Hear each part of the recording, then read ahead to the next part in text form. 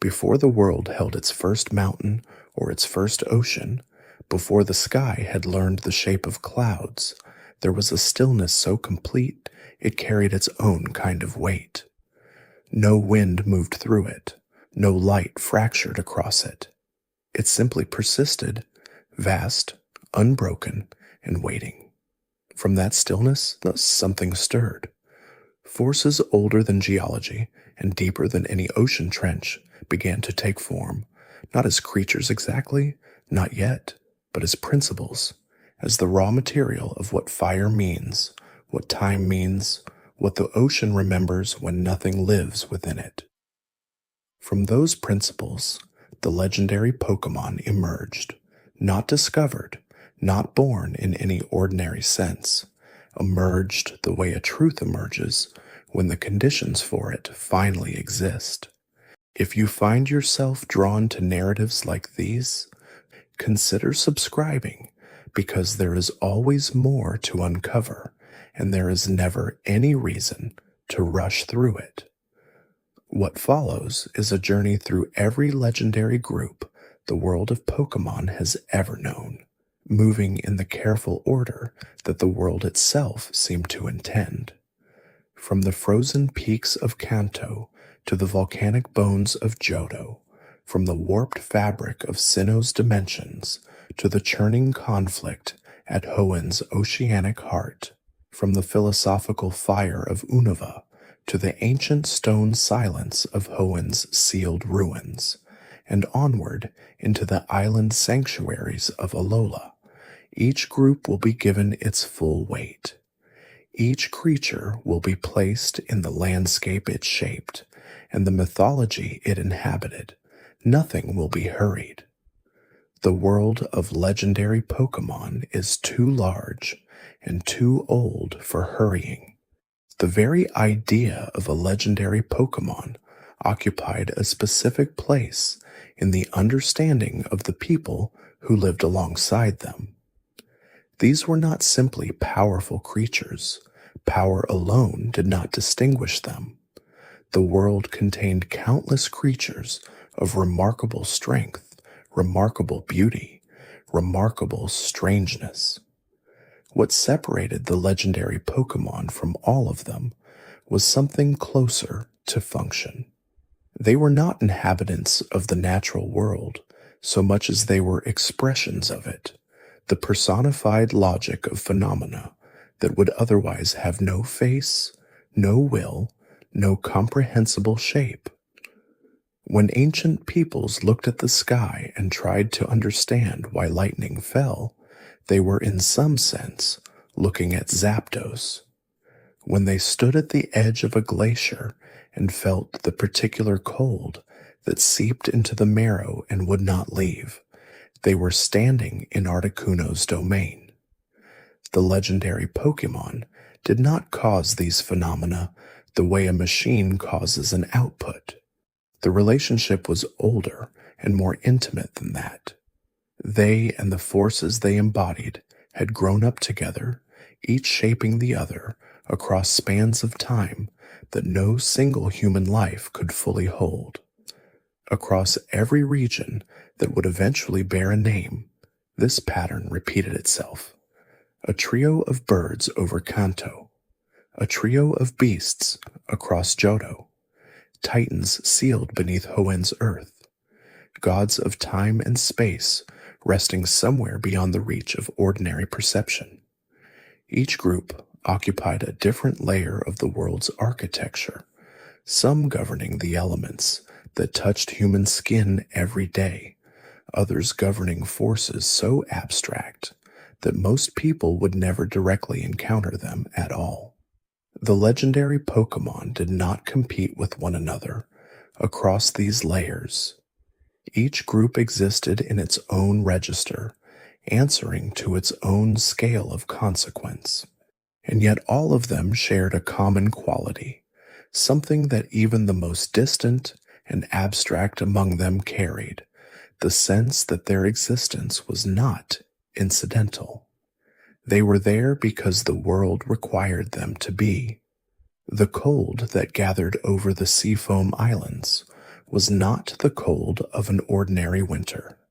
It accumulated differently, slowly, with a kind of patience that ordinary cold did not possess, settling into the rock faces and the cave walls and the dark water channels beneath the ice until the entire structure of the place seemed to breathe at a lower temperature than the rest of the world. This was Articuno's domain, and the cold that filled it was inseparable from the creature that had shaped it across generations of quiet habitation. Articuno was the first of the three legendary birds of Kanto, though the ordering was less a hierarchy than a geography. The three birds occupied different extremes of the natural world: the frozen, the electric, and the volcanic, and Articuno claimed the frozen with a completeness that left no ambiguity.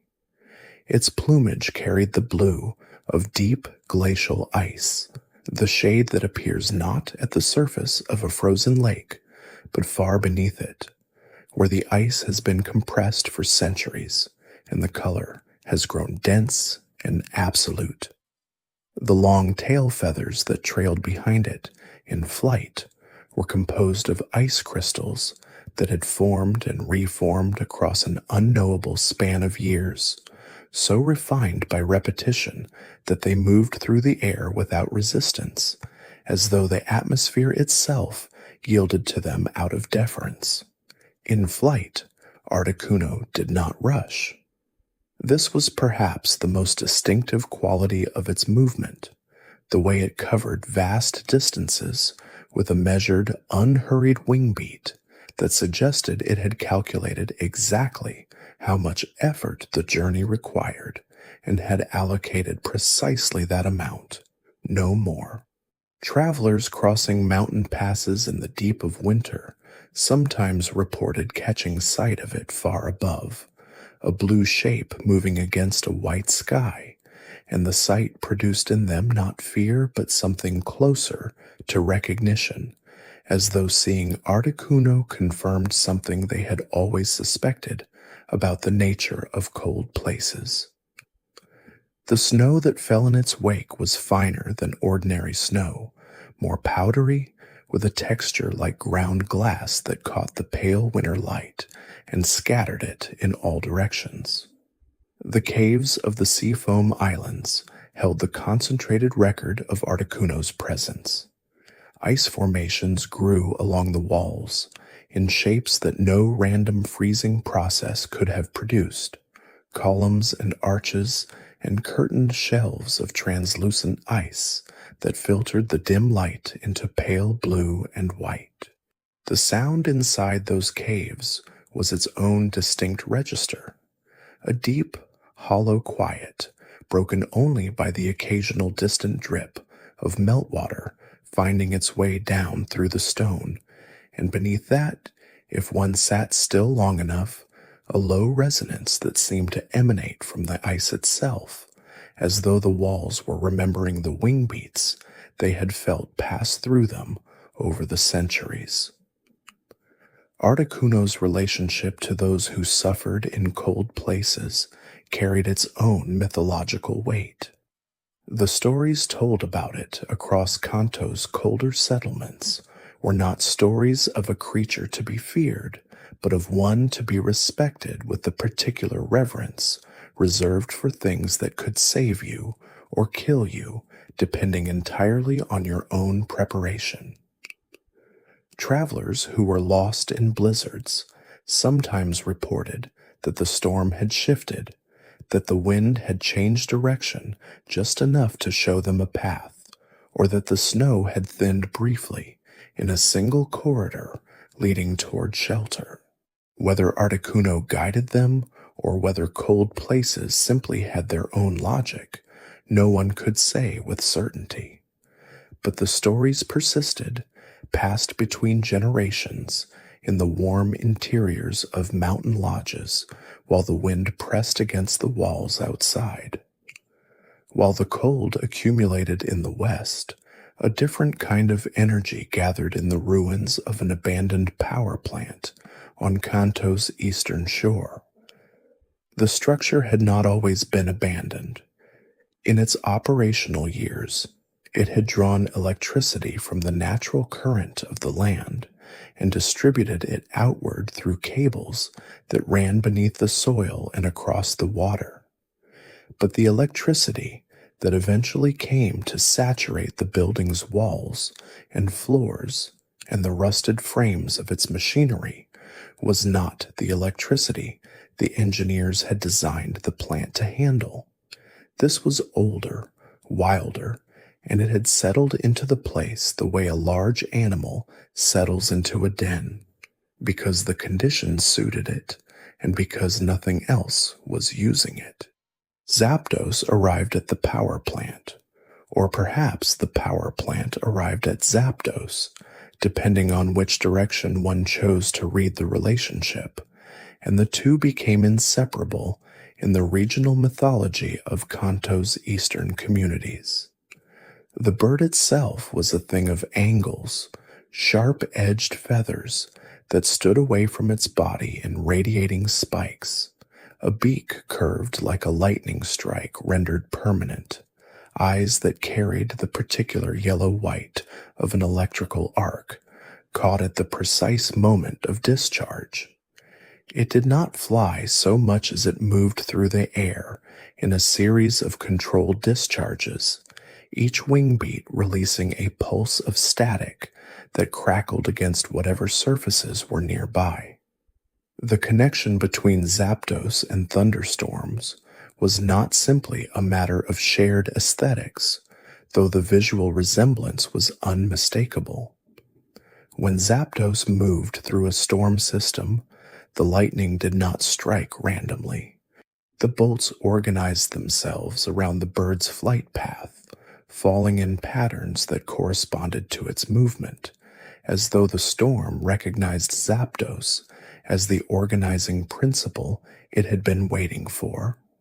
Fishermen and sailors who worked the waters off Kanto's eastern coast learned to read the character of a storm by how it moved, whether the lightning was scattered and directionless, which meant ordinary weather, or whether it clustered and followed a path, which meant something else entirely. They gave the organized storms a different name in the old dialect, a word that translated roughly as a storm that knows where it is going. The sound of Zapdos was the sound of the air itself being torn and immediately repaired. A crack that arrived before any warning and faded into a hum that the ears continued to feel long after the actual sound had passed. In the ruins of the power plant, that hum had become constant and low, embedded in the metal framework of the building like a second structural material. The smell of the place was the clean, sharp smell of ozone, the scent that follows lightning so closely that it has become inseparable from the memory of storms in the minds of those who grew up near them. Far to the south, on the slopes of a mountain that had not been fully dormant for as long as anyone could document, a different kind of light persisted. The glow of Moltres was visible from the valleys below on clear nights, not the orange-red of ordinary fire, but something brighter and more total, a light that seemed to come from within the creature rather than from any external combustion. The mountain that Moltres inhabited, Victory Road's volcanic approach, was a place where the rock was warm to the touch even in winter, where the soil in the lower reaches carried a faint, sulphurous quality that settled at the back of the throat. Moltres itself was composed of fire in a way that went beyond the biological. The flames that surrounded its body were not burning it. They were it, or at least they were as much a part of its identity as its wings or its beak. The feathers, where they were visible beneath the fire, were a deep amber orange, and they had a quality of organized combustion, as though each individual feather were a precisely calibrated flame that had decided to hold a particular shape. In flight, the trail it left behind was not smoke, but a ribbon of light that faded slowly, like the afterimage of something very bright, seen for too long. The volcanic environment that Moltres inhabited was not merely a backdrop, but a source. The geothermal energy that moved through the mountain's interior fed into the creature's own reserves, and Moltres in turn shaped the mountain's thermal behavior in ways that geologists studying the region could not fully account for through ordinary volcanic mechanics. Eruptions in the area had a pattern to them, a rhythm that seemed almost considered, as though the mountain were managing its own pressure with a purpose. The springs that emerged from the volcanic slopes ran warmer than their depth alone could explain, and the minerals they carried had properties that the communities in the valleys below had used for generations, in ways that were practical before they were mythological. The fire that Moltres carried had a quality the old stories described as purifying, not destructive in the ordinary sense, but transformative, the kind of fire that burns away what no longer serves and leaves the essential structure intact.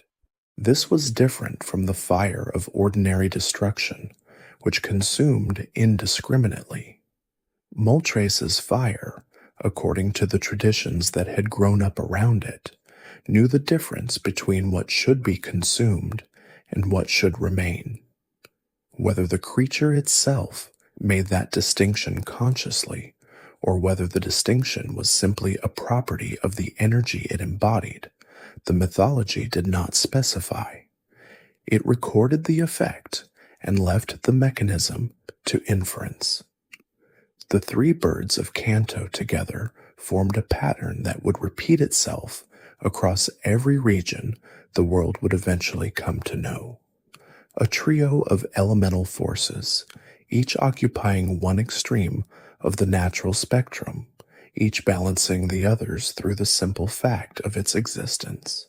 Ice and electricity and fire, cold and charge and heat, the frozen and the storming and the burning, three conditions that the world moved between constantly, and three creatures that anchored each condition to a specific place and a specific presence. What followed from this pattern in the region to the south altered the understanding of what legendary creatures could be. The story of the legendary beasts of Johto began with a catastrophe and ended with a resurrection, which made it different in character from the bird mythology of Kanto. The birds had always been. The beasts had been made or remade from something that had been lost, and that difference saturated every aspect of how Johto's people understood them. The brass tower of Ecruteak City had stood as one of the paired towers that anchored the city's spiritual geography for generations before the fire came. The towers were not merely architectural achievements. They were understood as places where the boundary between the ordinary world and whatever lay beyond it grew thin enough to be navigated, where creatures of a particular kind could come and go between registers of existence that most living things never perceived. Three unnamed Pokémon had made their home in the brass tower, drawn by the quality of that boundary, and they had lived there in a stillness that the city's residents had grown accustomed to, the way one grows accustomed to the presence of something enormous that has never done anything threatening. The fire that destroyed the brass tower was recorded in Johto's historical documents as an event of uncertain origin, a lightning strike, most accounts agreed, though the storm that produced it was described as appearing without the usual sequence of gathering clouds and shifting pressure that preceded ordinary storms. The tower burned for 3 days. The 3 Pokémon within it did not survive. The rain that came on the 4th day extinguished the fire, and the structure that remained was a ruin that the city chose to preserve rather than clear, understanding that what had happened there was not something to be built over. Ho-Oh descended from the sky on the day the rain stopped. The great rainbow bird, whose own mythology ran deeper than any single event, brought with it a power that had no ordinary name, the capacity to restore, not to the condition before the catastrophe, but to something new that carried the memory of what had been lost and transformed it into forward momentum. The 3 Pokémon that had perished in the tower were returned to existence as something they had not been before. The fire, the lightning, and the rain that had been the instruments of their destruction became the elements they now embodied. They were no longer unnamed.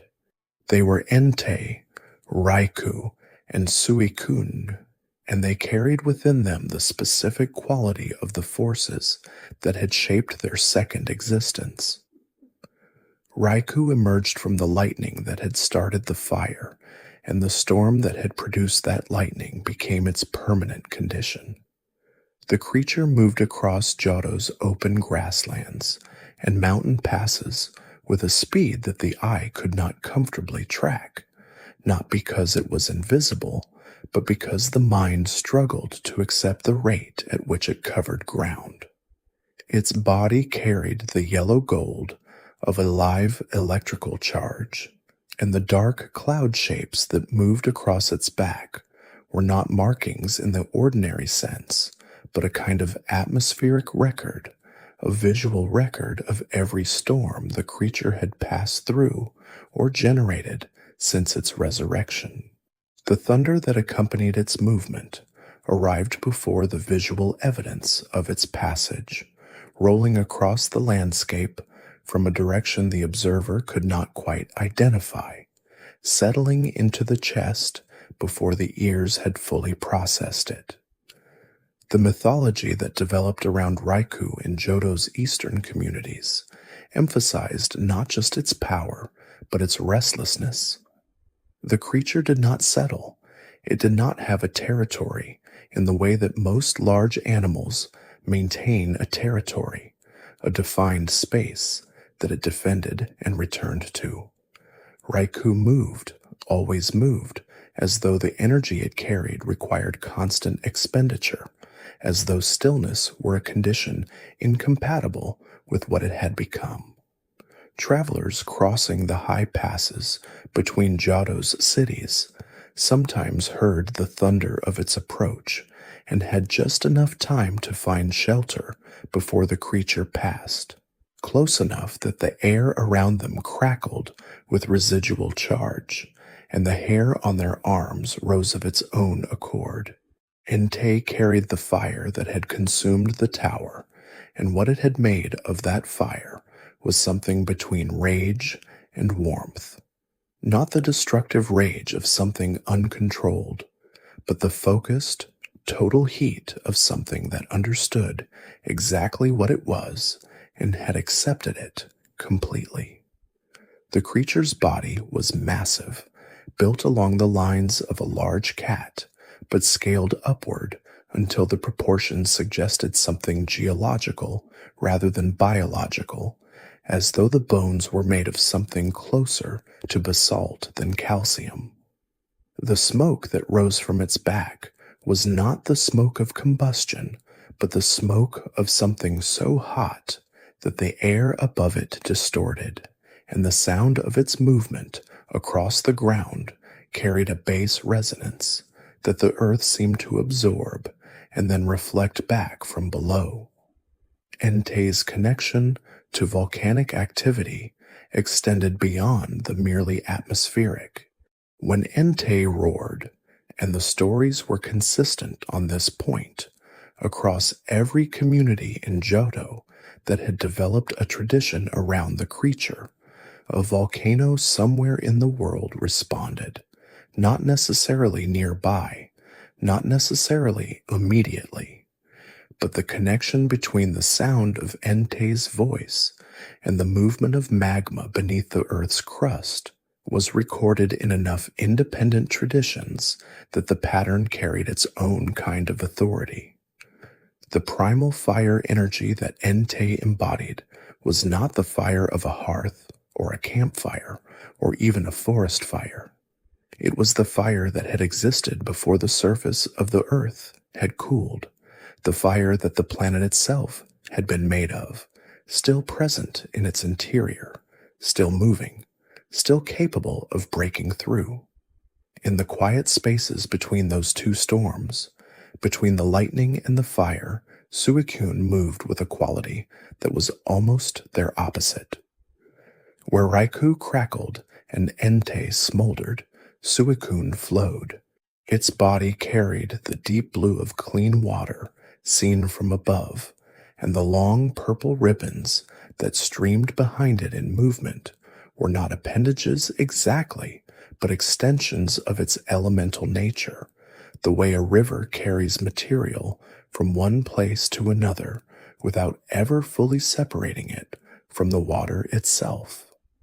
Suicune ran across the surface of water without disturbing it, moved through forests without bending a branch, crossed open fields without leaving tracks in the soil, not because it was incorporeal, but because the precision of its movement was absolute, calibrated to the environment with the exactness of something that had been part of that environment for longer than the environment itself remembered.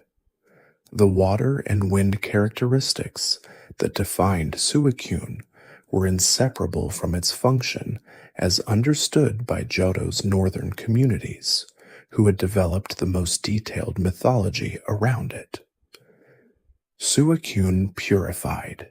This was the word the traditions used, and they were specific about what it meant. Water that was contaminated by pollution, by the residue of old disasters, by the slow accumulation of things that should not have been present, became clean in Suicune's wake. The creature did not perform this function deliberately, as a conscious act. It was simply the consequence of its passage, the way a river clears sediment by the fact of its flowing. Lakes that Suicune had crossed were described in the old accounts as having a particular quality of clarity, a stillness at their depths that ordinary lakes did not possess, and the water drawn from them had a taste that the people who knew it described simply as correct, not sweet, not mineral, not any particular flavor, but the taste of water that had become entirely what water should be. The three beasts of Johto shared the quality of having been transformed by the event that created them, and that transformation was legible in everything about them, in their movement, in their elemental affiliations, in the restlessness that all three carried in different registers. They were not at peace with what they were exactly. They had not been given the time to settle into their identities before being sent back into the world. They roamed because roaming was the only response available to them, and the world of Johto became the landscape of their perpetual, purposeful wandering. Far to the north, in a region that would eventually be called Sinnoh, a different order of creation was at work. Where Kanto's birds had governed the elements and Johto's beasts had emerged from catastrophe transformed, Sinnoh's great trio operated at a scale so fundamental that the elements themselves were downstream of what they controlled: time, space, and the dimension that existed when neither time nor space could fully account for what was present.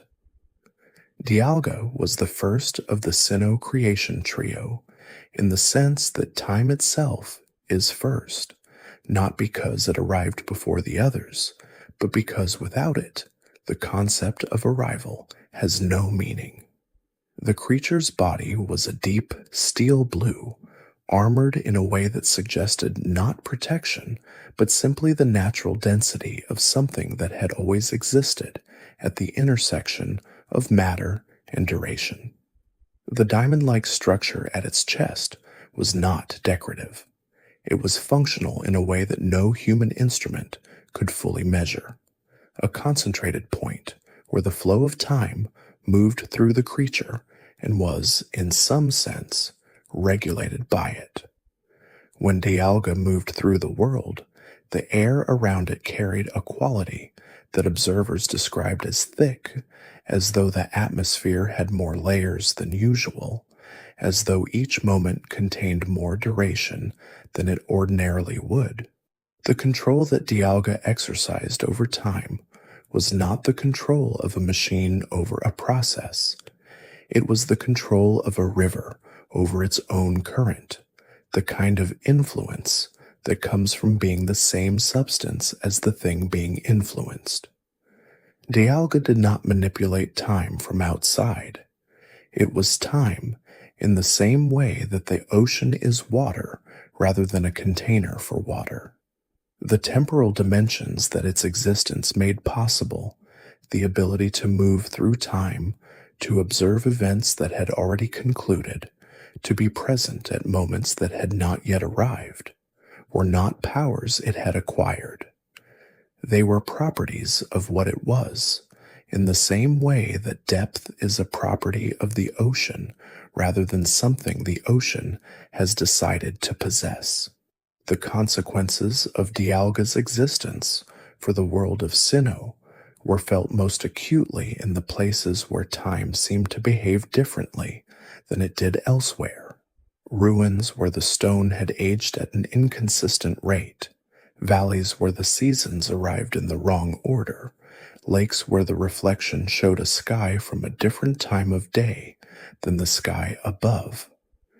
These anomalies were not errors in the world's functioning. They were evidence of Dialga's proximity, the temporal equivalent of warmth near a fire, the natural consequence of being close to something that was the organizing principle of a fundamental dimension.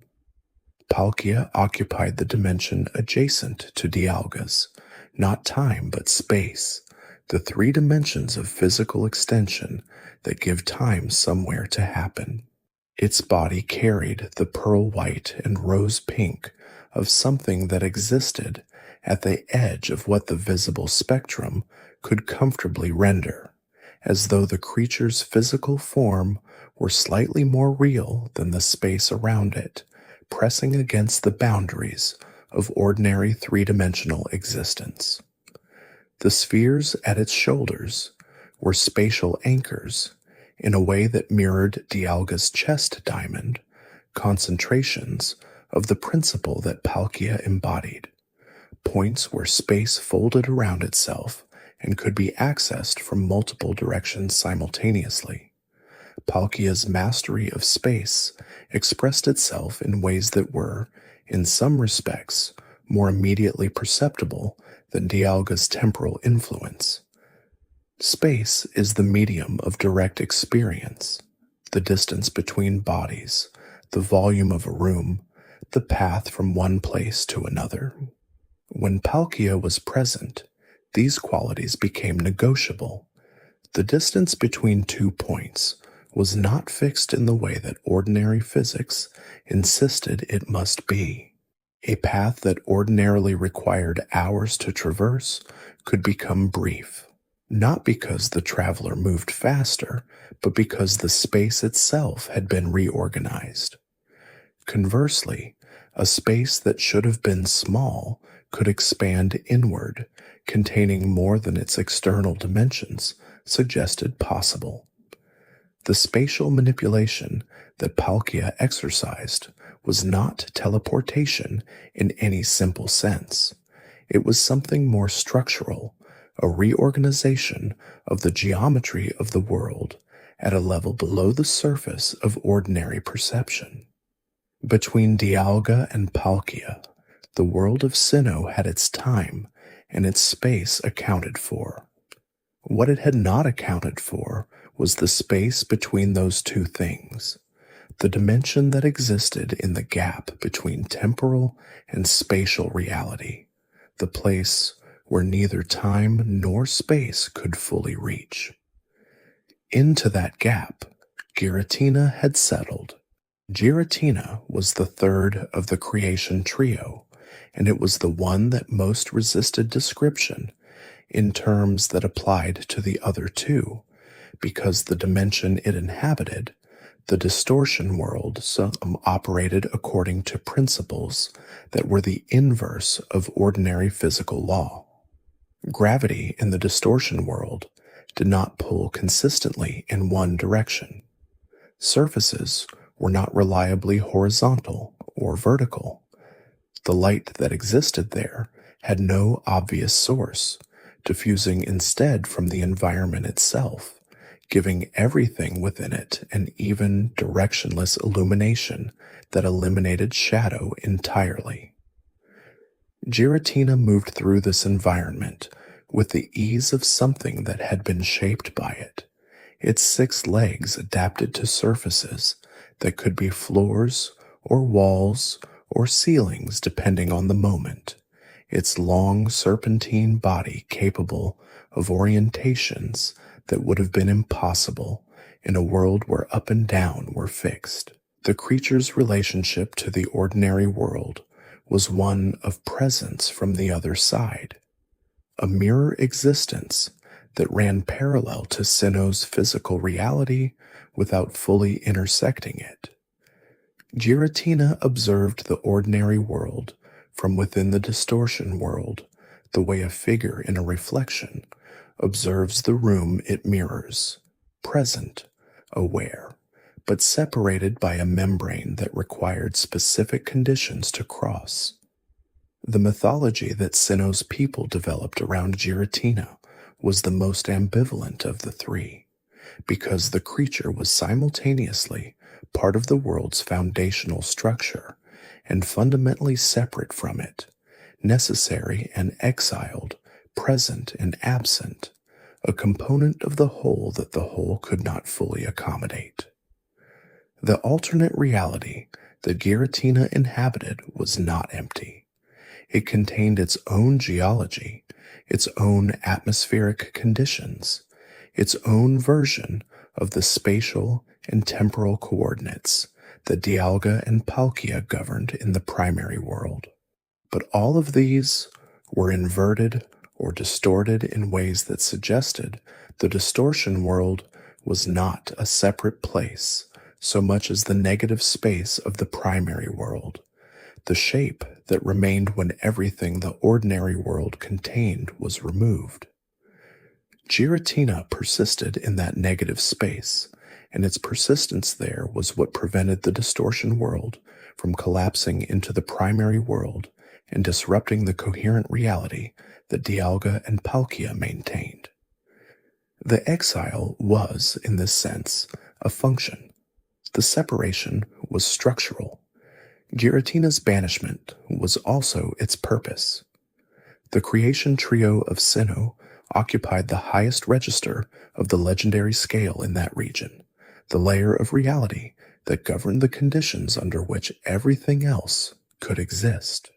Below that layer, in the register of the physical world's most dramatic surface phenomena, a different conflict had unfolded in Hoenn, one that had left marks on the landscape deep enough to be read in the shape of the continents themselves.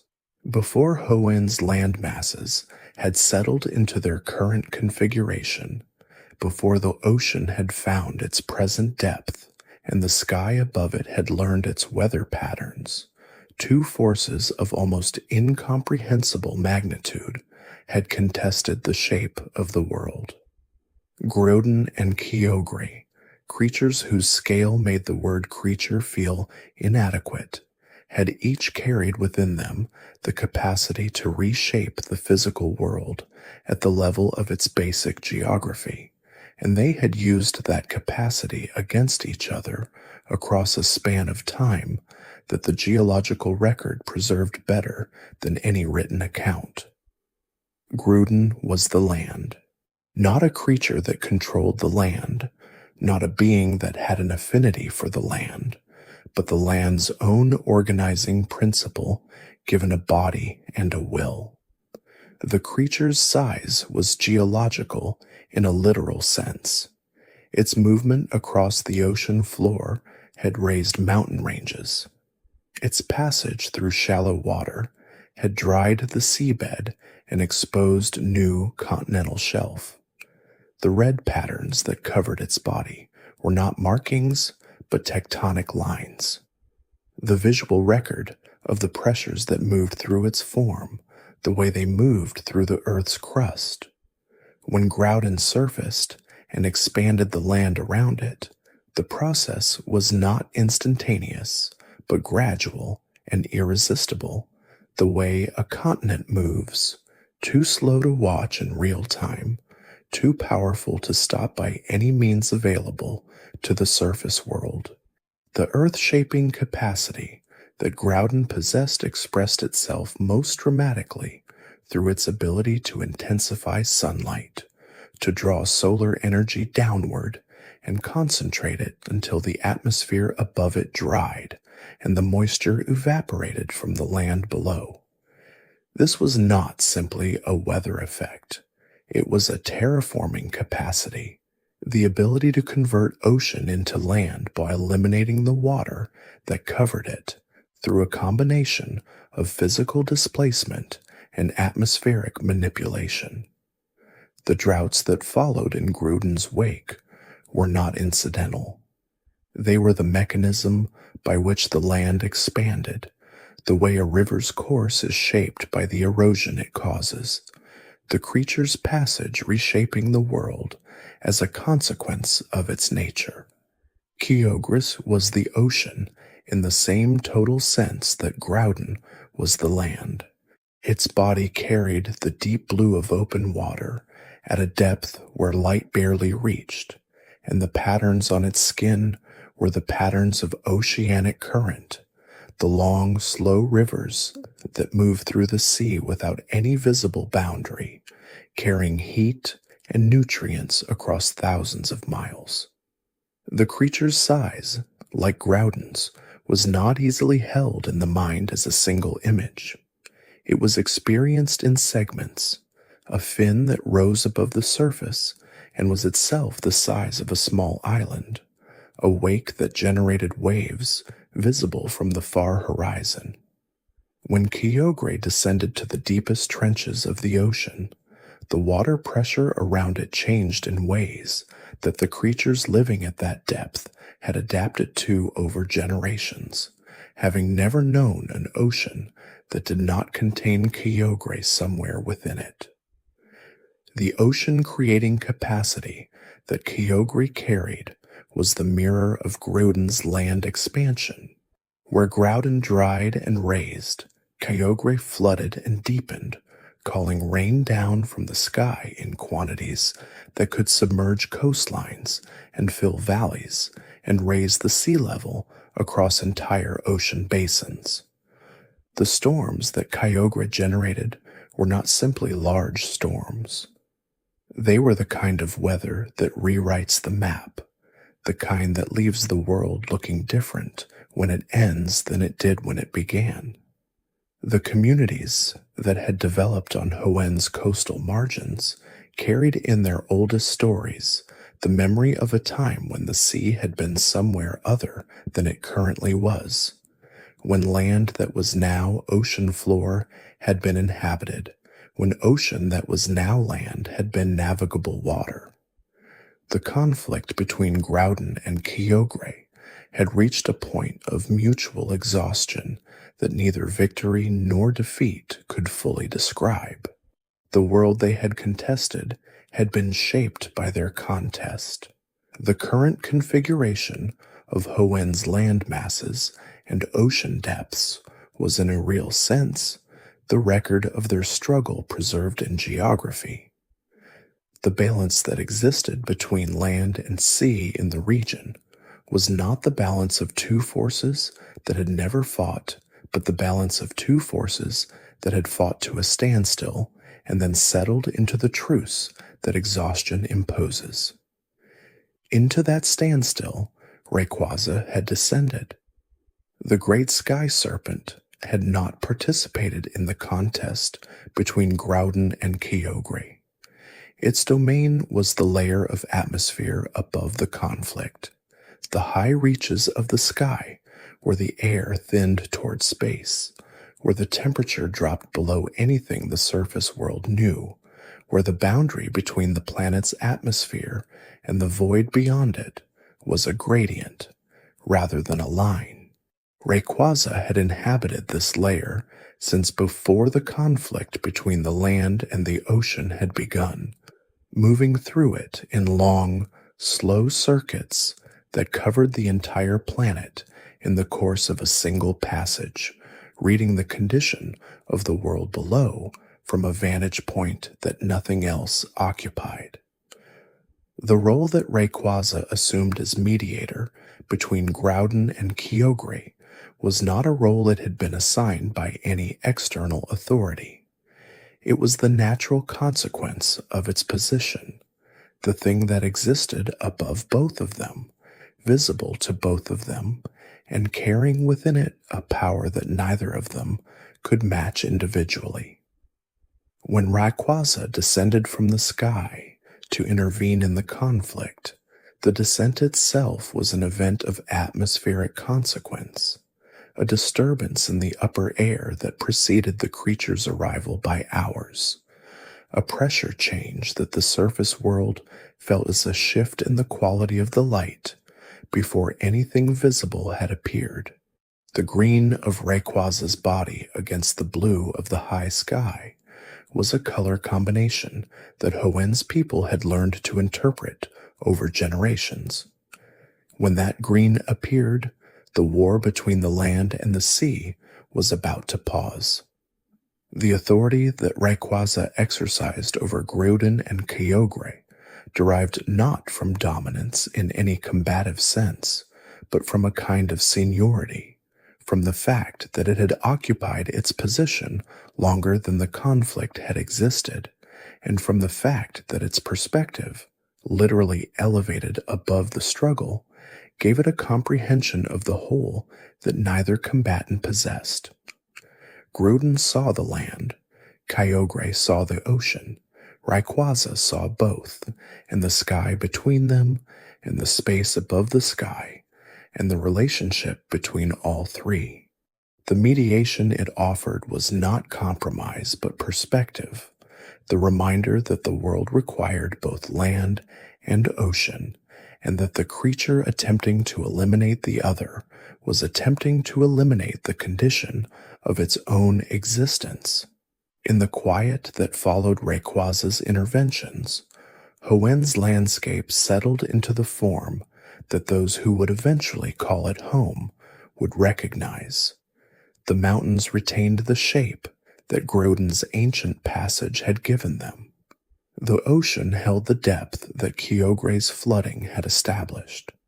The sky above both, where Rayquaza continued its slow, ancient circuits, carried the particular quality of air that exists at the boundary between a world and the space beyond it, clear and cold and impossibly vast, the kind of sky that makes the surface world feel, briefly, like a very small thing resting in the palm of something much larger. In the region of Unova, the legendary tradition took a turn toward the philosophical, toward questions about the nature of truth and ideals, and the relationship between those two things when they are held by different people with equal conviction. The three dragons of Unova were not simply elemental forces. They were the embodiment of a human argument, made vast and given wings, and set loose in the world to carry that argument forward across centuries. Reshiram was the dragon of truth. Its body was white in a way that suggested not the absence of color, but the presence of all of it simultaneously. A white that was also a light, a luminosity that came from within the creature rather than from any external source. The turban-like tail that Reshiram carried was a fusion engine of a particular kind, drawing on a fire that the mythology of Unova described as the fire of truth, the heat generated when a thing is exactly what it is, without concealment or distortion.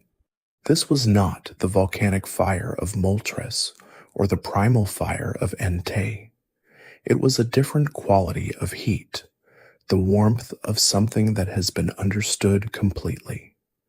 The idealistic fire energy that Reshiram embodied expressed itself in the world through a specific kind of consequence. Those who sought truth with genuine commitment, who pursued understanding without self-deception, found that Reshiram's fire supported them in ways that were difficult to articulate, but impossible to dismiss. The flame within the creature responded to sincerity, the way a compass responds to north, not as a reward, but as a natural alignment, the way two things that belong together find each other when the conditions are right. The mythology of Unova's eastern communities was built around this relationship, around the idea that truth was not a destination, but a practice, and that the practice had a guardian. Zekrom carried the other half of the same argument. Where Reshiram embodied truth, Zekrom embodied ideals, the vision of what could be, the commitment to a future that had not yet arrived, but that a person of sufficient conviction could bring into existence through the force of their belief. The creature's body was the deep black of something that had absorbed all light and retained it, a darkness that was not empty but full, saturated with potential, with the charge of what had not yet been released. The generator tail that Zekrom carried produced electricity in quantities that the surrounding atmosphere could barely contain, and the thunder that rolled in its wake was not the thunder of a storm passing, but the thunder of something building toward a discharge. The electrical power that Zekrom represented was the power of conviction made physical, the charge that accumulates when a belief is held with sufficient intensity, when the gap between what is and what should be becomes the driving force behind action. The darkness of Zekrom's body was not absence but pressure, the pressure of all the unrealized futures that the creature carried within it, waiting for the moment of discharge that would bring one of them into existence. The mythology of Unova's Western communities understood Zekrom as the patron of those who acted on faith rather than certainty, who moved toward a vision of the world before they could prove that the vision was achievable. Between Reshiram and Zekrom, a third presence waited in a condition that was neither fully one nor fully the other. Kyurem occupied the space that remained when truth and ideals were separated from each other, the hollow that is left when a thing has been divided and neither half is complete. The creature's body was ice in a way that went beyond temperature, beyond the physical state of frozen water. It was the cold of something that has lost its animating principle, the cold that settles into a place after the warmth has departed, and the structure that remains is still recognizable as what it was but no longer functions as it did. The ice that Kyurem embodied was the ice of incompleteness. Its body was cracked and irregular in ways that suggested not damage exactly, but the natural consequence of a thing that had been separated from its other components, the way a broken object retains the shape of what it was while also being visibly, irreparably divided. The fusion abilities that Kyurem possessed were, in this context, not powers it had developed, but properties of what it was. The capacity to merge with Reshiram or Zekrom, to recombine the separated elements of a whole, was built into Kyurem's fundamental nature, because Kyurem was the part of the whole that remembered what the whole had felt like. When Kyurem merged with Reshiram, the resulting form carried both the fire of truth and the cold of incompleteness, and the combination produced something that the mythology of Unova described as white cold fire, a flame that burned at a temperature so extreme it had passed through heat and come out the other side as cold, the paradox of something so true it was also devastating. When Kyurem merged with Zekrom, the resulting form carried the charge of unrealized ideals and the cold of the space between them, and the combination produced something that crackled with a black electricity that felt less like lightning and more like the physical sensation of believing something before you can prove it, the charge of conviction held at the edge of certainty. The three dragons of Unova were the most explicitly philosophical of the legendary groups, and that quality of philosophical weight gave their mythology a different texture from the elemental mythologies of Kanto and Johto and Hoenn. They were not primarily about the natural world's forces. They were about the forces within human experience, about how people hold truth and ideals, about what happens when those two things are separated, and about what it might mean to bring them back together. The landscape of Unova carried this weight in its cultural geography, in the ruins and the traditions and the arguments that had persisted across generations, waiting for the conditions that might allow resolution. Far older than any of the mythologies that had grown up around the elemental birds, or the resurrected beasts, or the dimensional dragons, the legendary golems of Hoenn existed in a register of antiquity so deep that the civilization that had created them was itself a matter of speculation rather than record. The golems predated not just the current era of human habitation in Hoenn, but the era before that, and the era before that, a sequence of receding generations, each of which had inherited the golems from the one before it, without any clear account of who had first brought them into existence and why. Regirock was the oldest of the three, in the sense that stone is older than ice, and ice is older than metal. The geological sequence that the three golems embodied was also a temporal sequence, moving from the most ancient to the most recent expression of the Earth's material history. The creature's body was assembled from stone in a way that had no obvious mechanism. The rocks that composed it were not cemented or fused by any process that geology could identify, but they held together with a coherence that had persisted across an interval of time that made ordinary geological formations look recent. The stone of Regirock was not uniform.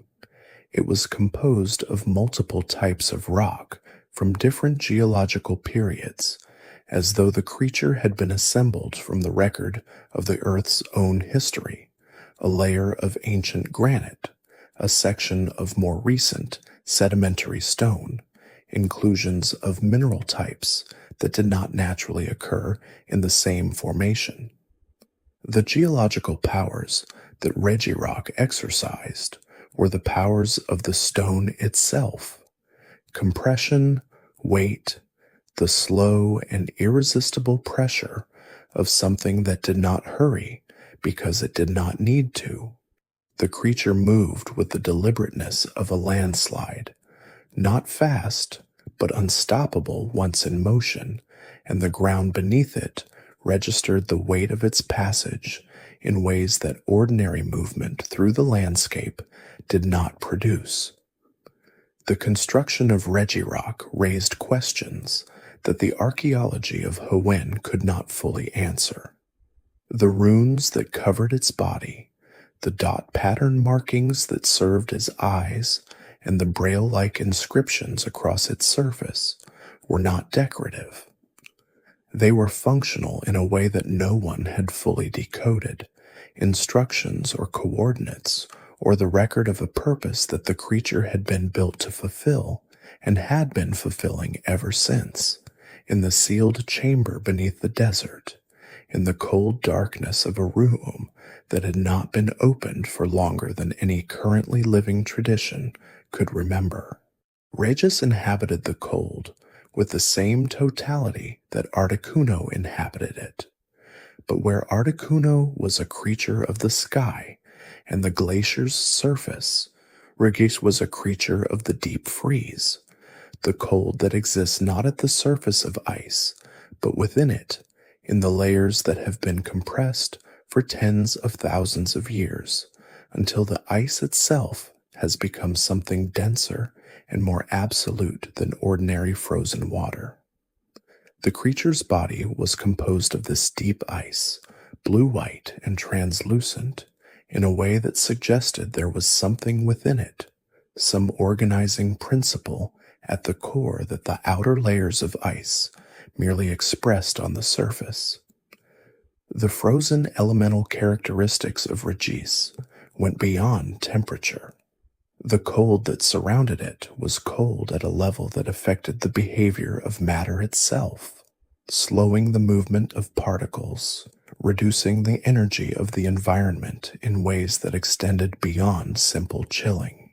Objects that came into sustained proximity with Regis did not merely become cold. They became still, in a more fundamental sense, their internal motion reduced, their chemical processes slowed, their time, in some small, measurable way, stretched. Whether this was a property of the ice itself or a consequence of whatever organizing principle existed at Regis's core was a question that the people of Hwin had learned to set aside, understanding that some questions about the golems were better acknowledged than answered. Registeel was the most recent of the three in the geological sequence, and the most enigmatic in its composition. The metal that composed the creature's body was not any alloy that metallurgy had produced or could reproduce. It was harder than any known metal, lighter than its apparent density should have allowed, and its surface had a quality of perfect smoothness that no manufacturing process could have achieved, as though it had been formed not by any external process, but by a principle of self-organization at the molecular level. The technological implications of Registeel's existence had occupied the minds of every generation of researchers who had encountered it, because the metal it was made of suggested a level of material science that the civilization that had created it had possessed and then apparently lost. The metallic composition of Registeel was not merely a physical characteristic, it was an adaptive one. The creature's body had, over the span of its existence, absorbed trace elements from the environments it had passed through, incorporating them into its structure in ways that left the overall composition unchanged, but the specific alloy subtly different from what it had been at the moment of creation. The creature was, in this sense, still being made, still accumulating the material of the world's history into its body, still becoming whatever it was going to be when the process was complete. The runes on its surface matched those of Regirock and Regis in pattern, suggesting a common origin and a shared purpose, though what that purpose was had not been recorded in any tradition that had survived to the present. The three golems had been sealed, deliberately by whoever had made them, in chambers that required specific conditions to open. The sealing was not imprisonment in any punitive sense. It was more like storage, the careful placement of something valuable and powerful in a location where it would be preserved until it was needed. The question of when it would be needed, and for what, was one that the mythology of Hoenns approached with a reverence that substituted for certainty, an acknowledgement that the golems had a purpose, that the purpose was larger than any single generation's understanding, and that the appropriate response to that acknowledgement was patience. The islands of Alola existed in a relationship with their guardian deities that was different in character from the relationships between other regions and their legendary Pokémon. In most regions, the legendary creatures inhabited spaces that were separate from ordinary human settlement, peaks, depths, ruins, dimensions. In Alola, the guardian deities were embedded in the islands themselves, their presence woven into the daily life of the communities that had grown up in their protection, so thoroughly integrated into the culture that the distinction between mythology and lived experience had, over generations, become difficult to maintain. 4 islands, 4 guardians. Each one a tapu, a word that carried in Alola's indigenous tradition a meaning that encompassed both the sacred and the protected, the quality of being set apart, of being charged with a significance that ordinary things did not possess. The tapu were not distant or abstract. They were present, occasionally and unpredictably, in the spaces where the island's human communities lived and worked, and their presence was felt not as an intrusion, but as a reminder of the compact that had always existed between the islands and their protectors. Tapu Koko was the guardian of Melemele Island, the smallest of the 4 major islands, and the one most directly associated with the daily life of its human residents. The creature's electrical nature expressed itself in the island's atmosphere, in the particular quality of the light on Melemele, in the way the air carried a faint charge on certain days that the island's residents had learned to recognize as a sign of Tapu Koko's proximity. The guardian was known for its curiosity as much as its power, for its tendency to approach and observe, rather than simply to dwell at a distance, and for the quickness of its intervention when it perceived a threat to the island or its people, a speed that matched the electrical nature of its protection, arriving before the threat had fully materialized. The electrical island protection that Tapu Koko exercised was not simply a matter of generating lightning or creating electromagnetic fields. It was a quality of attention, a constant, flickering awareness of the island's condition that allowed the guardian to respond to disturbances at the moment they began rather than after they had developed. The communities of Melemele had built their understanding of the island's safety around this quality, around the knowledge that something with Tapu Koko's speed of response was always, in some sense, watching. The ruins on Melemele's headlands were not ruins in the ordinary sense. They were the guardian's home, kept in the condition the guardian preferred, which was the condition of a place that had been used and then carefully set aside.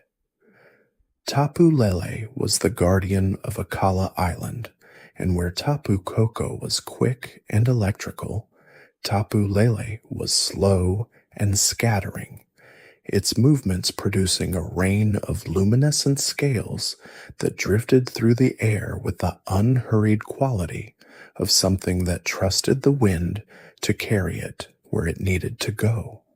The scales themselves carried a psychic charge, a quality of influence on the mental and emotional state of those who encountered them, and the mythology of Akala had developed an elaborate understanding of this influence, of which conditions produced healing scales and which produced something more disorienting, and of how to position oneself to receive one rather than the other.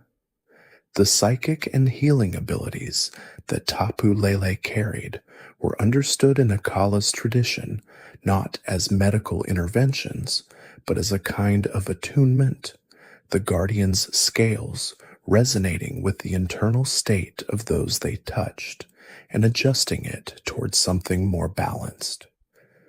The healing was not the healing of specific injuries or illnesses, though the mythology recorded cases of both.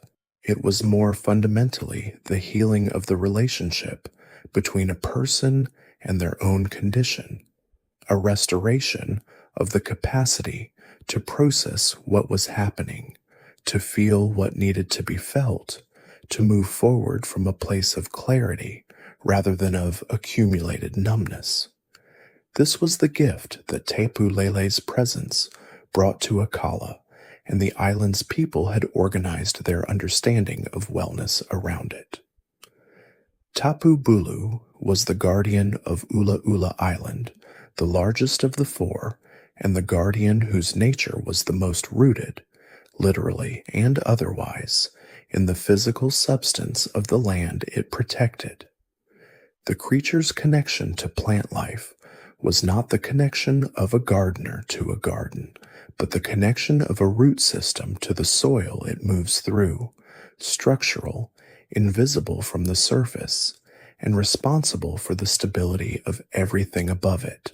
The vegetation of Ula Ula grew in patterns that reflected Tapu Bulu's influence, denser in the places the guardian frequented, reaching in directions that corresponded to the guardian's movement through the island's interior, responsive to the creature's presence in ways that suggested a communication that had no audible component. The nature and plant-based guardianship that Tapu Bulu exercised expressed itself most dramatically in the island's agricultural capacity, in the fertility of Ula Ula's soil, in the quality and abundance of what grew there, in the particular resilience of the island's vegetation to the stresses that periodically affected the other islands.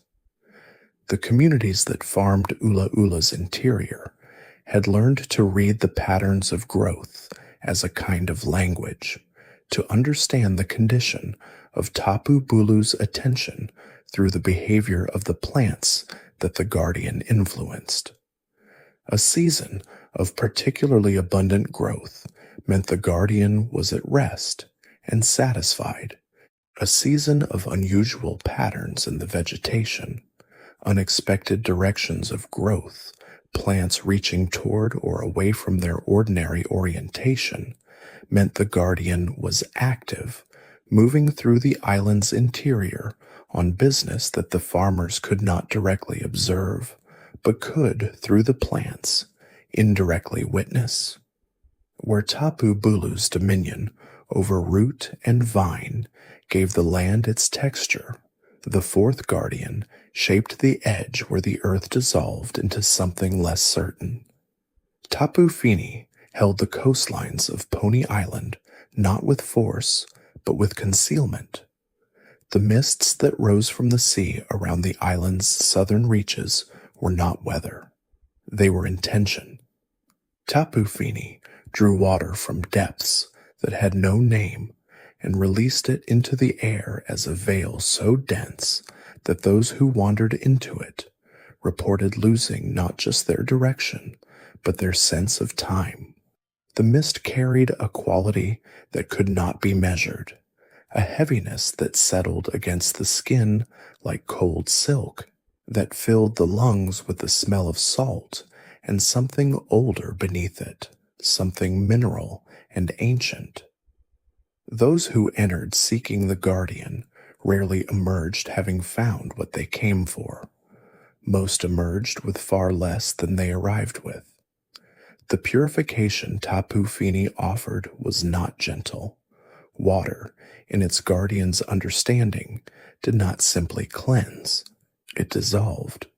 It stripped away what had accumulated, the residue of grief, the sediment of old resentments, and left behind something rawer and quieter.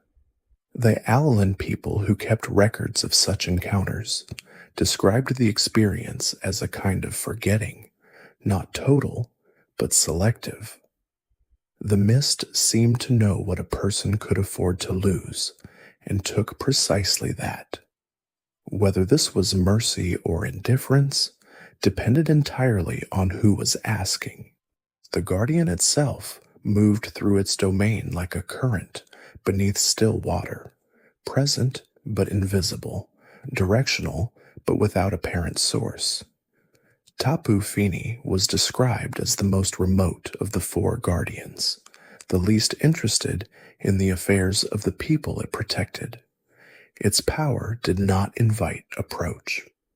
The fog it generated was as much a boundary as a gift, marking the edge of a territory that was not meant for human navigation. Ships that drifted too close to Pony Island's southern coastline on still nights sometimes vanished into the white, and whether they emerged elsewhere or simply ceased to be was a question the mist never answered. What Tapu Fini protected ultimately was the integrity of the ocean itself, the idea that some waters were not meant to be crossed, that some depths held things which required a guardian willing to drown the curious rather than explain the sacred. The mist was a language spoken in subtraction, and in that silence the fourth guardian endured. The waters that surrounded Alola held more than its guardians. Within the currents that passed through the archipelago, something drifted that belonged to no island and to no ocean, a small pale entity that the people of Alola called Cosmog, and which they named in their oldest traditions the Child of the Stars. Cosmog arrived in Alola the way all extraordinary things arrive in places that are not prepared for them, quietly and from somewhere that could not be mapped. The entity appeared as a small cluster of gaseous matter, lavender and faintly luminous, trailing wisps of cosmic material that dispersed into the air like breath in cold weather. It had no weight to speak of. It drifted rather than moved, carried by forces that had nothing to do with wind or tide. Those who encountered it for the first time often described sensations of vertigo, not from looking at it, but from the subtle wrongness of its presence, the way the air around it felt slightly thinner, as though it existed at a different atmospheric pressure than everything else. Cosmog was, in the most literal sense, a fragment of the cosmos given a loosely cohesive form. The matter that composed it was not native to any world. It was the residue of interstellar processes so vast and so remote that the distances involved had no meaningful human equivalent. Stellar nurseries, the compressed remnants of collapsed gas clouds, the slow accretion of matter across timescales that made the age of Alola itself seem like an afternoon. These were the materials from which Cosmog was assembled. And yet here it was, small enough to be cradled, drifting through the warm air of an island archipelago, apparently content to do so. The people of Alola held Cosmog with a reverence that bordered on protectiveness. Ancient texts referred to it as the nebula Pokémon, and those same texts recorded the unease that accompanied its appearances, not because Cosmog itself was threatening, but because its presence suggested that something had opened, a point of passage, a thinning between the world that could be seen and the worlds that could not. Cosmog, in the understanding of Alolan tradition, did not travel to places. It emerged from places, arriving through gaps in the fabric of ordinary space that closed behind it without a seam. What happened when Cosmog remained in a single place long enough was a process that unfolded slowly and with a silence that made it easy to miss until it was already complete. The entity gathered energy. The gaseous material of its body compacted, degree by degree, over days that stretched into weeks. The luminosity shifted, the soft lavender deepening toward gold, the trailing wisps retracting, the formless drift stilling. Cosmoem did not announce its transformation. It simply arrived at a new density, encased within a shell that the Alolan people described as harder than any ore they had encountered, warm to the touch, faintly vibrating at a frequency that could be felt in the chest rather than heard with the ears. Cosmoem was stillness made physical. Where Cosmog had been all movement and drift, Cosmoem was absolute suspension, a sphere of compressed cosmic matter that neither ate nor breathed nor appeared to require anything from the world around it. And yet it was not dormant in any ordinary sense. Within that shell, something was organizing. The energy Cosmog had gathered was being sorted, directed, assigned. The cosmos, through this small and patient vessel, was deciding what it would become. Two paths lay ahead, and the world into which Cosmoem eventually emerged would be shaped entirely by which one it followed. The first of those paths led toward the sun. Solgaleo emerged from Cosmoem as something that had always been larger than its container suggested, a great leonine form of white and gold, its forehead marked with the symbol of the sun, its body radiating light not as a byproduct of its existence, but as a fundamental expression of what it was. The star that shines in the night, the Alolan people called it, and the name carried a precision that was not poetic but observational. Solgaleo did not reflect light. It generated it. The warmth that emanated from its body was not heat in any ordinary metabolic sense. It was the warmth of stellar processes, of nuclear furnaces conducted at a scale that the creature's physical form somehow contained without being consumed by. Solgaleo's relationship to the sun was not one of dependence. It did not require sunlight to function or to sustain itself. Rather, it embodied the principle of solar energy, the conversion of mass into radiance, the relentless outward press of light against darkness. Where Solgaleo moved, shadows retreated. The air around it carried the smell of warm stone and ozone, the particular atmospheric quality of a clear midday sky. Those who stood near it reported a sensation of clarity, not warmth exactly, but the cognitive effect of full illumination, as though thoughts became easier to complete in its presence. The role Solgaleo occupied in the cosmology of Alola was specific and functional.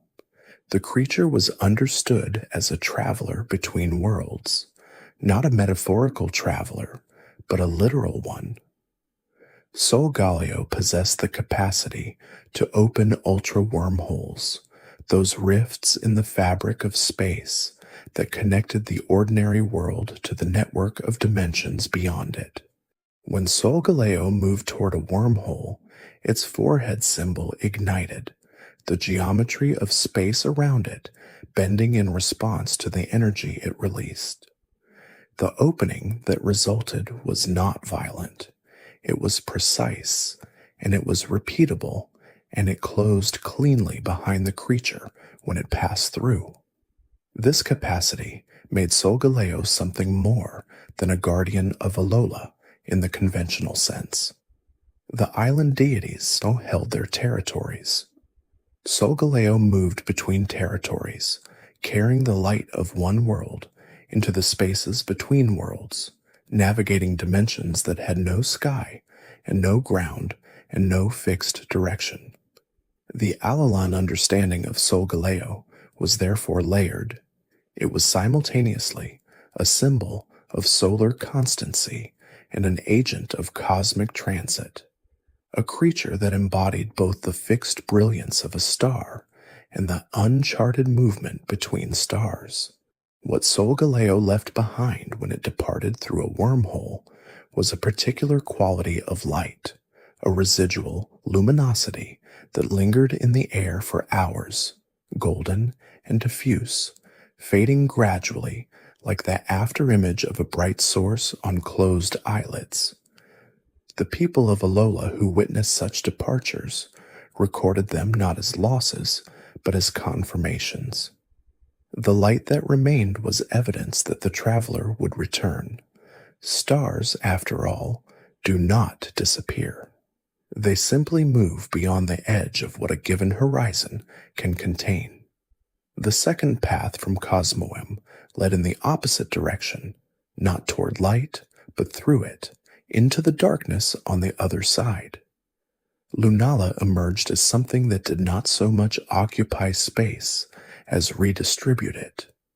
A great wingspan of deep violet and black, marked with the crescent symbol that the Alolan people associated with the moon, trailing star-shaped markings that flickered with a cold luminosity against the dark field of its body. Where Solgaleo generated light, Lunala gathered it, drawing photons toward itself and holding them in the pattern of its wings like a living star chart. The darkness it inhabited was not absence. It was a different kind of presence, the presence of space between illuminated things. Lunala's connection to the moon was like Solgaleo's connection to the sun, not one of dependence but of embodiment. The moon itself does not generate light, it receives and reflects. But Lunala operated in a dimension beyond that simple relationship.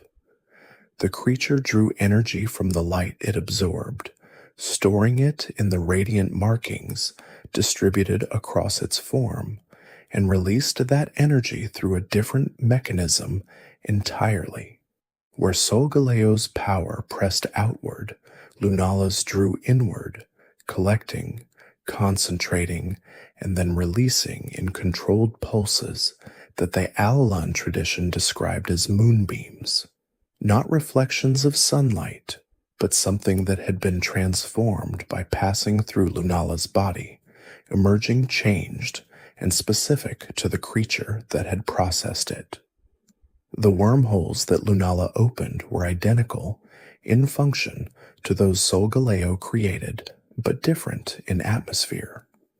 Those who witnessed Lunala's passage described the opening as a deepening of shadow rather than a brightening of air, the darkness around the creature intensifying until it achieved a different quality, a depth that was not simply the absence of light, but the presence of something else, something that existed in the spaces between dimensional boundaries. Lunala moved through this depth without hesitation, navigating by methods that had no analog in the navigation of physical space. The Alolan people held Solgaleo and Lunala in balance, solar and lunar, outward and inward, the light that travels and the darkness that receives it. Neither was considered superior. Both were understood as necessary expressions of the same cosmic process, the movement of energy across the dimensions, the maintenance of a circuit that, if interrupted, would leave the worlds on either side of it without the passage they required.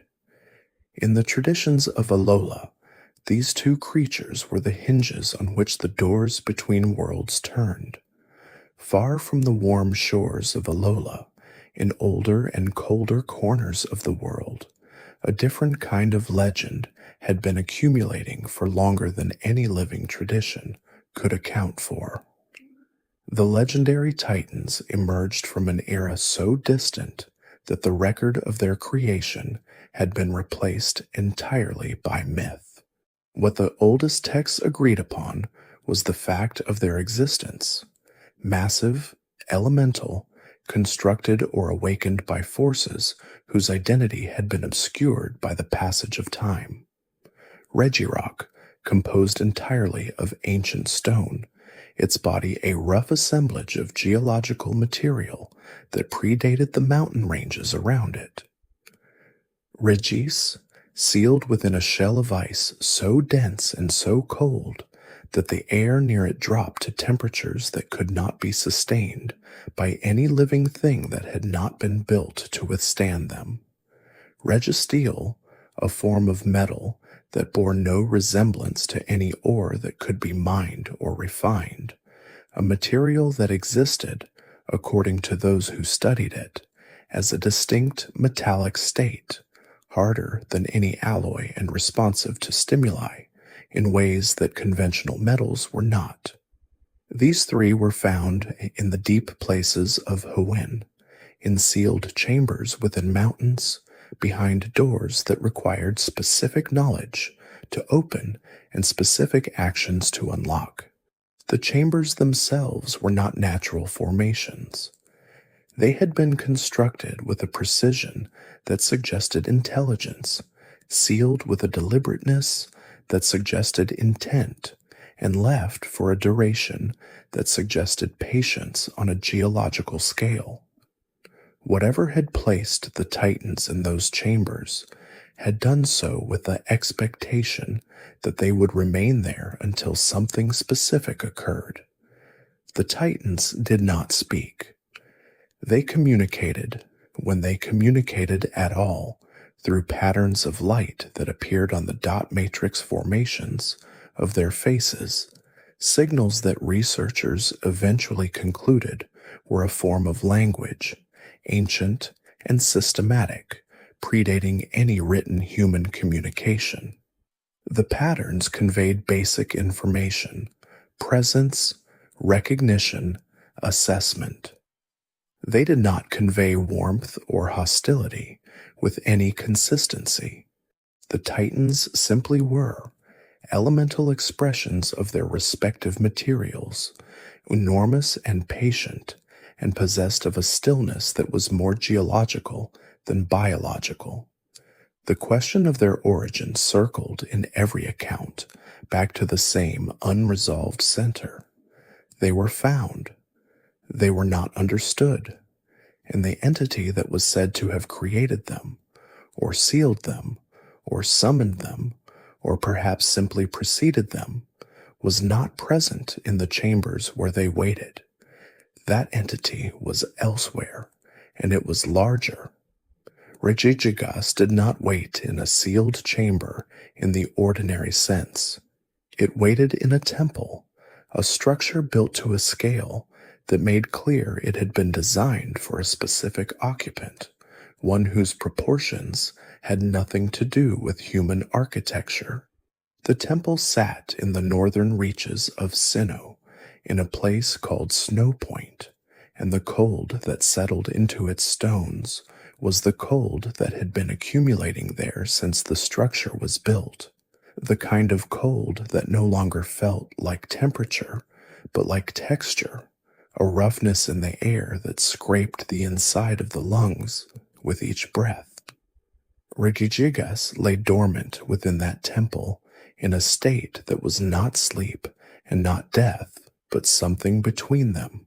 a suspension so complete that the creature's body had been incorporated into the environment around it, frost accumulating on its surface, the light that fell through the temple's openings, moving around it the way light moves around a mountain.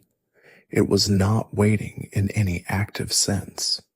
It had simply stopped, and the world had continued around it, and the two had reached an accommodation. The tradition of Sinnoh held that Regigigas had, in an age before the current configuration of the world, towed entire continents into position. The mechanism by which this was accomplished was described in terms that combined the physical and the mythological without apparent distinction. Great ropes of some unspecified material, the creature's body generating forces that had no contemporary equivalent, land masses moving across the surface of the ocean at a rate too slow to observe, but too vast to be accomplished by any other means. Whether this account was literal or metaphorical was a question that the tradition itself did not seem to consider important. The fact was the point. Regigigas had shaped the world's geography, and the world bore that shaping still. When Regigigas moved after the long dormancy, it moved slowly. The legend of its slow start was not simply a description of its awakening process. It was an observation about the nature of scale. A creature of that mass, reinitiating movement after an unspecified period of stillness, required time to restore the full capacity of its systems. The first steps were labored. The enormous hands, each as large as a building's face, moved with a deliberateness that made every motion feel like the conclusion of a much longer internal process. But as the systems warmed, as the dormancy released its hold, the movement smoothed. The creature that had towed continents recovered the capacity that had made that possible, and the worlds, in those moments, held its breath. What Regigigas represented in the broader architecture of the Titans was the source, the original from which the three elemental forms had been drawn, or made, or perhaps simply inspired. Or rock, ice, and metal were the materials of the world's surface. Regigigas was the maker who had organized that surface into something habitable. The relationship between the four was not one of hierarchy in any emotional sense, but of precedence. The large creature that had come before the three elemental ones, the mover that had made the landscape within which they were later sealed. The dragons came from a different kind of antiquity, not geological, but narrative. They were the creatures that legends were built around, before there were systems for classifying what a legend was. Across every region where human civilization had established itself, the great dragon-type legendary Pokémon had left marks on the culture that surrounded them. Rayquaza, whose body stretched across the sky of Hoenn in a sinuous arc that made it difficult to distinguish from the clouds it moved through, had been worshipped by the people of the Sky Pillar long before the tower was called by that name. Dialga and Palkia, the temporal and spatial sovereigns of Sinnoh, were represented in carvings that predated the written language of the region by centuries, their forms pressed into stone by hands that had no words for what they were depicting, and so simply depicted the shapes as accurately as they could.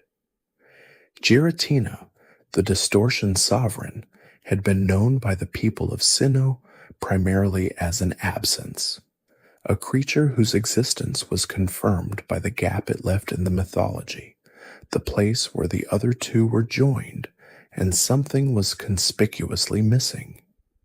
The dragon-type legendary Pokémon shared a quality that was distinct from other legendary classifications. They were not guardians in the way that the tapu were guardians, or balancers in the way that some others were balancers. They were forces. Their power operated at scales that made the concept of guardianship feel too small, too local. Rayquaza did not guard Hoenn the way Tapu Koko guarded Melemele. Rayquaza presided over the layer of atmosphere that separated the world from space, and its intervention in the conflict between Groudon and Kyogre was not the action of a protector, but of a sovereign asserting jurisdiction over a territory that happened to include everything beneath it. The Tau trio of Unova, Reshiram, Zekrom, and Kyurem, occupied a different position within this lineage. They were not simply elemental forces, they were philosophical ones, their forms encoding positions in a debate about the nature of truth and ideals that the region of Unova had been conducting through its legends for generations. Reshiram's fire was the fire of truth, the illuminating kind, the kind that revealed rather than consumed. Zekrom's electricity was the electricity of ideals, the motivating kind, the charge that set things in motion toward a desired state. And Kyurem, the oldest and the coldest, was what remained when truth and ideals had been separated from a being that once contained both, a hollow cold at the center of what had once been complete. The dragons, taken together, formed a lineage that ran beneath the surface of every region's mythology like a deep current. They were the oldest stories. The ones told before the telling of stories had been systematized, and they persisted not because they were maintained, but because they were too fundamental to be forgotten. In the forests of Kalos, a different kind of fundamental force had been at work for longer than the region's recorded history could contain. Zeegard moved through those forests, and through the mountains, and through the ocean trenches, and through every ecosystem within the region, in a form that was not fixed. The creature that was Zeegard was not a single body, but a distributed system, a collection of cells that could be found individually throughout the region's environments, each one independent and self-sufficient, each one contributing to a collective awareness that functioned like a nervous system stretched across an entire landscape. The cells themselves were small, small enough to be overlooked, embedded in soil and stone, and the root systems of old trees, drifting through water, settled in the crevices of mountain faces. They did not appear to do anything in isolation. They existed, they persisted, they accumulated information about the environment around them. But when conditions in the ecosystem shifted, when damage reached a threshold that the distributed system registered as critical, the cells began to converge. They moved toward each other through mechanisms that had no visible explanation, assembling into configurations of increasing complexity and corresponding power. A small assembly of cells produced a form that could move and act. A larger assembly produced something more formidable, and a complete assembly, all cells gathered and integrated, produced Zygarde complete, a form that stood at a scale commensurate with the threat it was assembled to address, its body a composite of every cell that had been distributed across the region, its power a function of everything those cells had gathered during their individual periods of observation. Zygarde's role was ecological balance, and the mechanism of that role was this distributed surveillance. The creature did not wait in a temple or a sealed chamber. It was already everywhere, already watching, already accumulating the data that would determine whether intervention was necessary. The forests of Kalos were not simply Zigard's territory. They were Zigarda's body, in a sense that was not metaphorical. The health of those forests was the health of the creature itself. Damage to the ecosystem was damage to the cells embedded within it. And when that damage exceeded what the ecosystem could absorb on its own, Zigardi assembled itself from the landscape and addressed the cause directly. The elegance of this system was also its vulnerability. A distributed creature is only as resilient as the environments it is distributed across. And the environments of Kalos, like all environments, were subject to pressures that accumulated slowly and were noticed only when they had already become difficult to reverse. Where Zygard held the balance of what existed, Xerneas held the power to begin what had not yet begun. Xerneas moved through the oldest forests of Kalos in a form that drew the eye immediately and held it. A great stag of blue and gold, its antlers branching in patterns that suggested both the spread of tree roots and the structure of crystal lattices, each tip glowing with a soft light that shifted through colors at the edge of perception. The creature's footsteps left impressions in the soil that, over the days following its passage, filled with the first growth of new plants, not the opportunistic colonization of disturbed ground, but deliberate, directed growth, as though the soil had been given instructions that it was now following. Xerneas carried within its body the capacity to grant eternal life. The specific mechanism of this capacity was understood by Colossian tradition in terms of the light the creature released, a radiance called the fairy aura that permeated the air around Xerneas and altered the biological processes of living things exposed to it. The alteration was not subtle.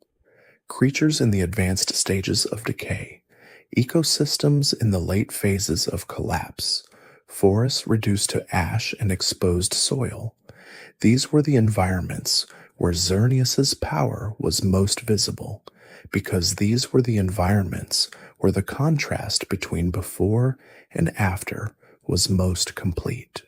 The cost of this power was significant, and Xerneas did not conceal it. When the creature had released enough life energy to restore a severely damaged ecosystem, it transformed, its body taking the form of a crystallized tree, its antlers becoming branches, its movement stilling into the absolute suspension of deep dormancy. The transformation was not death, it was recovery. Xerneas spent centuries in this arboreal form, accumulating the energy it had expended, restoring what the act of restoration had taken from it. The forests grew around it during these periods, incorporating the crystallized form into their canopy, not knowing or not distinguishing between the ancient tree and the creature within it. Xerneas and the concept it embodied, the generative principle, the force that initiated life, existed in a specific and necessary tension with the force that occupied the sky above those same forests. Veltal descended from that sky in a form that made the air beneath it feel heavier. The great wings, red and black and enormous, spread to a span that cast shadows over significant portions of the landscape below.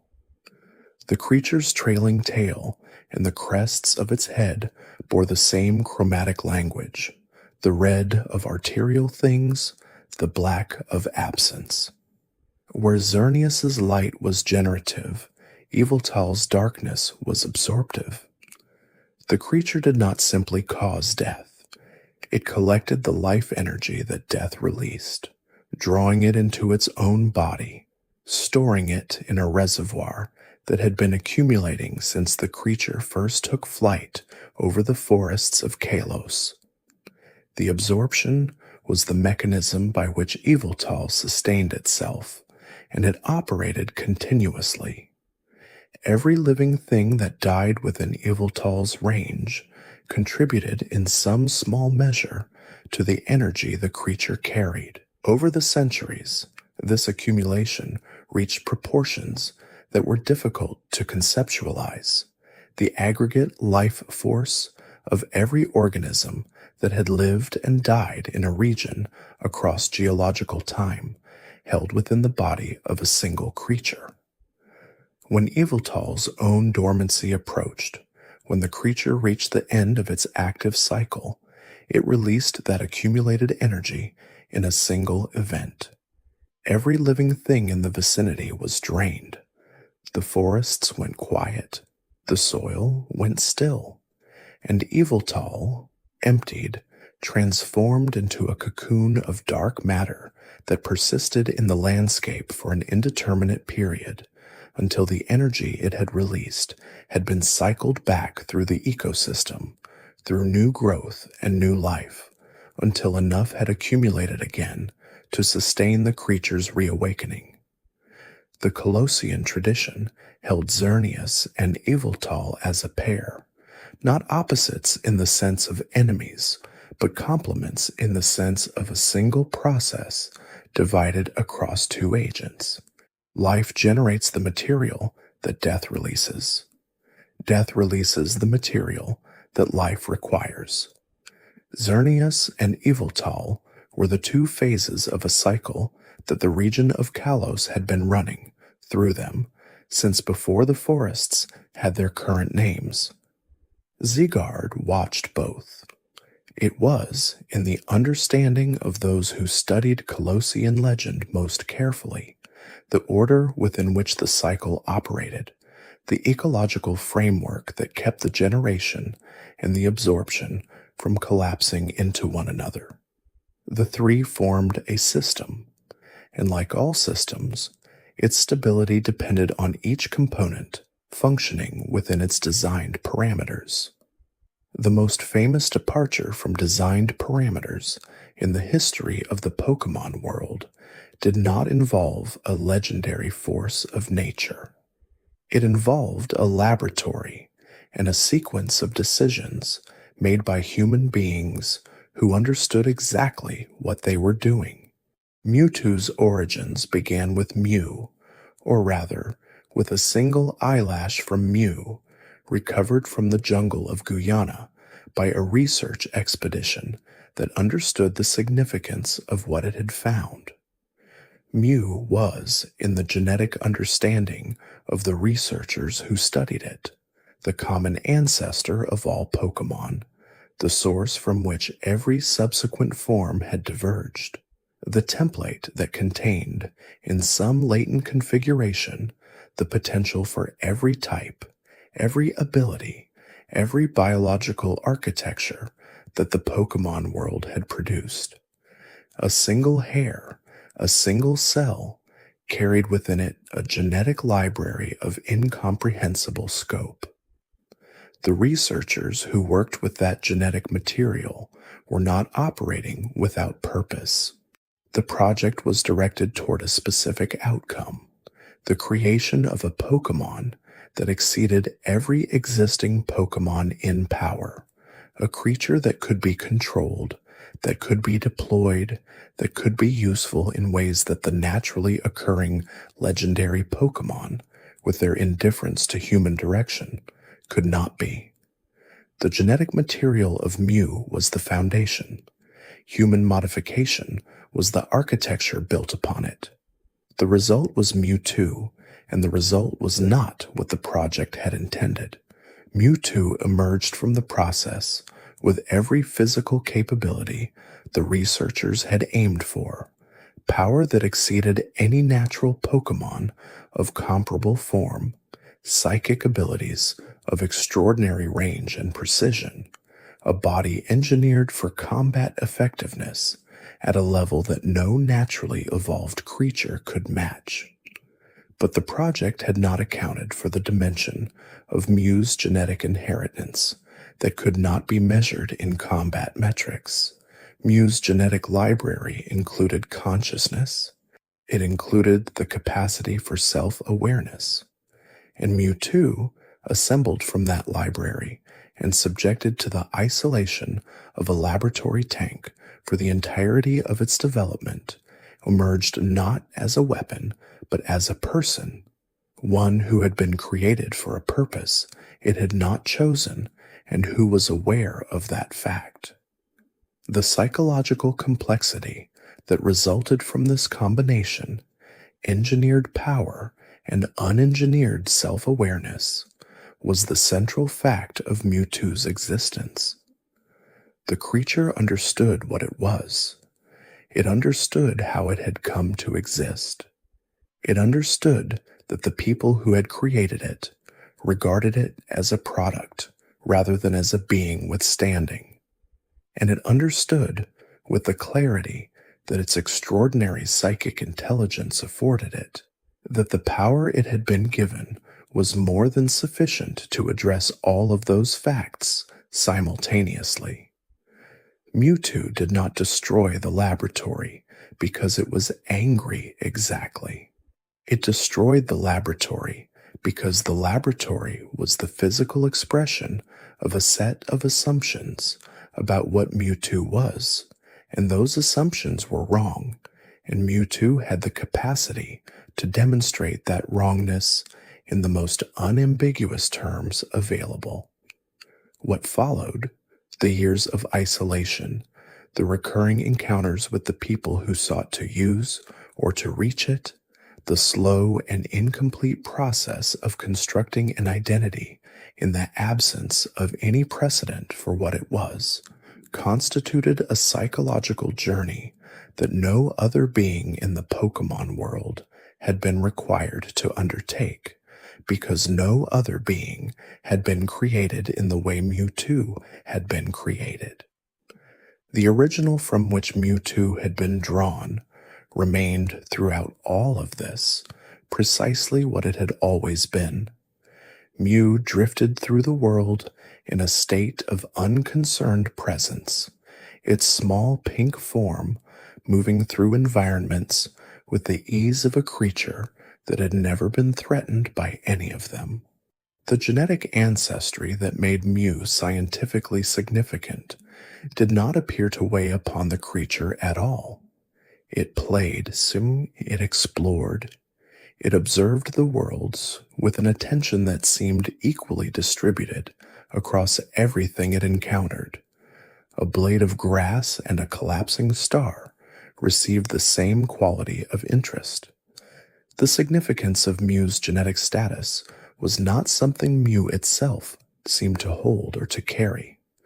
The weight of being the ancestor of all Pokémon existed entirely in the understanding of the beings who studied it. For Mew, the world was simply the world, endlessly various, endlessly interesting, requiring no particular orientation toward its own magnitude. Of this quality, the lightness of an entity that contained everything without being burdened by it, was perhaps the most extraordinary thing about Mew.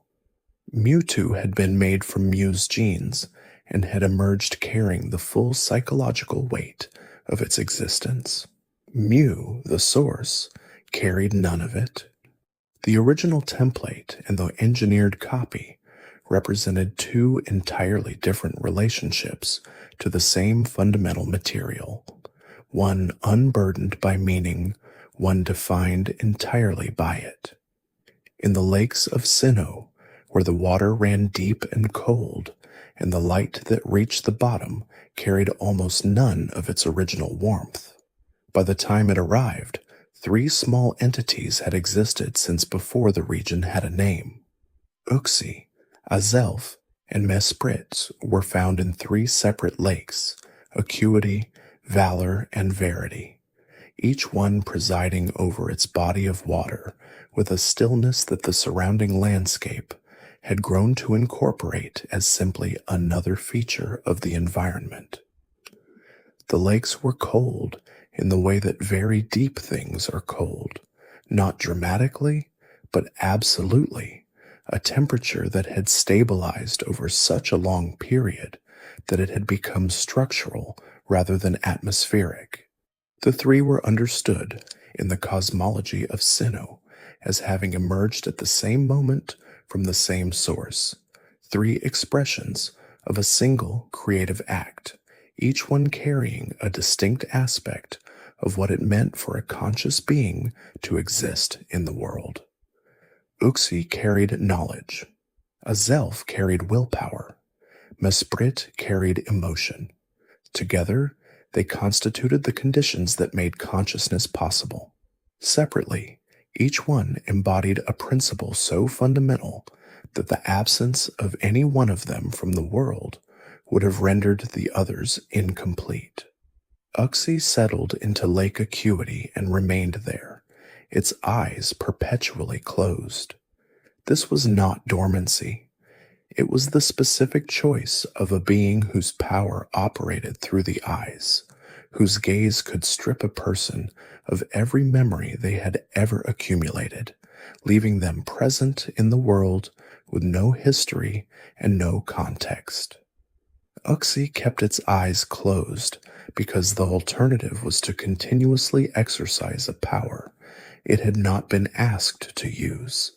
The knowledge it carried was not stored in the way that knowledge is stored in libraries or in records.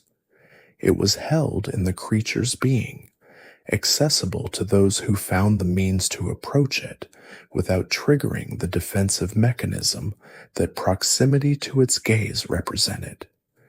The gift of knowledge that Uxie was said to have given to the world was not a transfer of specific information. It was the capacity for knowing, the cognitive architecture that allowed conscious beings to accumulate experience and convert it into understanding. Before Uxie, in the Sinnohan account of creation, beings existed but did not comprehend. After Uxie, comprehension became possible. The cold of lake acuity held this gift in suspension, preserving the entity that had made it possible, keeping it in the world, even as the world it had shaped continued to develop in directions that Uxie's closed eyes did not observe. Azelf occupied Lake Valor with a different energy, the only word for it, because Azelf's presence in the water carried a quality that could be felt by those who stood at the lake's edge, a buoyancy, a forward press. The creature itself was small and quick, and unlike Uxie, it did not keep its eyes closed. It watched the world around its lake with an attention that was not passive, but directed, as though it was continuously assessing the state of things and finding them either adequate or requiring adjustment. The willpower that Azelf embodied was not stubbornness or force in the ordinary sense. It was the motivating principle behind action, the internal condition that allowed a conscious being to decide to do something and then follow through on that decision in the face of resistance. Without willpower, knowledge was inert. Without willpower, emotion had nowhere to go. Azelf's contribution to the conditions of consciousness was the engine, the component that converted potential into motion.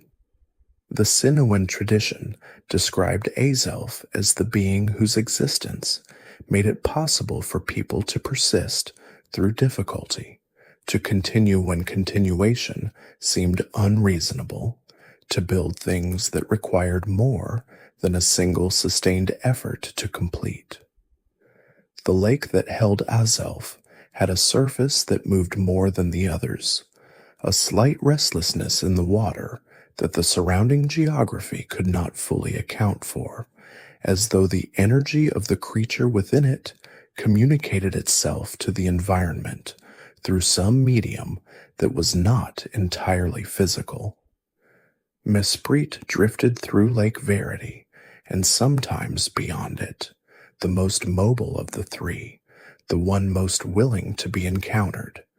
The emotion that Mesprit carried was not any specific emotion, but the capacity for emotional experience, the dimension of consciousness that gave knowledge and willpower their texture, that made the difference between understanding a fact and being moved by it, between deciding to act and caring about the outcome.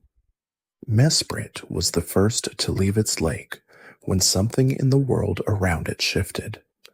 The creature's sensitivity to emotional states in its environment was such that disturbances at a distance registered as physical sensations: a pull, a change in the quality of the water, a shift in the light. Those who encountered Mesprit in the wild, away from Lake Verity, described the experience as unexpectedly affecting. The creature's presence seemed to amplify whatever emotional state the person was already carrying, not by adding to it, but by bringing it into sharper focus, making it more fully felt. The three lake guardians, taken together, were the Sinoan account of why consciousness was worth having. Knowledge gave it content. Willpower gave it direction. Emotion gave it meaning. The three lakes sat in the landscape of Sinnoh like 3 points of a triangle, each one holding its principle in the cold water, each one contributing to the invisible infrastructure that made the inner lives of every conscious being in the region possible. The entity that had created all three had not remained in any lake. Arceus existed at a scale that made the concept of location difficult to apply. The entity that Sinoan tradition named as the creator of the universe, not of Sinnoh, not of the Pokémon world, but of the totality of existence, including the dimensions that most conscious beings would never access, did not have a habitat in any conventional sense. It moved through dimensions, the way that light moves through transparent material, without friction, without boundary, without the necessity of choosing a path. The Sinnoan creation account held that Arceus had emerged from the void before the universe existed, that the void itself was the precondition, and Arceus the first event within it. From Arceus's body came the matter and energy that composed the universe. From Arceus's first acts came the conditions that made subsequent existence possible. The creation of Dialga and Palkia, the temporal and spatial sovereigns, was in this account Arceus's establishment of the framework within which everything else would occur. Time and space were not pre-existing conditions that Arceus inhabited. They were tools Arceus generated for the purpose of having somewhere to put everything that followed. The 1,000 arms, the name given in Sinnoan tradition to the spokes of the wheel-like structure that surrounded Arceus's body, were not decorative. Each one represented a type, a fundamental category of energy and matter that the universe contained. By shifting which spoke was active, Arceus altered its own elemental alignment, becoming at different moments a creature of fire, water, earth, lightning, darkness, light, not in sequence but potentially in simultaneity, the full spectrum of elemental existence held within a single form that could emphasize any one aspect without losing access to the others. This capacity was not simply a display of power, though the power it represented was without apparent ceiling.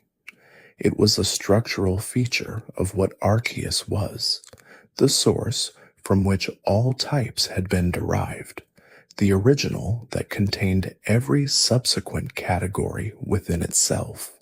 The legendary Pokémon that embodied specific elements, Solgaleo's solar energy, Lunala's lunar darkness, Xerneas's life force, Yveltal's absorptive death, were expressions of aspects that Arceus carried in total.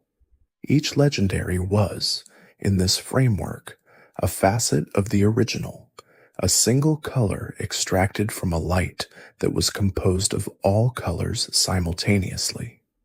Arceus's relationship to the world it had created was not one of continuous involvement. The entity had established the conditions, and then, in the manner of a maker who has completed a design, allowed the design to operate according to its own internal logic. The world developed, civilizations emerged and collapsed and emerged again. Legendary Pokémon fulfilled their roles, or departed from them, or were sealed away, or were forgotten and rediscovered. Arceus observed, or did not observe. The distinction was difficult to establish from within the system it had created. The Hall of Origin, accessible in Sinnoh through means that most people never encountered, was the closest thing to a location that could be assigned to Arceus, a space at the apex of a dimensional structure that connected the ordinary world to something above and outside it. Those who reached it reported a quality of light and silence that was unlike anything they had encountered elsewhere, a completeness, an absence of the particular kind of uncertainty that characterized ordinary existence. Whether this was the presence of Arceus or simply the environmental quality of a space at the edge of the created universe was a question that the tradition did not resolve. What the tradition did resolve was the relationship between Arceus and the legendary Pokémon that had been shaped from its original act. They were not separate from it. They were expressions of it, aspects of the original that had been given independent form and function, distributed through the universe to maintain the conditions that Arceus had established. The Lake Guardians held the conditions of consciousness. Dialga and Palkia held the dimensions of time and space. The Weather Trio held the equilibrium of the natural world's surface. The Titans held the shape of the continents. The Dragons held the deep narrative logic of the world's history.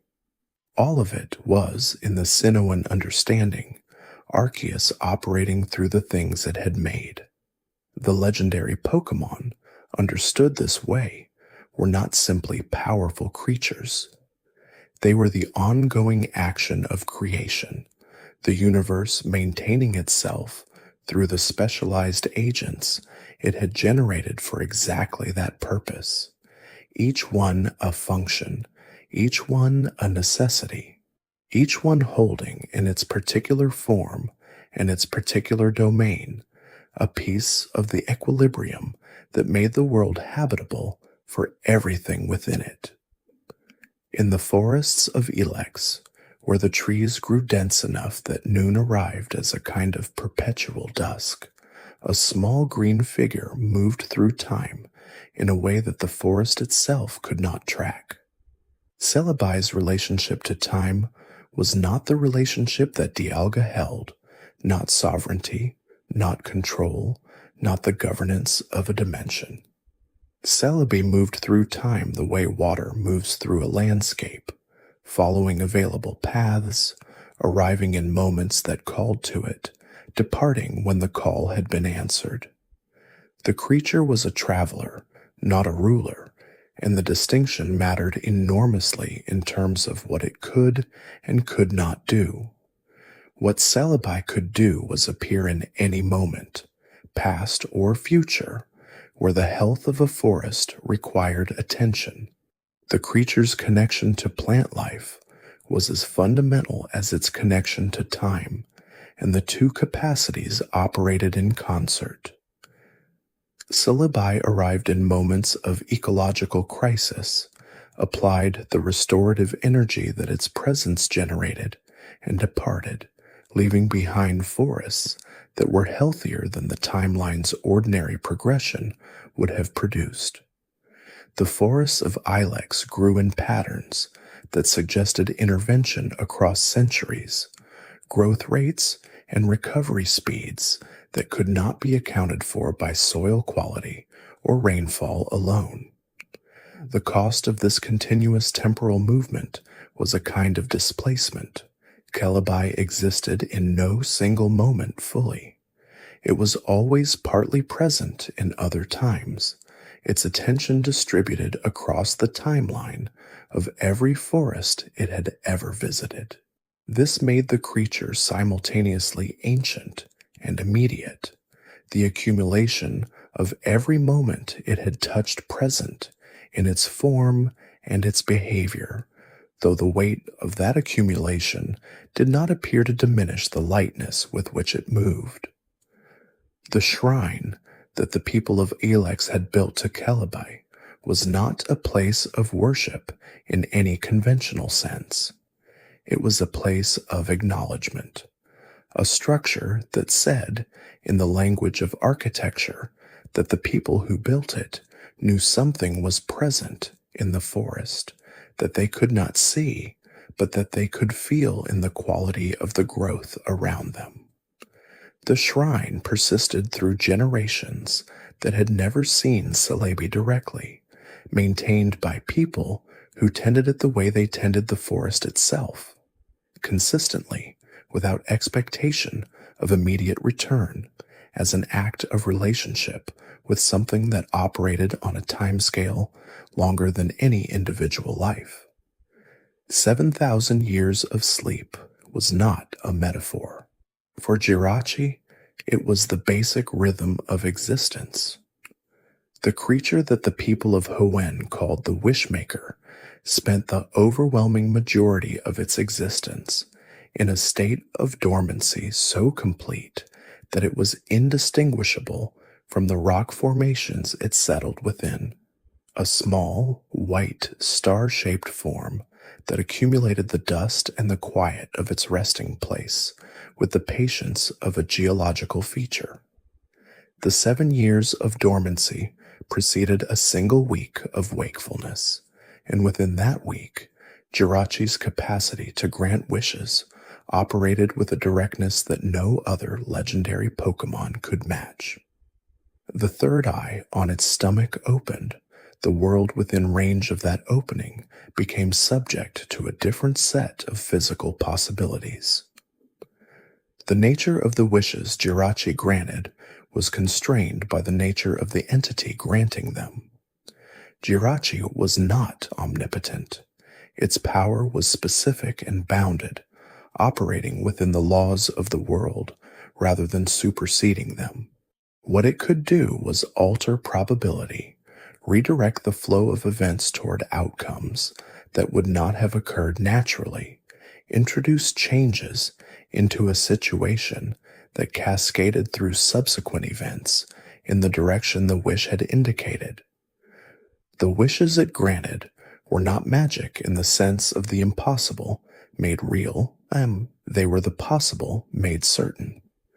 The week of wakefulness was not long enough for Jirachi to become fully integrated into the world it briefly inhabited. The creature emerged from 7,000 years of silence into a world that had moved without it, encountered that world with the openness of something that had not accumulated the particular kind of tiredness that continuous consciousness produces, and then returned to the silence before the world had fully registered its presence. This rhythm, the long dark, the brief light, the long dark again, gave Jirachi a quality of perpetual newness that no other legendary Pokémon possessed. It was always just arrived. From the silence of deep space, something else arrived, not through the gradual drift that had carried Cosmog to Alola, but through the violence of impact. Deoxys came to the world embedded in a meteorite, its origin in the interstellar medium between star systems, the cold, radiation-saturated space where no atmosphere existed and no biological process as the world understood it could have operated. The entity that survived that origin and that impact was not biological in any conventional sense.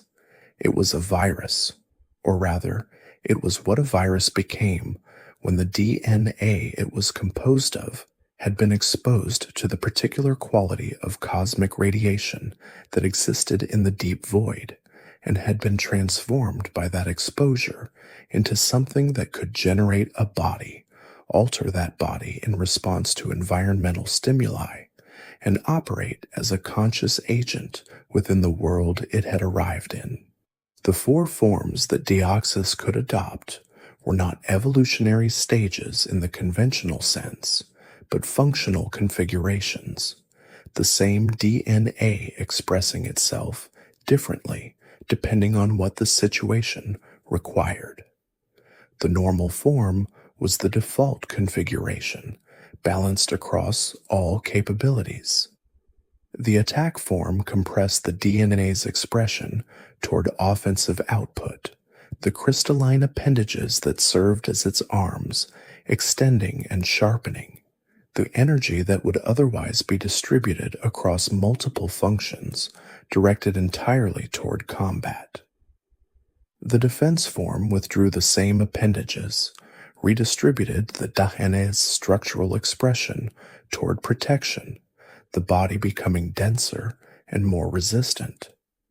The speed form streamlined everything, reducing surface area, increasing the efficiency of movement, until Deoxys could achieve velocities that made tracking its position difficult, even for instruments designed for that purpose. Each transformation was complete and immediate. The DNA that composed Deoxys did not require time to reconfigure. It responded to the creature's intention with the speed that genetic expression in an entity that had been shaped by cosmic radiation to operate at this level could achieve. The body was not fixed. The body was a current expression of what the DNA had decided to be, and that decision could be revised. The extraterrestrial origin of Deoxys meant that its presence in the world carried a quality of fundamental foreignness that even the most unusual of the world's legendary Pokémon did not share. Solgaleo and Lunala traveled between dimensions. Deoxys had come from outside the system entirely, from a space where the rules of biology that governed every other creature had not applied, and from which it carried the marks of that different physics in every cell of its reconfigurable form. In the dreams of the people of Sinnoh, something moved that was not a dream. Darkrai inhabited the boundary between consciousness and sleep with a specificity that made it impossible to categorize as simply nocturnal or simply threatening.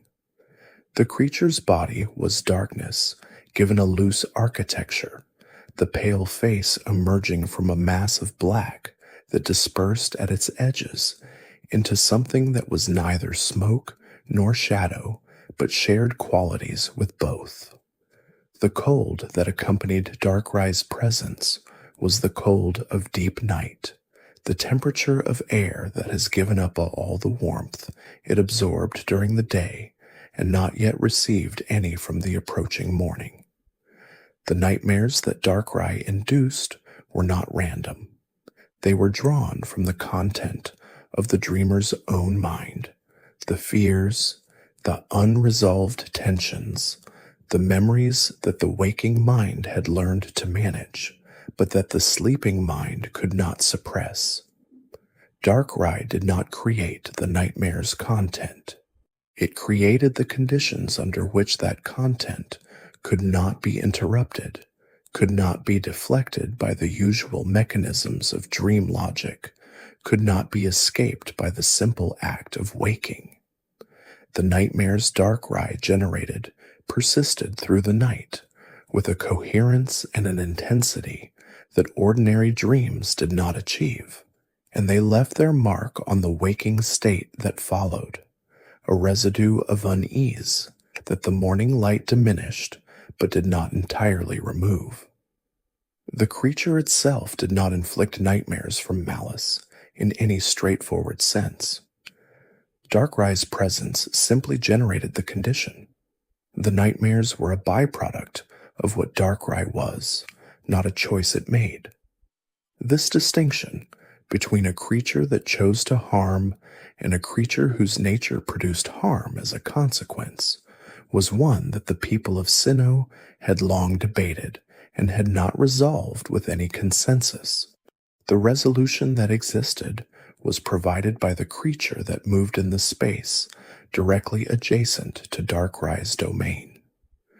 Cresselia drifted through the night air of Sinnoh on wings that trailed a luminous mist, gold and rose, and the pale blue of early dawn, and where that mist settled, the quality of sleep changed.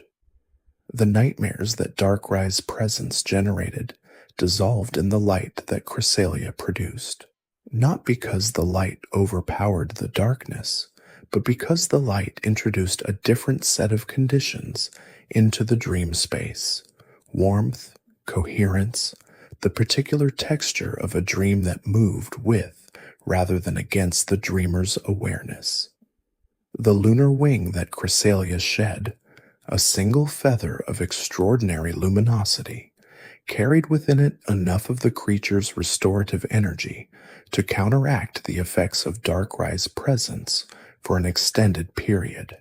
Those who slept beneath a lunar wing reported dreams that were not simply pleasant but actively recuperative, the kind of sleep that left the body feeling genuinely rested, the mind genuinely clear, as though the night had been used for something more productive than the simple passage of hours. Cresselia's connection to the moon was not the same as Lunala's. It was not dimensional or cosmic in the same way. It was atmospheric and immediate. The moon's light, filtered through Cresselia's presence, became something that living things could use. The creature was not a traveler between worlds. It was a guardian of the night within this one, maintaining the quality of the dark hours against the specific threat that Darkrai represented, not by eliminating that threat, but by existing in balance with it, offering an alternative to those who needed one. In the meadows of the Sinnoh countryside, where the grass grew thick enough to hide anything small that wished to remain hidden, Shaman moved with a discretion that made it easy to overlook. The creature's landform was precisely that, a small, hedgehog-like form dusted with white flowers, its body indistinguishable from the plant life it moved through. The Grassidea flower that triggered Shaman's transformation into its sky form was not a catalyst in any chemical sense, but a signal, a specific environmental cue that the creature's biology responded to by reorganizing its form into something aerial and far more visible, the flowers in its mane blooming fully, the body lifting into a posture designed for flight rather than concealment. Shaman's power was the purification of toxic environments.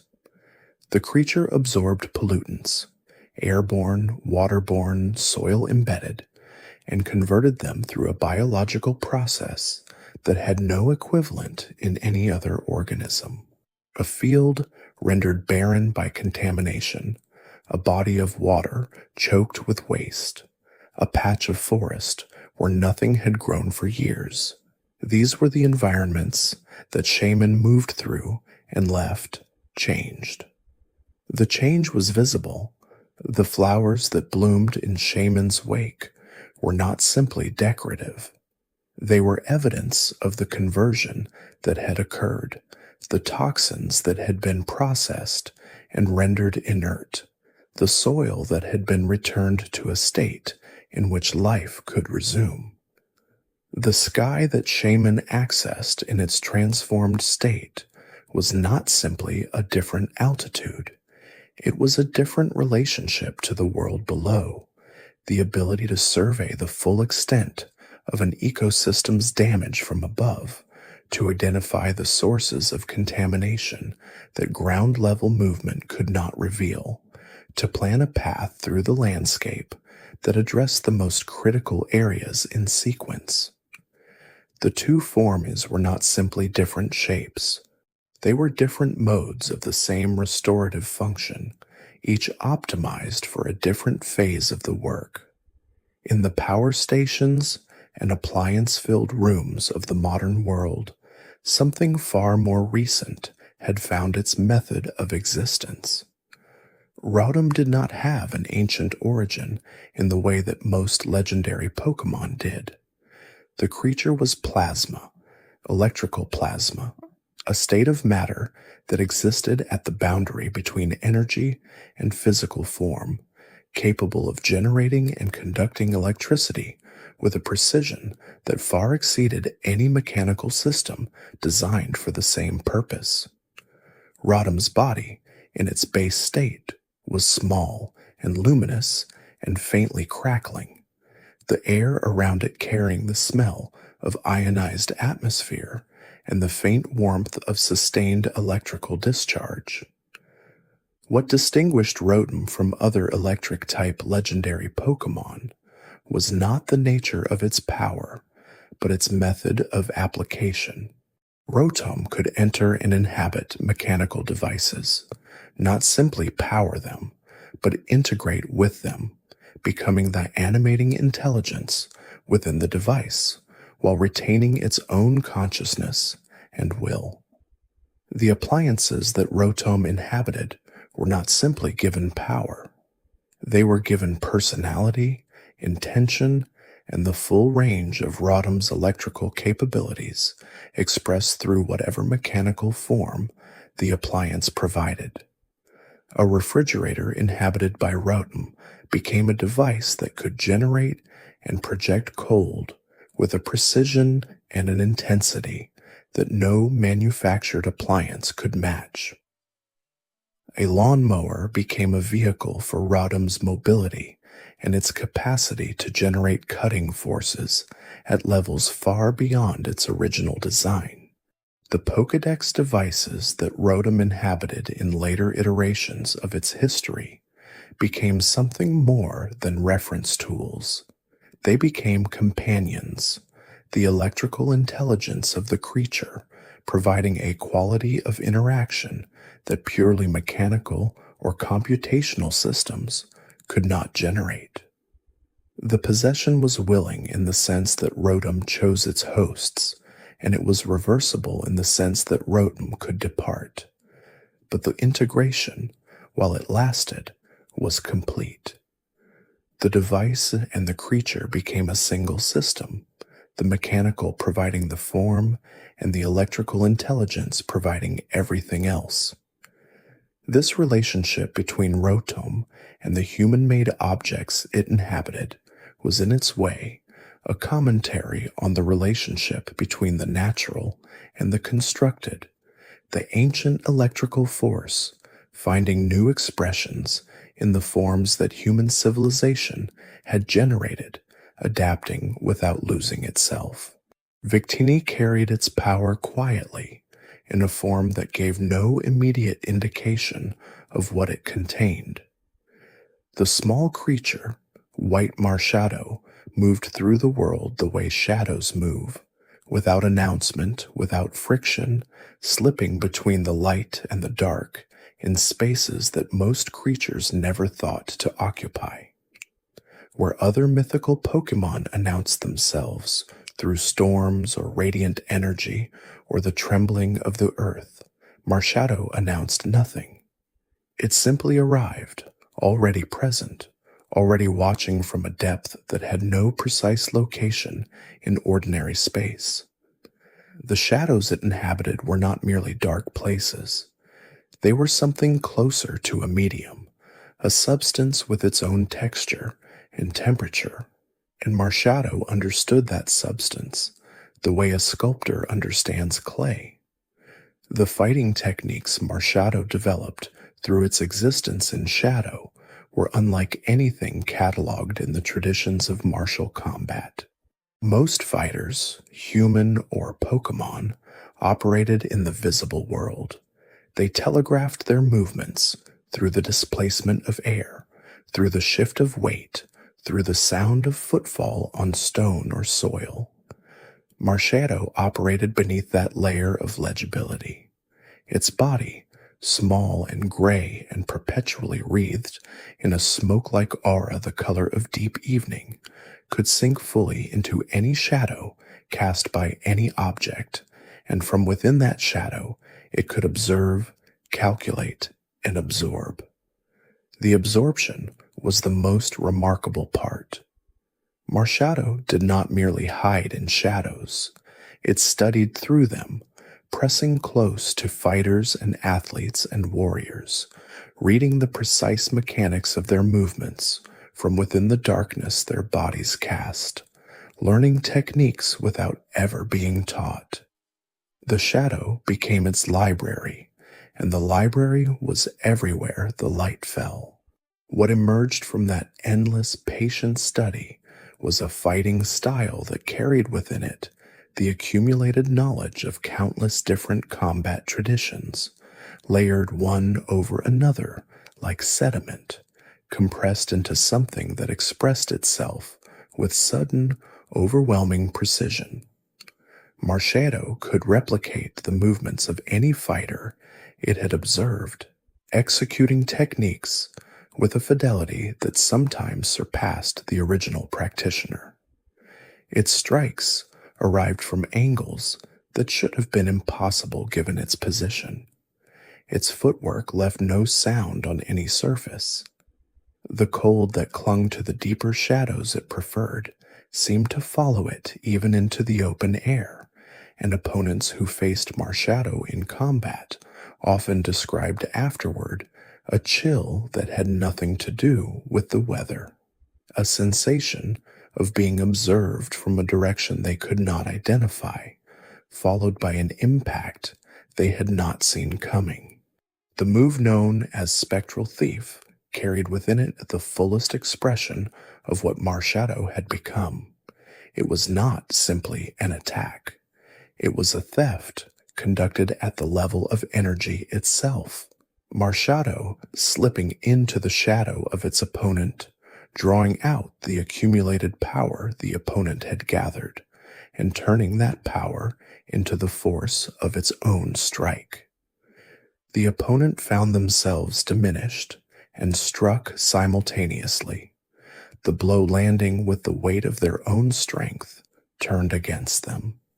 It was a technique that could only have been developed by a creature that understood, at the most fundamental level, that power does not belong to those who generate it.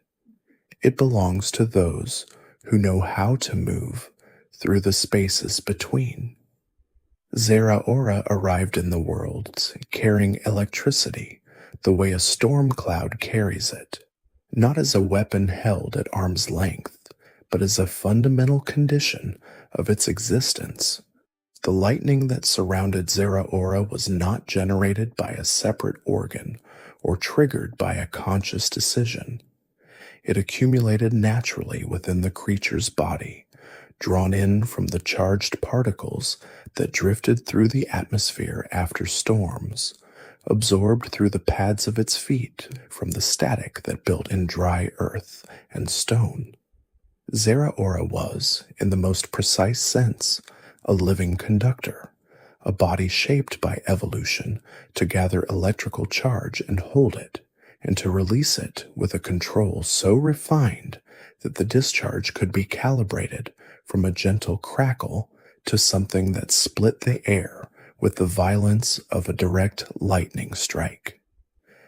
The speed Zerara achieved through this electrical existence was the quality that most defined it in the records of those who encountered it.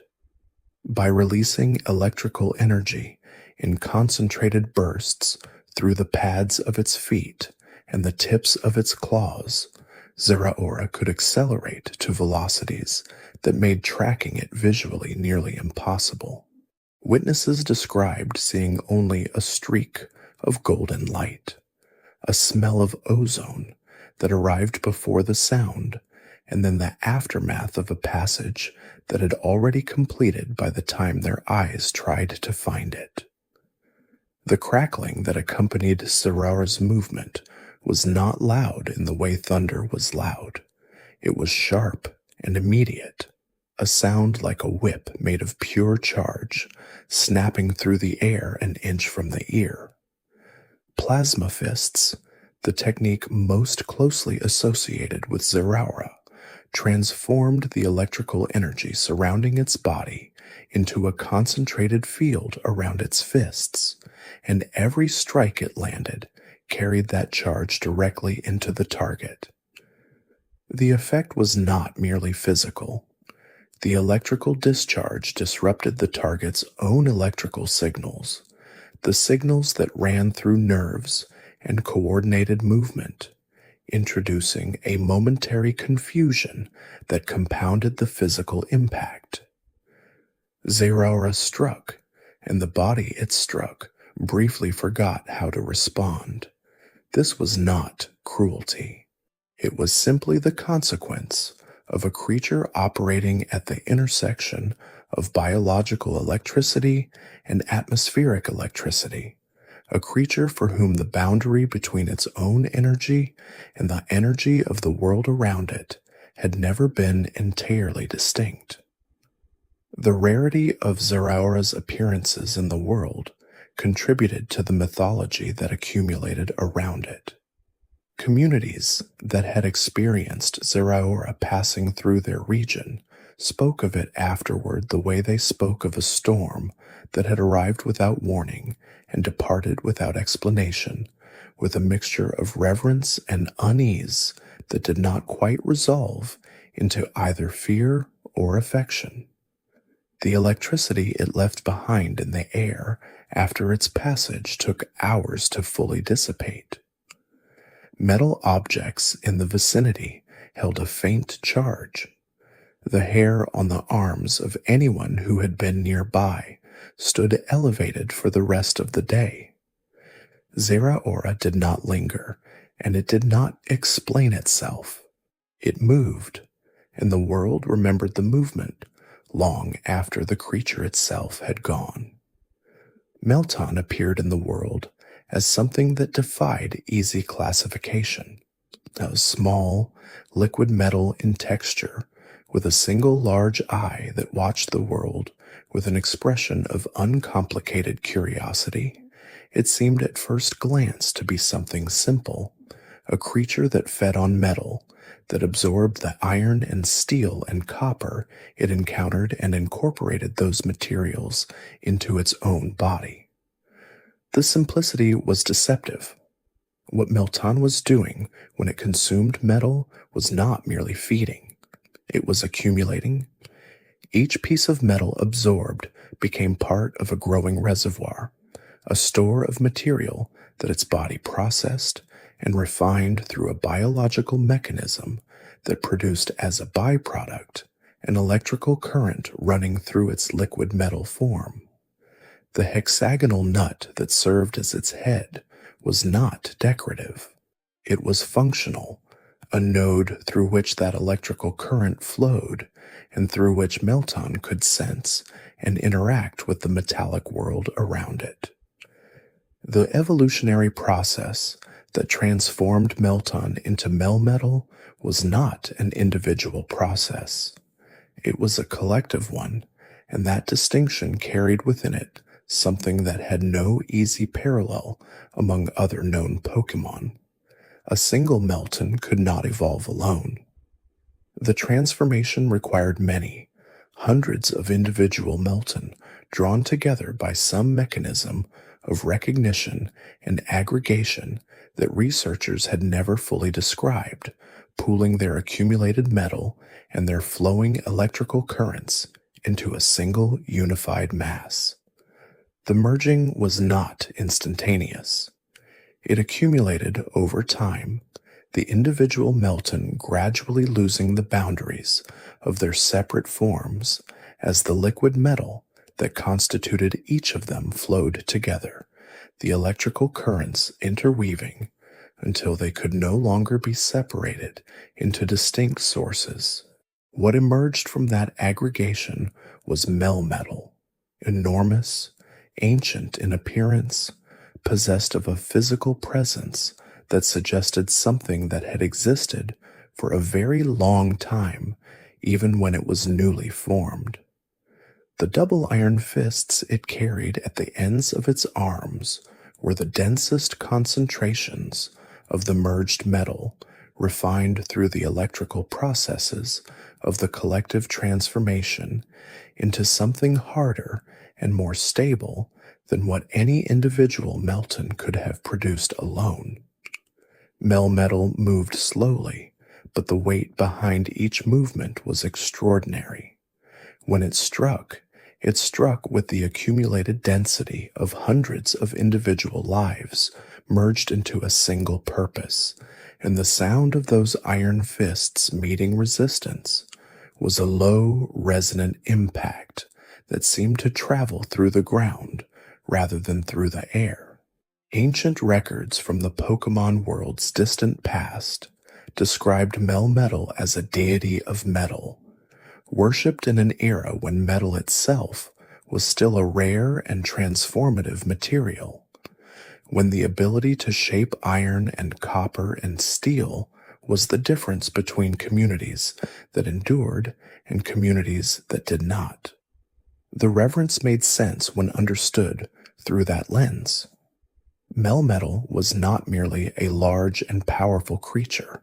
It was, in the mythology of those early peoples, the embodiment of metal's potential, the idea that raw material, properly gathered and transformed, could become something greater than the sum of its components. 3,000 years after those early civilizations had passed from memory, Melmetal's form still carried that idea within it, expressed not in words, but in the density of its body and the deliberate weight of its movement. Kubfu arrived in the world small and earnest, a bear-like creature with a scroll hanging from its head and eyes that held a quality of focused attention that seemed in a creature so young almost incongruous. The scroll was not decorative. It recorded in some fashion that was more symbolic than literal the lineage of its training, the tradition it had been born into, the knowledge that waited to be unlocked through effort and commitment, and the particular kind of growth that only comes from genuine difficulty. Kubfu was a creature defined by potential, and potential, in the philosophy embedded in its very design, was not something that could be hurried. The tower training that Kubfu underwent, whether in the Tower of Darkness or the Tower of Waters, was not a test of raw power. It was a test of character expressed through combat. Each floor of each tower presented a more refined challenge than the one before it, and the progression demanded not merely that Kubfu grow stronger, but that it grow more honest, more genuinely committed to the single style of fighting it had chosen to pursue. The Tower of Darkness cultivated a fighting approach rooted in single-strike decisiveness, in the idea that a single blow delivered with perfect timing and complete commitment was worth more than any accumulation of lesser strikes. The Tower of Waters cultivated something different, a flowing responsiveness, a fighting approach that moved with the opponent rather than against them, finding the moment when resistance became counterproductive and yielding became strength. The transformation into Urshifu carried the weight of everything that training had built. Single strike style Urshifu moved with a ferocity that was also, paradoxically, a form of discipline. The ferocity was not wild, it was chosen, each strike a deliberate statement of force, delivered with the full commitment the tower had demanded. Rapid strike style Urshifu moved differently, its strikes arriving in sequences that flowed from one to the next, with a continuity that made the individual blows almost secondary to the rhythm they created together. Both forms carried within them the same fundamental truth that the towers had been built to teach, that mastery was not a destination, but a practice, something that had to be renewed through every encounter and every moment of genuine difficulty.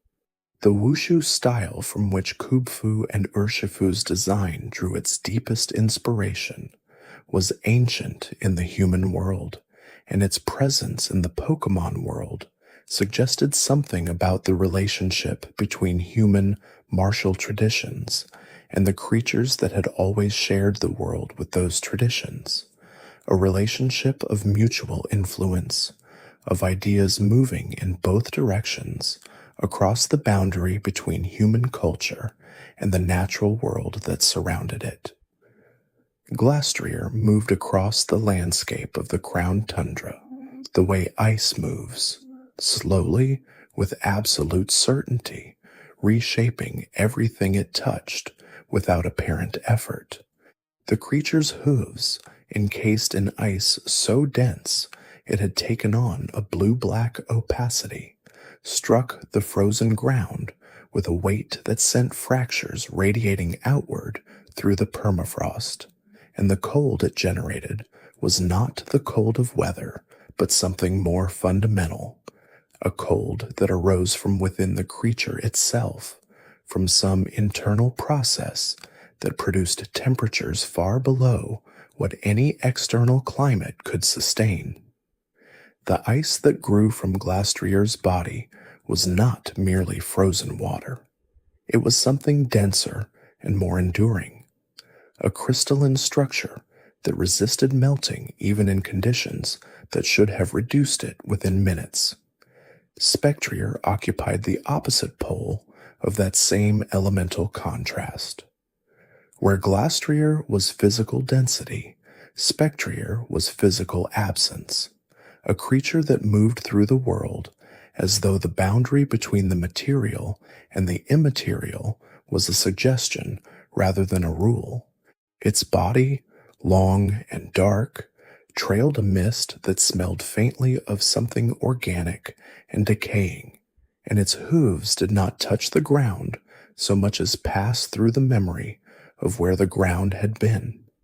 Spectrier fed on the life energy of sleeping creatures, drawing vitality from them through a process that left no physical mark but produced in the affected creature a sleep that deepened and deepened until waking required an effort that felt disproportionate to the simple act of opening one's eyes. The energy Spectrier absorbed through this process fueled the supernatural speed it expressed in motion, a gallop that left the visible world behind so completely that witnesses described seeing only a dark blur and feeling afterward an inexplicable exhaustion. Both Glastrier and Spectrier carried within their designs the ancient archetype of the horse as a force of nature, elemental and untamable, existing at the boundary between the world humans could manage and the world that managed itself. The horse had always occupied that symbolic position in the mythologies of the regions that bordered the crown tundra, and Glastrier and Spectrier gave that symbolism a specific and elemental form: ice that could not be thawed, shadow that could not be illuminated, power that moved through the landscape on its own terms and left the landscape permanently changed by its passage. Calyrex stood apart from both of them in the quality of its presence, which was regal in a way that had nothing to do with physical dominance. Small, pale, crowned with a structure that resembled both a plant and a ceremonial headdress, Calyrex had once governed the Crown Tundra in an era so distant that the records of its reign existed only in fragments, in the partial memory of the region's elderly residents, in the iconography carved into stone structures whose builders had been gone for generations, in the agricultural traditions of communities that had long since forgotten why they planted certain crops in certain patterns at certain times of year. What Calyrex had been in that distant era was a sovereign, not merely a ruler of peoples, but a ruler of the land itself, a creature whose psychic abilities extended into the soil and the seed and the slow vegetative processes that turned bare earth into sustenance. The crops that grew under Calyrex's influence did not simply grow faster or larger. They grew with a purposefulness that ordinary cultivation could not replicate, as though the plants themselves understood what they were for and were cooperating with that understanding. Calyrex communicated with the growing things of the earth through some extension of its psychic capacity that operated below the threshold of language, reaching into the biochemical processes of germination and growth and nudging them toward outcomes that served the communities the crops were meant to feed. The harvests that resulted from this intervention were abundant in ways that defied the usual mathematics of agriculture. The soil gave more than it should have been able to give, and it gave it season after season without the depletion that normally accompanied such productivity. The loss of Calyrex's power, which had occurred in a period of great cold and ecological disruption, had rippled outward through the Crown Tundra in ways that its people had experienced as a slow diminishment, not a single catastrophe, but a gradual fading, as though the land itself had lost confidence in its own generosity. The restoration of that power, contingent on Calyrex reuniting with either Glostrier or Spectrio, was not merely a political or spiritual event. It was an ecological one, a return of the organizing intelligence that had once held the region's natural systems in a productive and sustainable relationship with the communities that depended on them. In the quiet that followed the great mythologies of individual legendary Pokémon, something larger became visible, a pattern that connected all of them to the human communities that had grown up in their shadows. Every region that sustained a legendary Pokémon also sustained a mythology about it, and those mythologies were not merely stories. They were functional documents, encoding in narrative form the practical knowledge communities needed to live alongside forces they could not control. The mythologies told people where not to go, what not to disturb, which seasons carried which dangers, and which behaviors would invite the attention of powers best left unattended. They were, in the most fundamental sense, ecological instruction manuals dressed in the language of the sacred. The Giotto myths surrounding the legendary beasts described their creation from the ashes of the burned brass tower with an emotional precision that served a purpose beyond narrative. They explained why the beasts were restless, why they did not remain in any single place, and why attempts to confine or capture them would fail. The myths of Hoenn encoded in their accounts of Groudon and Kyogre The understanding that the land and sea existed in a balance that human activity could tip, and that tipping it would invoke consequences far beyond human capacity to manage. The myths of Sinnoh placed Dialga and Palkia and Giratina at the foundation of reality itself, establishing through story the idea that time and space were not neutral backgrounds against which events occurred, but active forces with their own natures and their own potential for disruption.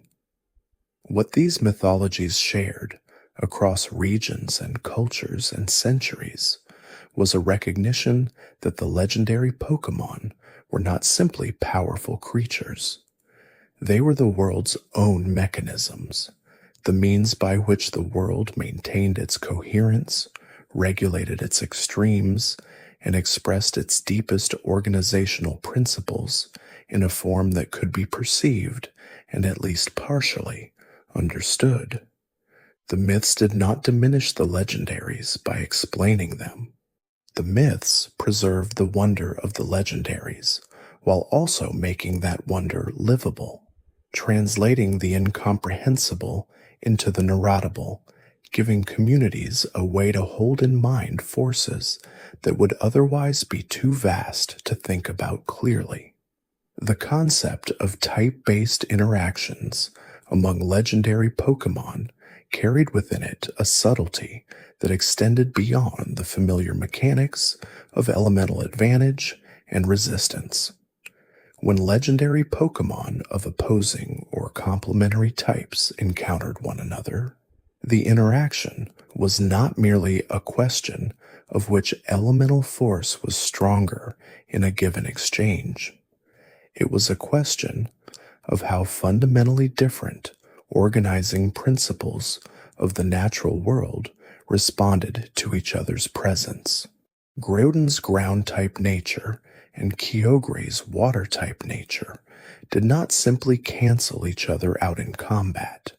Their proximity generated weather systems, atmospheric disruptions, geological events that affected regions hundreds of miles from the point of their encounter. The type was not a combat classification. It was a declaration of what kind of force the legendary embodied, and when two such forces came into proximity, the world around them registered the meeting in ways that had nothing to do with the intentions of either creature. Fire legendaries in the presence of ice legendaries did not merely warm the air between them. The boundary zone their proximity created became a site of accelerated weather change. Fog, condensation, sudden precipitation, the kind of atmospheric instability that communities in those regions learned to read as a sign that something significant was occurring in the natural world nearby. Electric legendaries affected the behavior of other electric-type phenomena in their region, their presence either stabilizing or intensifying the electrical activity in storms, depending on the nature of the specific legendary involved. Psychic legendaries introduced into a region a subtle shift in the behavior of other psychically sensitive creatures, a heightened restlessness, an increased frequency of the kind of coordinated behavior in animal populations that observers described as uncanny.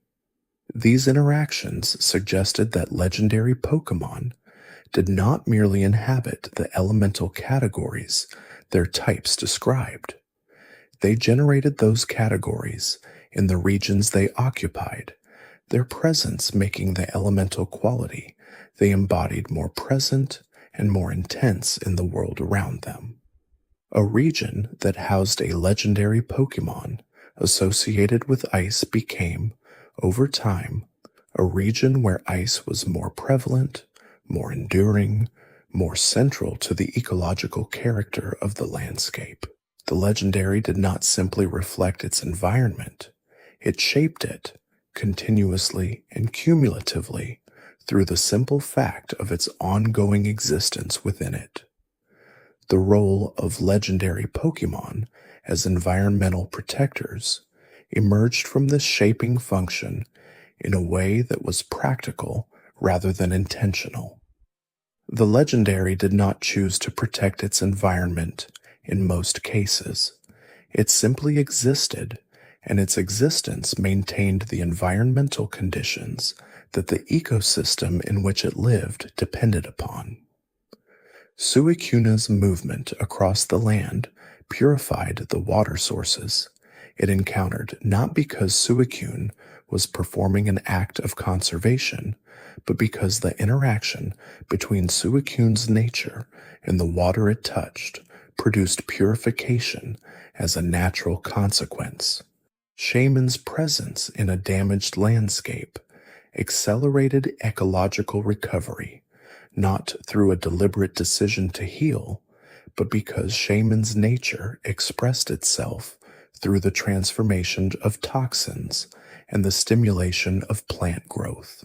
And a damaged landscape was simply an environment in which those expressions were most visibly needed. The distinction mattered because it reframed the legendary Pokémon not as conscious guardians who had chosen their roles, but as living expressions of the natural principles their regions needed to function. They were not separate from the ecology. They were the ecology's most concentrated and active components, the elements without which the system would lose the organizing intelligence that kept it coherent. When a legendary Pokémon was removed from its region, the region did not simply lose a powerful creature. It lost the mechanism through which a fundamental natural process had been maintained, and the consequences of that loss accumulated slowly and then all at once, the way ecological damage always accumulates, invisibly until it becomes undeniable.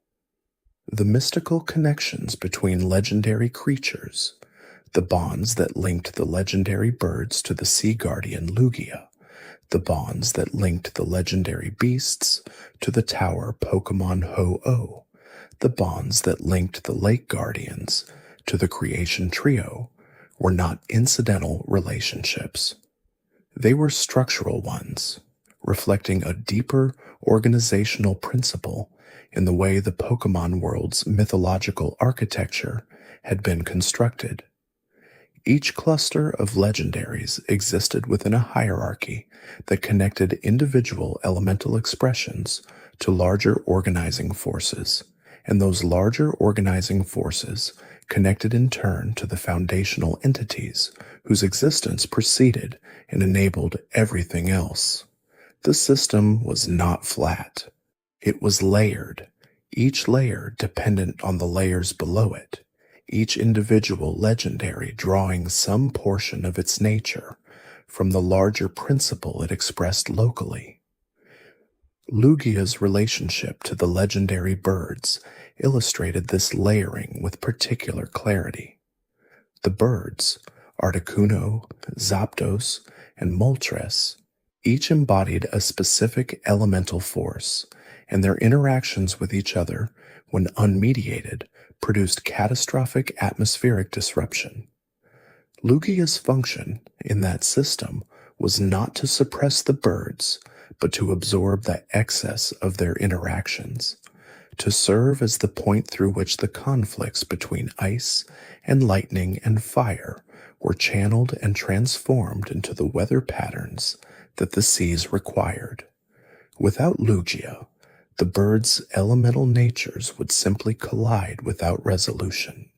With Lugia present and functional, those collisions became the mechanism through which the ocean's surface conditions were maintained in the productive variability that marine ecosystems needed. The influence of legendary Pokémon on human civilizations extended far beyond the mythologies they inspired. The physical presence of legendary Pokémon in a region shaped the development of those civilizations in material ways, determining where communities could safely settle, what agricultural strategies would succeed in the environmental conditions the legendary maintained, what architectural traditions would develop in response to the elemental characteristics the legendary expressed in its surroundings. Communities that developed in regions dominated by ice, legendaries built differently, dressed differently, organized their seasonal calendars differently than communities that developed in regions where fire or water or earth legendaries held sway. The legendary was not merely a symbol in those communities, it was an environmental fact, and the civilization that grew around that fact bore its influence in every material dimension of its existence. The comparative analysis of legendary power scales revealed a hierarchy that was not straightforwardly linear. At the foundation of the Pokémon world's cosmology sat Arceus, whose capacity for creation and whose relationship to the fundamental laws of reality placed it in a category that had no meaningful comparison. Below that level, the creation trio of Sinnoh, Dialga, Palkia, and Giratina operated at the scale of the universe's basic organizing dimensions, their power expressed not in the destruction or creation of matter, but in the manipulation of the frameworks within which matter and energy existed. Further down that hierarchy sat the weather trio of Hoenn, whose power was enormous, but expressed at the scale of the planetary surface rather than the scale of reality itself.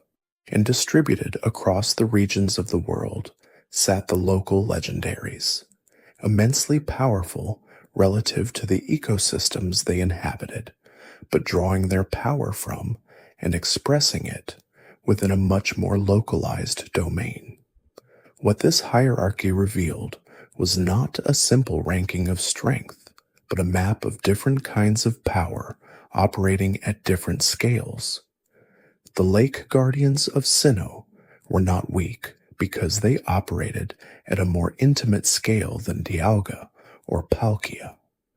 They were differently powerful, their capacity to shape consciousness and emotion and knowledge operating at a scale of influence that the creation trio's dimensional manipulations could not touch. Power, in the Pokémon world's deepest mythological logic, was always relational, meaningful only in the context of what it was power over and at what scale that domain of influence operated. The evolutionary paths of legendary Pokémon presented one of the most persistent mysteries in the study of these creatures, because most of them did not evolve in any recognizable sense. The evolutionary process, as understood in the broader Pokémon world, was a mechanism of individual transformation, a creature changing form in response to accumulated experience or specific triggering conditions. Most legendary Pokémon arrived in their final form and remained there, their power not the result of a developmental journey, but an inherent expression of what they were. The exceptions to this pattern, Cosmog's progression through Cosmoem to Solgaleo or Lunala, Kubfu's transformation into Urshifu, the collective aggregation of Melton into Melmetal, were remarkable precisely because they were exceptions, creatures whose power was not simply given but earned or accumulated through a process that mirrored, in some fashion, the developmental logic of the broader Pokémon world. The communication methods through which legendary Pokémon interacted with the world around them were as varied as the legendaries themselves, and few of them resembled ordinary language. Mewtwo's communication was direct and psychic, thought inserted into the mind of the recipient with a clarity and force that left no ambiguity about meaning. The lake guardians communicated through the emotional and cognitive states they produced in those nearby, not words, but feelings and intuitions and sudden inexplicable certainties that arrived in the minds of human and Pokémon alike, as though they had always been there.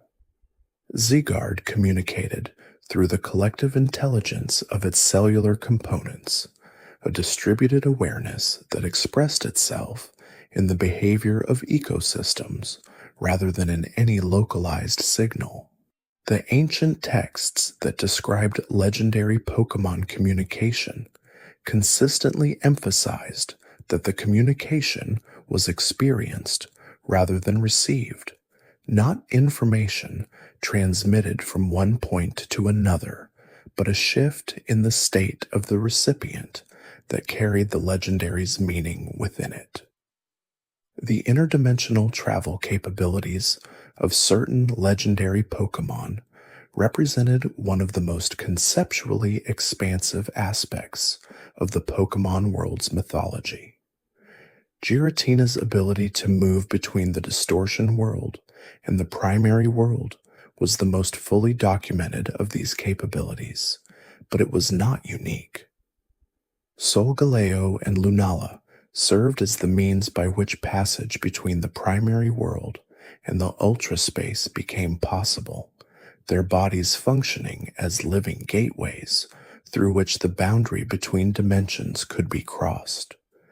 Palkia's mastery of spatial manipulation allowed it to fold or expand the space between any 2 points, effectively eliminating the distance between them. These capabilities were not merely impressive powers. They were functional necessities in a universe that contained multiple overlapping layers of reality, each requiring some mechanism of connection to and separation from the others. The mysteries surrounding legendary Pokémon reproduction, or the apparent absence of it, occupied a central place in the scholarly traditions of every region that had studied these creatures. No legendary Pokémon had ever been documented producing offspring through the biological processes that governed reproduction in the broader Pokémon world. The mythologies of various regions offered different explanations for this. Some held that legendary Pokémon were singular expressions of cosmic principles that could not be duplicated, that the conditions that had produced them were unique and unrepeatable. Others held that legendary Pokémon did reproduce, but through processes so slow and so tied to specific environmental conditions that no human observer had ever witnessed it occurring. The Manaphy and Phione relationship, the only documented case of a mythical Pokémon producing an offspring, and an offspring that could not itself develop into the parent form, suggested that the boundary around legendary reproduction was not absolute, but that whatever process governed it operated under constraints that remained poorly understood. The symbolic representations embedded in legendary designs carried within them the accumulated cultural and philosophical priorities of the traditions that had named and described these creatures. Xerneas's antlers, branching upward in the pattern of a living tree, encoded the idea of life as a branching and expansive force. Yveltal's Y-shaped form encoded its opposite, the spread of wings as an emblem of entropy, of the outward dispersal of accumulated energy. Zeegard's Z-shape, suggesting both a lightning bolt and a resting posture, encoded the idea of potential, power held in reserve, waiting for the conditions that would require its expression. These designs were not arbitrary. They were philosophical statements expressed through biological form, and reading them carefully revealed the underlying conceptual architecture of the mythological systems that had produced them. The relationship between legendary Pokémon and the human trainers who occasionally formed bonds with them was among the most intimate and asymmetrical dynamics in the Pokémon world's recorded history. The asymmetry was not merely one of power, though the power differential was real and vast. It was an asymmetry of duration and scale. The legendary Pokémon existed across timescales and at levels of cosmic significance that no individual human life could encompass, and the bond a trainer formed with a legendary was always, from the legendary's perspective, a brief and local encounter with a being whose existence was measured in decades, rather than in the geological or cosmic time that framed the legendary's own experience. And yet those bonds carried a weight that the records consistently described as genuine. The legendary altered its behavior in response to the trainer's presence, expressed something that resembled preference and recognition, and in some documented cases demonstrated what could only be described as loyalty across circumstances that would have dissolved any merely transactional relationship. The magical energy sources that fueled legendary powers were as varied as the powers themselves, and few of them drew from sources that ordinary Pokémon could access. Xerneas drew its life-giving energy from a reservoir of vitality that accumulated over the centuries it spent in tree form, dormant and gathering. Yveltal drew its destructive energy from the life force of living things, absorbing it through proximity and contact. Solgaleo and Lunala drew from the electromagnetic radiation of stars and celestial bodies, their bodies functioning as biological antennae, tuned to the frequencies that their respective elements required. The Tapus drew from the terrain of their islands, their energy replenished through contact with the specific geological and ecological character of the land they protected. In each case, the energy source was not merely a fuel supply. It was a relationship, the legendary drawing from and returning energy to the specific domain it inhabited and expressed. The role of legendary Pokémon in ecological balance was not passive.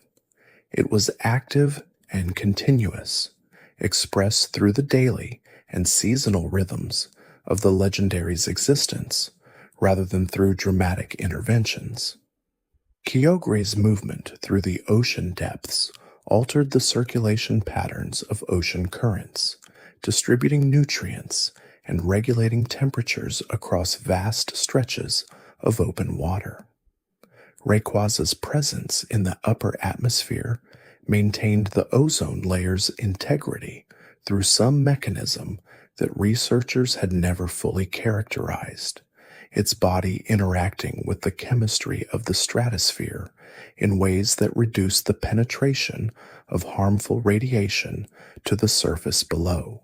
Celebi's movement through time in its forest domain maintained the forest's historical continuity, ensuring that the accumulated ecological memory of the landscape was not lost to individual catastrophes, that the forest could recover from fire or disease or storm because it retained, through Celebi's temporal intervention, access to the templates of its own previous healthy states.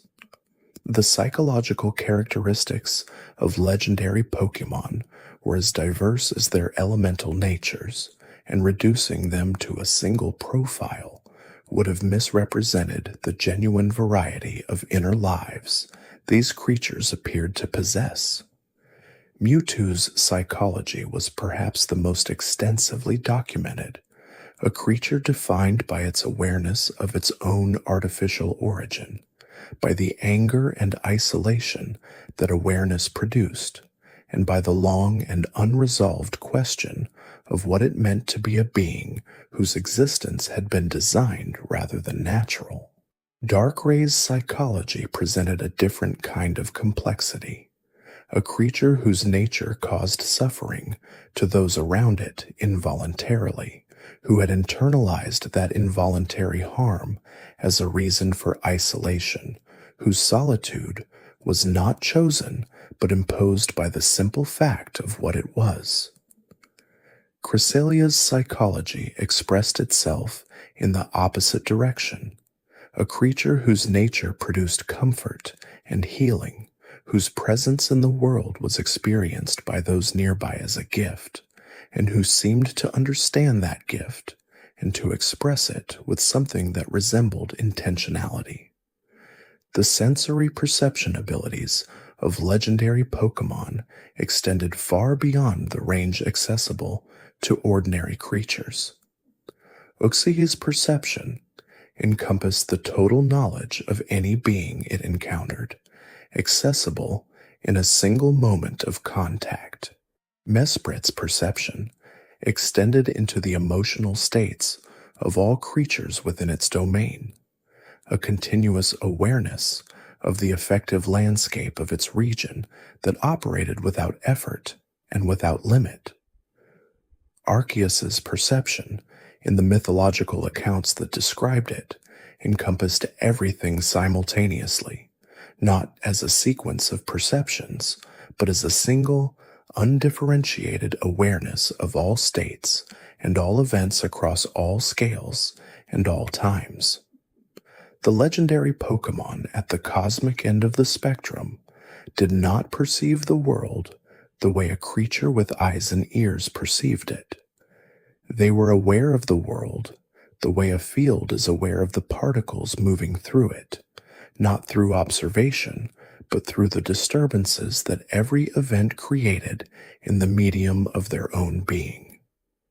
The transformation and fusion capabilities that certain legendary Pokémon expressed represented some of the most remarkable biological and metaphysical phenomena in the Pokémon world.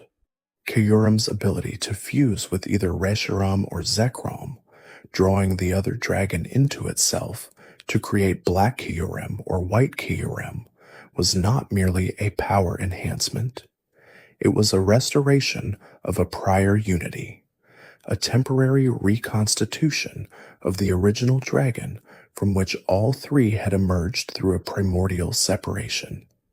Necrozma's capacity to absorb Solgaleo or Lunala served a different function, not restoration, but supplementation, a creature drawing on external light sources to compensate for a loss of its own radiance that had occurred through an ancient catastrophe.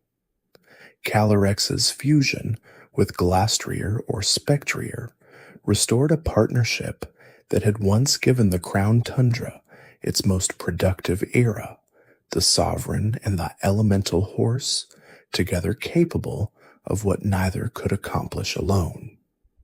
The communication between legendary Pokémon and the natural world around them operated through channels that were not linguistic in any conventional sense.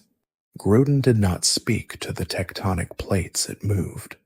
It simply moved, and the plates responded to the force it expressed. Kyogre did not instruct the ocean currents. Its movement through the water altered the pressure gradients that the currents followed. But at a subtler level, there existed in the behavior of certain legendary Pokémon something that resembled a genuine exchange with the natural world, a responsiveness to the state of the environment that went beyond simple physical interaction. Zygarde's cellular components, distributed through an ecosystem, gathered information about the health of that ecosystem and returned it to the central awareness that organized the cells into a coherent response. The response that emerged was calibrated to what the ecosystem needed, suggesting that the gathering of information and the formulation of an appropriate reaction constituted at some level a form of listening. The mystical healing and regenerative powers that certain legendary Pokémon possessed operated through mechanisms that appeared to violate the ordinary principles of biological recovery. Ho-Oh's sacred fire carried within it a transformative energy that the legendary beasts had experienced firsthand. Consumed by ordinary flame, they had been reborn through Ho-Oh's intervention as something more than what they had been, their new forms carrying the elemental qualities that Ho-Oh's fire had inscribed in them. Xerneas's life-giving power could restore vitality to landscapes that had been stripped of it by Eviltal's absorption, not by reversing the damage, but by introducing a new source of life energy that allowed the stripped landscape to begin again. Shaman's Grassadea-mediated transformation into sky form expressed a healing capacity that was also a form of liberation. The creature's most powerful healing abilities were accessible only in the form that was least constrained by the earth. The dimensional awareness that certain legendary Pokémon possessed, the ability to perceive and navigate across the boundaries between different layers of reality, was not a power that had been acquired or developed. It was a native condition of creatures whose existence was not entirely contained within a single dimension. Giratina perceived the primary world from within the distortion world, the way a creature perceives a reflection, recognizable but inverted, accessible but at a remove. Palkia's awareness of spatial relationships extended across all points in the primary universe simultaneously, every location equally present in its perception, regardless of the distance that separated them from any fixed point of reference. Ultra beasts, arriving through ultra wormholes from their own dimensions, carried with them a dimensional awareness calibrated to their home environments that made them perpetually disoriented in the primary world, perceiving it through frameworks that did not quite apply, responding to its stimuli in ways that primary world creatures found unpredictable because the Ultra Beast's perceptual model of the environment it was operating in was simply different from the environment it was actually in. The energy manipulation techniques that legendary Pokémon employed ranged from the most physically immediate, Zeraora's direct electrical discharge, Marshado's absorption of shadow energy, to the most cosmically abstract, Arceus's generation of the fundamental forces that governed the behavior of matter and energy throughout the universe. Between those poles lay an enormous variety of approaches to the basic problem of how to gather, store, transform, and release energy in ways that served the legendary's purposes and maintained the ecological and cosmic functions the legendary was responsible for. Dialga's manipulation of temporal energy allowed it to alter the rate at which time passed in localized regions, accelerating or decelerating the passage of moments without changing the sequence of events those moments contained. Palkia's spatial energy manipulation allowed it to alter the geometry of space itself, folding it, stretching it, creating stable or unstable configurations of spatial relationships that had no analog in ordinary physical experience. The emotional intelligence that legendary Pokémon demonstrated, their capacity to perceive, respond to, and in some cases share the emotional states of the beings they encountered, was one of the qualities that made the bonds between legendaries and human trainers possible. A purely physical or intellectual relationship between a human and a creature of such vast power would have been inherently unstable, too asymmetrical in every dimension to sustain genuine connection. What made genuine connection possible was the emotional dimension, the recognition across the vast difference in power and scale that the internal experience of the other being mattered and deserved response. Mesprit, whose entire existence was organized around the emotional lives of the creatures in its domain, demonstrated this most fully. But even legendaries whose primary nature was elemental rather than psychic showed evidence of emotional responsiveness in their interactions with beings who approached them with genuine respect and sincerity. The protective instincts of guardian legendaries, the tapus, the legendary birds, Ho-Oh, Lugia, the legendary beasts, were not simply aggressive responses to perceived threats.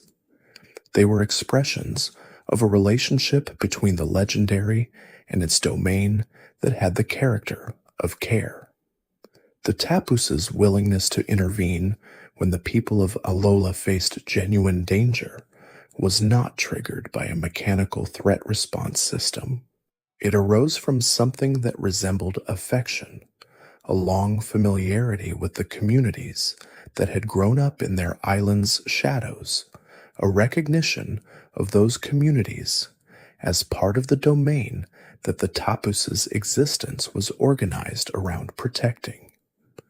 The legendary beast's movement across Johto, restless and seemingly purposeless to observers who did not understand their function, was in fact a continuous monitoring of the region's health. A patrol conducted not through conscious decision, but through the expression of natures that were fundamentally oriented toward the maintenance of the world they moved through. The cosmic awareness that the most elevated legendary Pokémon possessed, the awareness that extended beyond the local, beyond the regional, beyond even the planetary, was the quality that most fully distinguished the apex legendaries from every other category of powerful creature.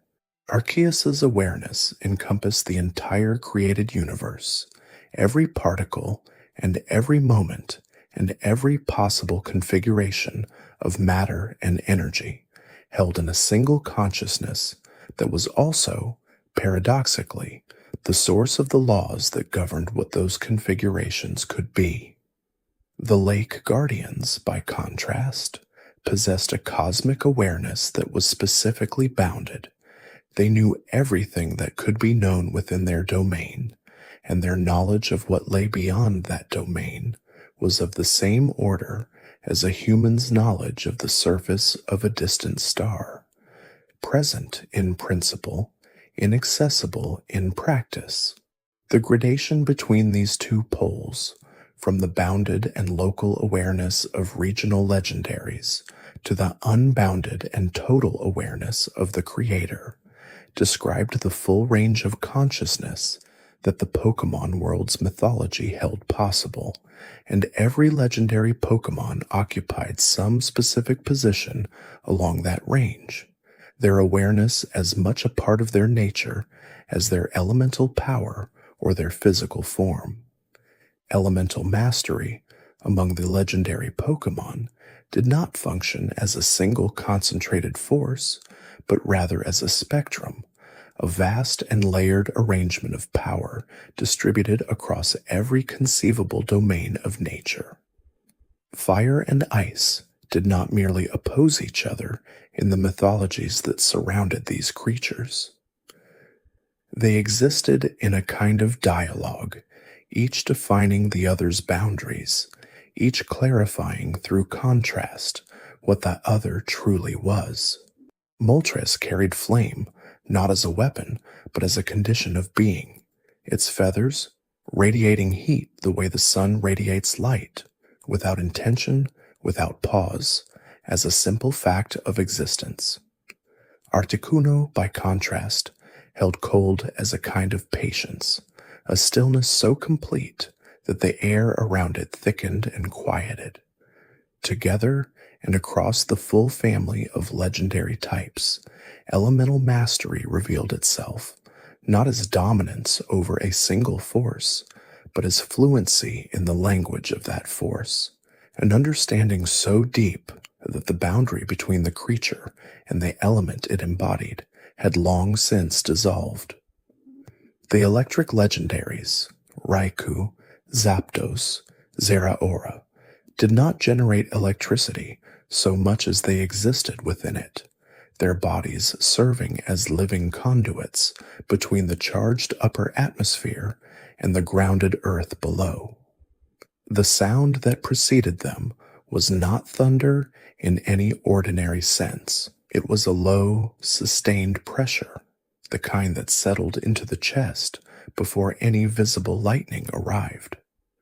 Dragon-type legendaries operated differently still, their elemental nature less tied to a single force and more to a kind of primordial vitality, the raw energy that predated categorization, the power that existed before the world had learned to name its own elements.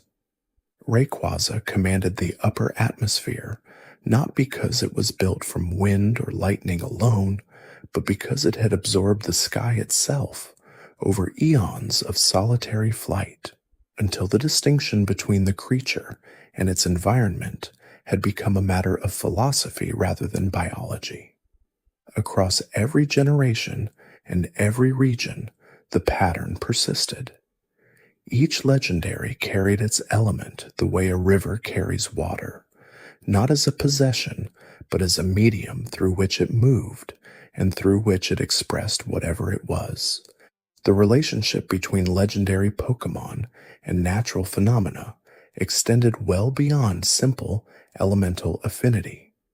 These creatures did not merely reflect the forces of the natural world. In many cases, they preceded those forces, or they sustained them, or they served as the organizing intelligence behind phenomena that would otherwise be chaotic and undirected. Kyogre's presence in the deep ocean did not simply accompany rainfall.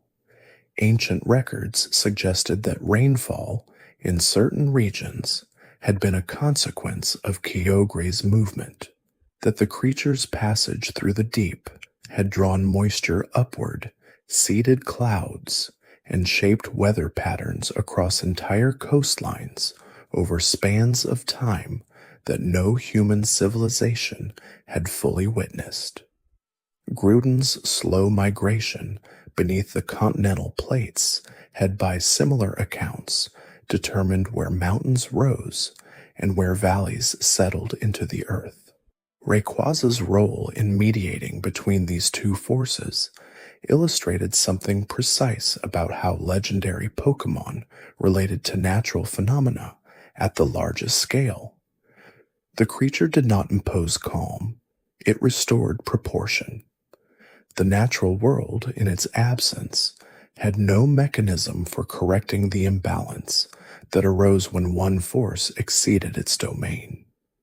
Rayquaza's descent from the stratosphere carried with it not just power, but a kind of structural authority, the reminder, legible in pressure and light, that the system as a whole had limits that individual forces could not permanently exceed.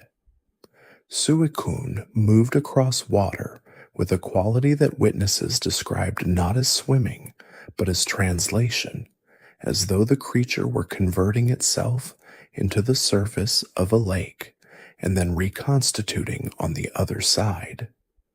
The wind that followed it carried a scent of cold rain long before any clouds arrived. These phenomena were not decorative.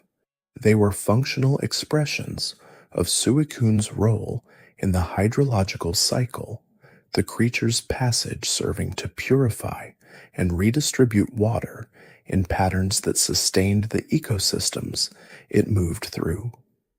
Mythical origin stories occupied a different register than the histories of legendary Pokémon more broadly.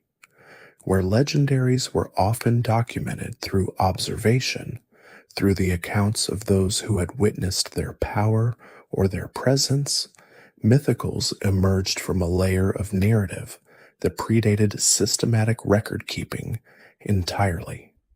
Mew's origin was not a story that any civilization claimed to have witnessed.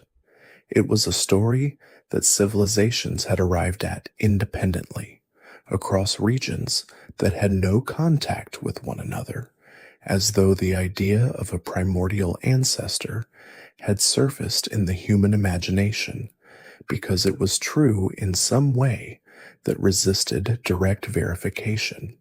The creature that carried the genetic blueprint of all Pokémon life was not discovered so much as remembered, recalled from a collective intuition about what the beginning of biological diversity must have looked like. Jirachi's mythical origin was anchored in a different kind of time. The creature slept for cycles of 1,000 years and woke for periods so brief that entire generations passed without any living person having seen it conscious. The wishes it granted during those waking intervals had accumulated over the full span of its existence into a body of consequence that no single historian could map. Villages that had thrived for centuries, rivers that had shifted their courses to spare lowland settlements, harvests that had arrived precisely when starvation threatened, all of these carried, in the folk memory of certain communities, the quiet signature of Jirachi's brief and periodic generosity. Celebai's origin story wound through time in a more literal sense. The creature had not simply existed across long periods of history. It had moved through history non-linearly, appearing in moments of ecological crisis and departing before any sustained relationship with human observers could form. The forests it protected bore no visible mark of its presence, but those who studied the growth patterns of ancient trees in certain regions noted an unusual resilience, a tendency for the ecosystem to recover from catastrophic damage at rates that the available soil and seed dispersal could not fully explain. Deoxys arrived from outside the framework of planetary mythology entirely. Its origin was not a story told by any civilization, but a trajectory, a path through deep space that ended in atmospheric entry, in the collision of extraterrestrial genetic material with the conditions of a living world. The creature that emerged from that encounter was not native to any ecological system. It carried the logic of space biology, of life shaped by radiation and vacuum and the slow drift of matter through distances that rendered earthly scales meaningless. The role that legendary Pokémon played in environmental protection was not always visible as protection in any conventional sense. Many of these creatures did not intervene in the way that a guardian might intervene, actively, deliberately, with awareness of a threat and a chosen response to it. Their protection was structural. Zygarde's cellular distribution across an entire ecosystem meant that the land itself carried a kind of immune response, a capacity to detect imbalance and begin correcting it through the slow accumulation of its component cells into configurations capable of addressing whatever disruption had occurred. The protection was not separate from the environment. It was woven into the environment's own processes. Xerneas extended this principle into the domain of life itself. The creature did not simply inhabit forests. It had, over the full span of its existence, seeded them, walked through landscapes that had been stripped of vitality and left behind, in the places where its hooves had pressed into the soil, the conditions for renewal. The light that emanated from the jewel-like structures along its antlers was not decorative. It carried a frequency that accelerated cellular regeneration in plant tissue, that signaled to dormant seeds that the conditions for growth had been restored. Eviltal's role in this system was the counterpart that made Xerneas's function legible. Without the absorption of life energy, without the periodic return of accumulated vitality to a state from which it could be redistributed, the system that Xerneas sustained would have eventually exceeded its own capacity. Eviltal's darkness was not a corruption of the balance. It was the mechanism by which the balance refreshed itself, the ecological equivalent of a forest fire that clears accumulated debris and returns nutrients to the soil. Interdimensional communication among legendary Pokémon operated through channels that bore no resemblance to the acoustic or electromagnetic signals that most living creatures use to exchange information. Giratina, existing in the distortion world as a mirror and an inversion of the standard dimensions of space and time, maintained a form of awareness that extended through the boundaries between realities without requiring those boundaries to be crossed. The information it received from the primary dimension arrived as distortion, as the subtle warping of local space-time that accompanied significant events, readable by a creature that had spent its entire existence learning to interpret the texture of dimensional fabric. Palkia and Dialga communicated across the boundary between their respective domains, space and time, through a form of resonance that researchers had compared inadequately to harmonics. When the two forces required coordination, the adjustment was felt rather than heard. Trainers and researchers who had been present during periods of significant spatial or temporal fluctuation described the experience as a pressure behind the eyes, a sense that the geometry of the immediate environment had shifted by some fraction of a degree and then returned to its original configuration. The message had been sent and received before any conscious observer could identify that communication had occurred. Cosmog in its evolved forms, Cosmoem, Solgaleo, Lunala, carried within their biology the remnants of an interdimensional communication system that predated the current arrangement of the cosmos.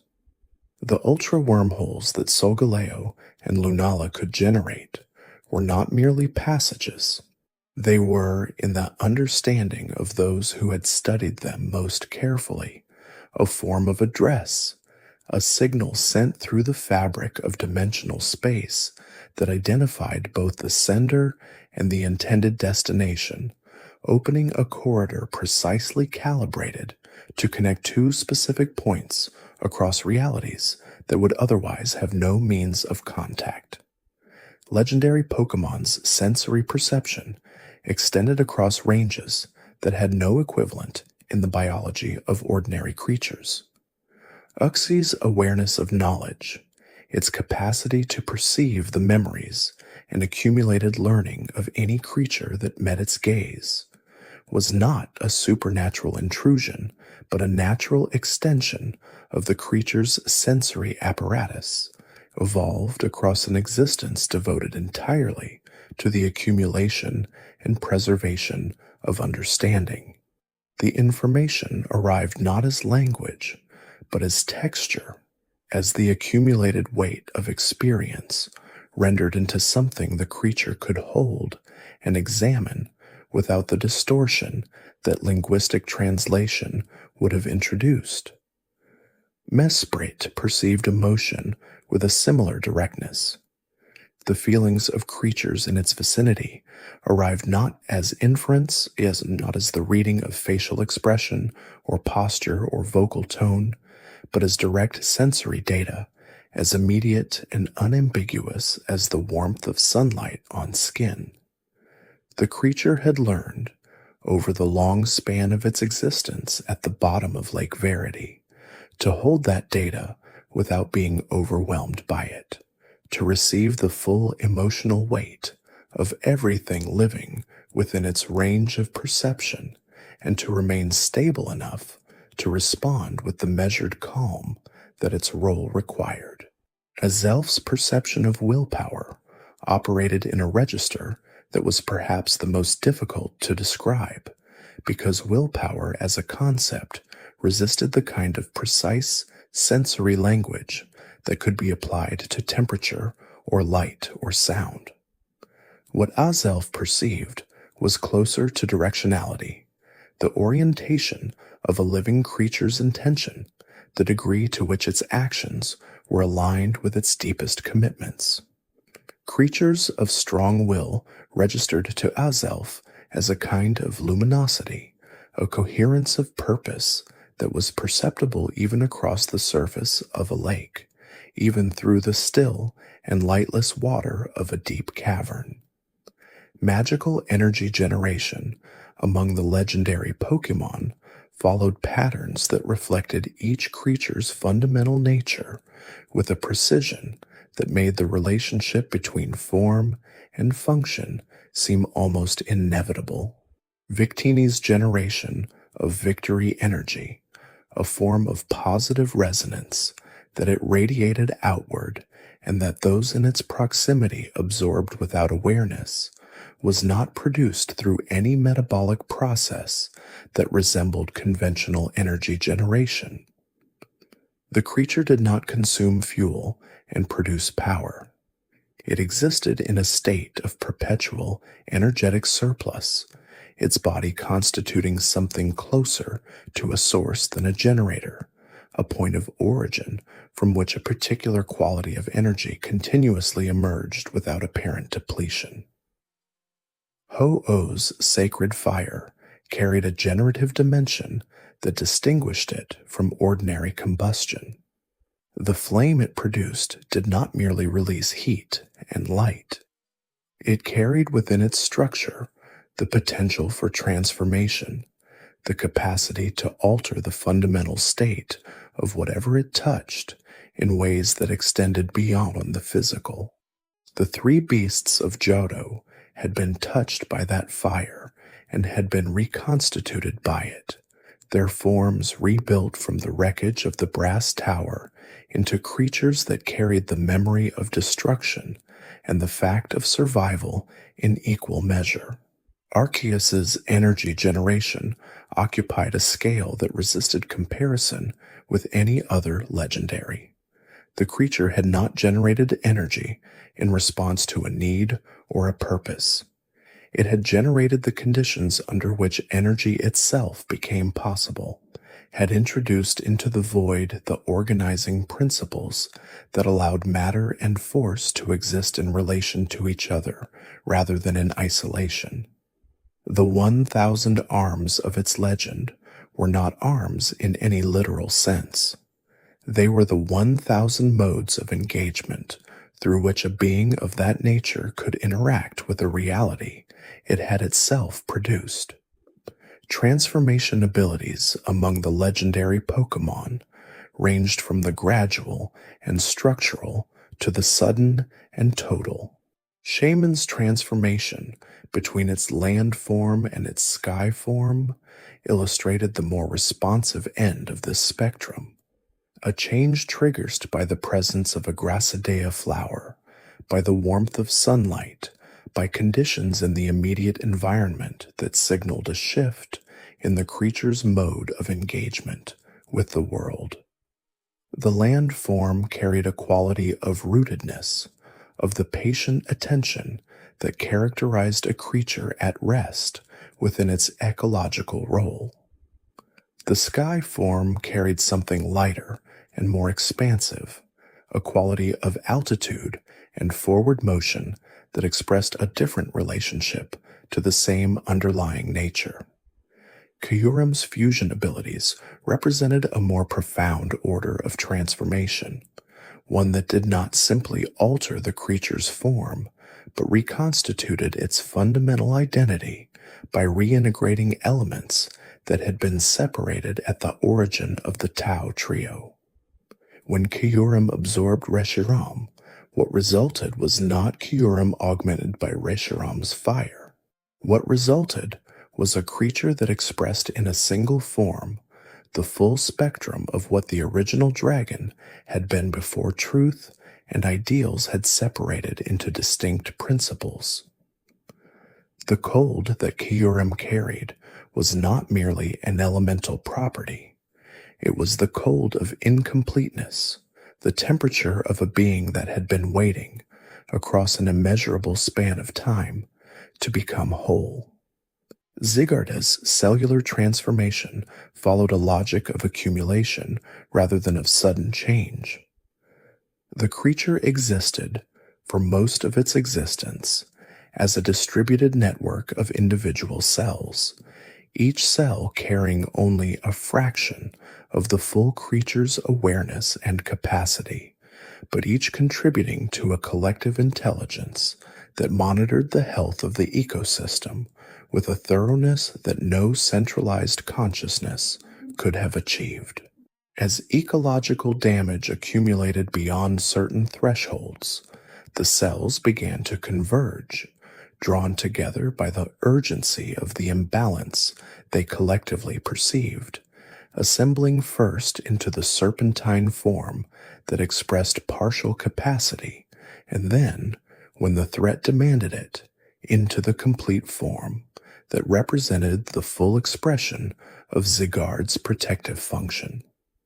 Legendary Pokémon's emotional resonance with the world around them was not a secondary characteristic, not an incidental quality that accompanied their power. For many of these creatures, emotional resonance was the mechanism through which their power operated. Mesprit had demonstrated, over the course of its existence at the lake's bottom, that the emotions it carried and the emotions it perceived in others were not separate streams of experience. They flowed into each other, creating a field of shared feeling that extended outward from the creature and shaped the emotional experience of everything within its range. Trainers who had approached Lake Verity reported a quality of heightened sensitivity, a tendency to feel their own emotions more clearly and to perceive the emotional states of their companions with unusual precision. Chrysalia's relationship with Darkrai illustrated emotional resonance operating at the level of opposing principles. The lunar creature's crescent-shaped form radiated a quality of calm that was not the absence of feeling, but the presence of a very specific emotional state. The peace that follows the resolution of fear, the quiet that settles into a room after a nightmare has ended and the dreamer has returned to wakefulness. Darkrai's nightmares were not malicious in origin, but their effect on the creatures they touched was real and measurable. Crysalia's response to that effect was not combat but counterpoint, the introduction of a quality of experience so precisely opposed to fear that it dissolved the nightmare not through force, but through incompatibility. The maintenance of cosmic balance occupied the legendary Pokémon at a level of operation that most ordinary creatures never perceived and could not have influenced even if they had. Dialga's stewardship of time was not experienced by the world as stewardship. Time simply continued, moved forward with the steady inevitability that made it seem like a natural feature of reality rather than something that required maintenance.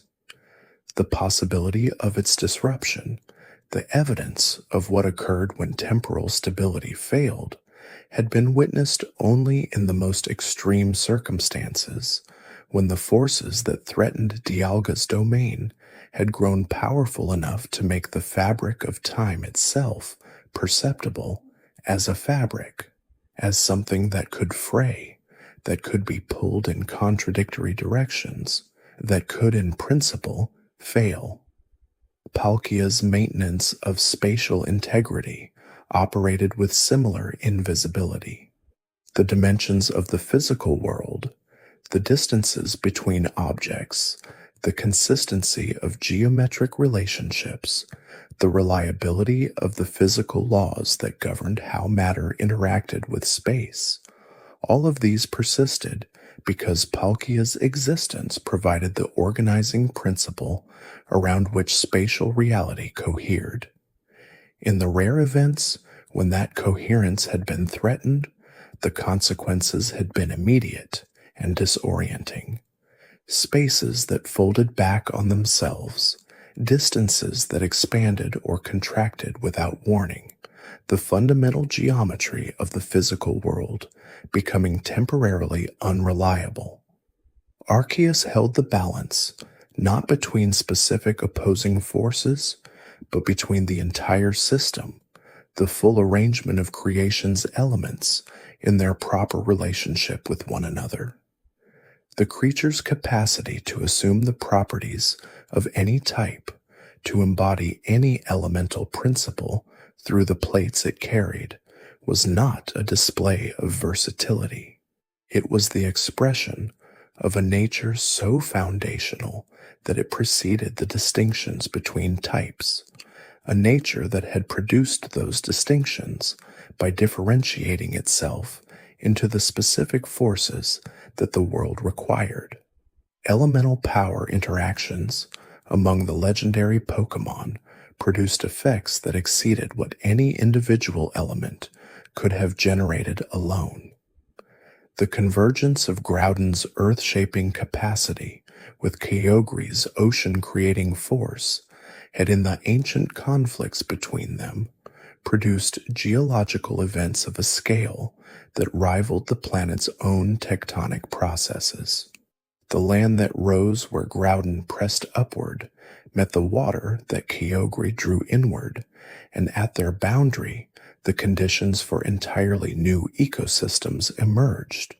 Coastal environments of unusual richness, tidal zones of extraordinary biodiversity, the meeting places of continent and ocean, shaped not by the slow drift of geological time, but by the collision of two legendary forces at the height of their conflict.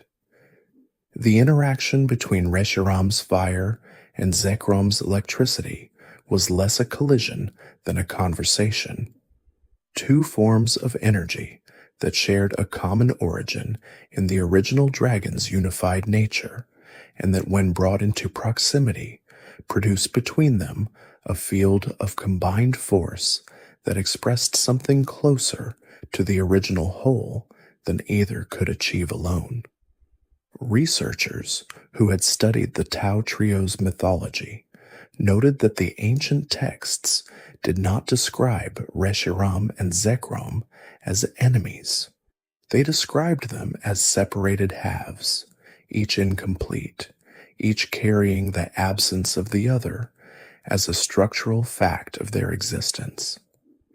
Mystical communication techniques extended beyond the interdimensional channels that the creation legendaries employed and into a broader ecology of signaling that connected legendary Pokémon to each other and to the living world across distances and through barriers that ordinary communication could not have bridged. Meloetta's song carried within its musical structure a form of encoded information that operated simultaneously as aesthetic experience and as precise signal, a dual-channel communication that delivered emotional content to those who heard it as listeners, while transmitting structural data to those capable of reading the harmonic patterns beneath the melody. The communication that occurred between legendary Pokémon and the ecosystems they inhabited was perhaps the most pervasive and the least visible of all the mystical techniques the creatures employed. Tapu Bulu's interaction with the plant life of Ula Ula Island was not conducted through sound or light or any form of discrete signal. It was conducted through the root networks of the island's vegetation, through the chemical gradients and electrical impulses that moved through the soil between root systems, a medium that humans had only begun to understand and that the guardian deity had been using with perfect fluency since long before any human settlement had arrived on the island's shores. Protective energy fields generated by legendary Pokémon operated as environmental conditions rather than as discrete actions. Tapu Fini's mist did not simply obscure, it altered the chemical composition of the air within its range, introducing compounds that disrupted the sensory systems of creatures that intended harm while leaving unaffected those who entered the mist without hostile intent. The discrimination was not conscious in any way that resembled deliberate judgment. It emerged from the mist's own properties, from a chemistry so precisely calibrated to the nature of hostile intention that the distinction between threat and peaceful presence was embedded in the physical medium itself. Lugia's protective capacity operated at the level of atmospheric pressure. The creature's capacity to generate storms with the movement of its wings was matched by an equal capacity to still them, to introduce into a turbulent weather system a quality of calm that propagated outward from the creature's position in the water, settling the surface of the sea and drawing the charged upper atmosphere back into equilibrium with a steadiness that witnesses described as the storm deciding to end rather than being ended. Dimensional travel capabilities among the legendary Pokémon ranged from the precise and intentional to the involuntary and structural. Solgaleo and Lunala generated ultra wormholes as a function of their matured biology, a capacity that had developed from the simpler cosmic sensitivity of their cosmog stage into a full navigational ability that allowed them to identify specific coordinates within the dimensional fabric and open passages to those coordinates with a reliability that made them, in the understanding of the Ultra Recon Squad and similar organizations, the most sophisticated dimensional travel systems known to exist. Giratina's relationship with dimensional travel was categorically different. The creature did not travel between dimensions so much as it inhabited the space between them, the distortion world existing not as a separate destination, but as the underside of the primary dimension, the inverse reality that gave the primary dimension its structure by providing everything it excluded. Giratina's movement through that space was not travel in any conventional sense. It was the movement of a creature through its own body, through the interior of the reality it constituted. Hoopa's capacity for dimensional travel expressed itself through the rings it generated, circular openings in the fabric of space that could connect 2 points regardless of the distance between them, collapsing geography into immediacy with a casual ease that made the creature's power seem almost offhand.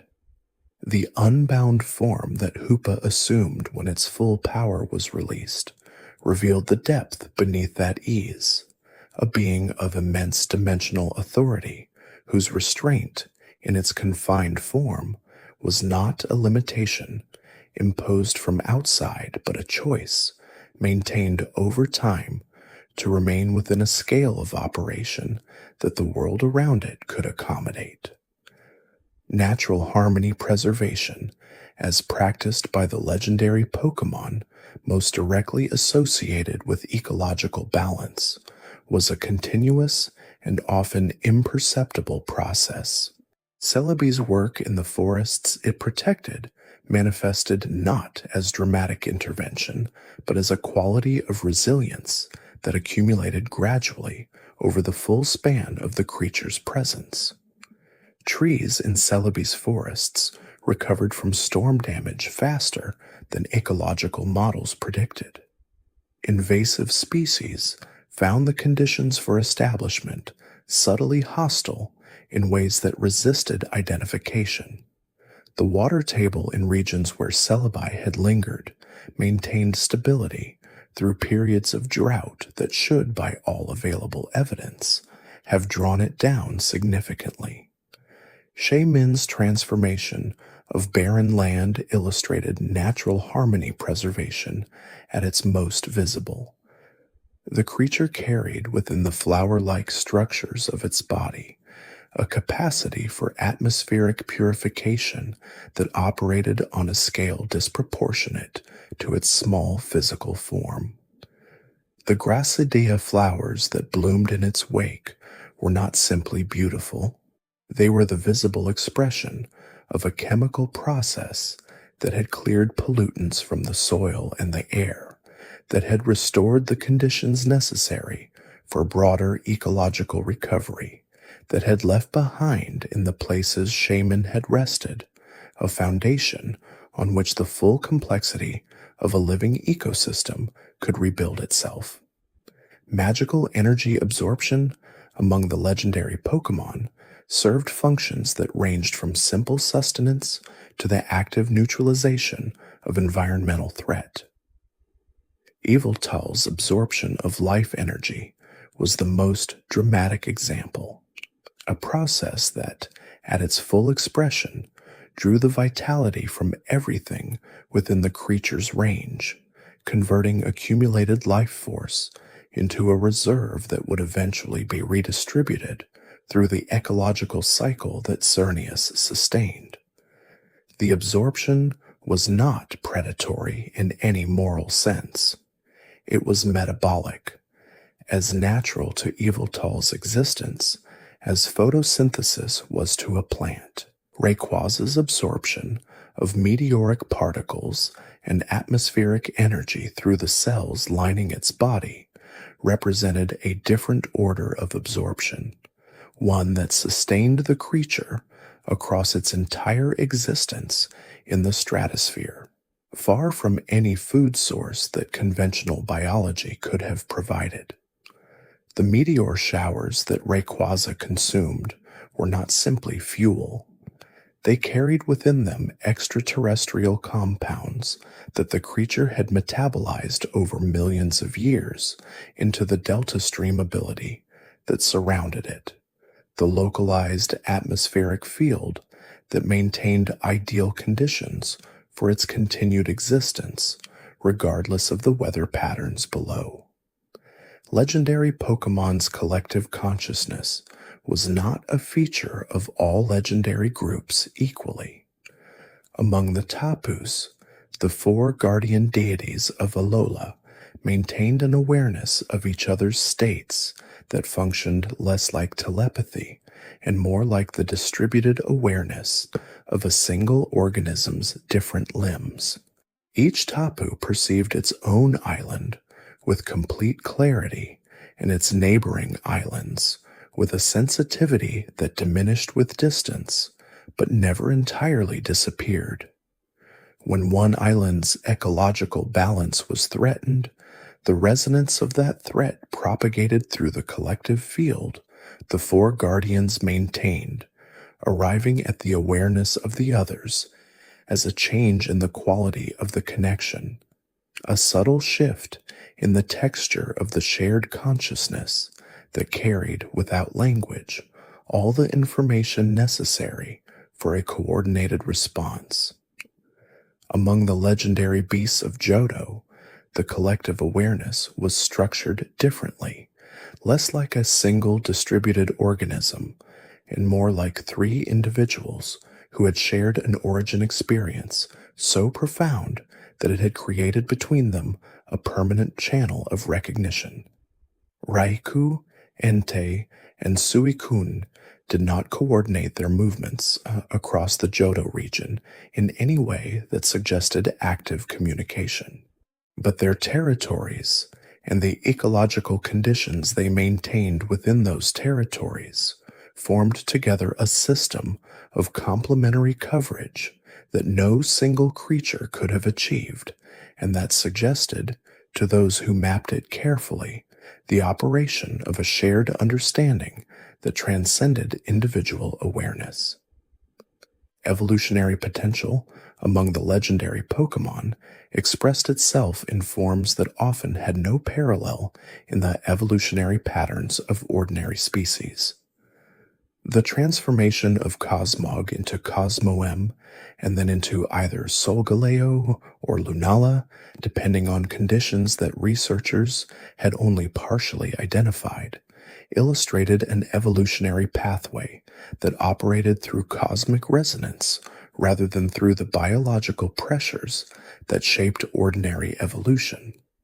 The cocoon stage of Cosmoem, the densest object known to exist relative to its size, its interior temperature matching that of the sun's surface, was not a period of passive development. It was an active process of cosmic alignment, the creature reorganizing its fundamental nature around the solar or lunar principles that would define its final form.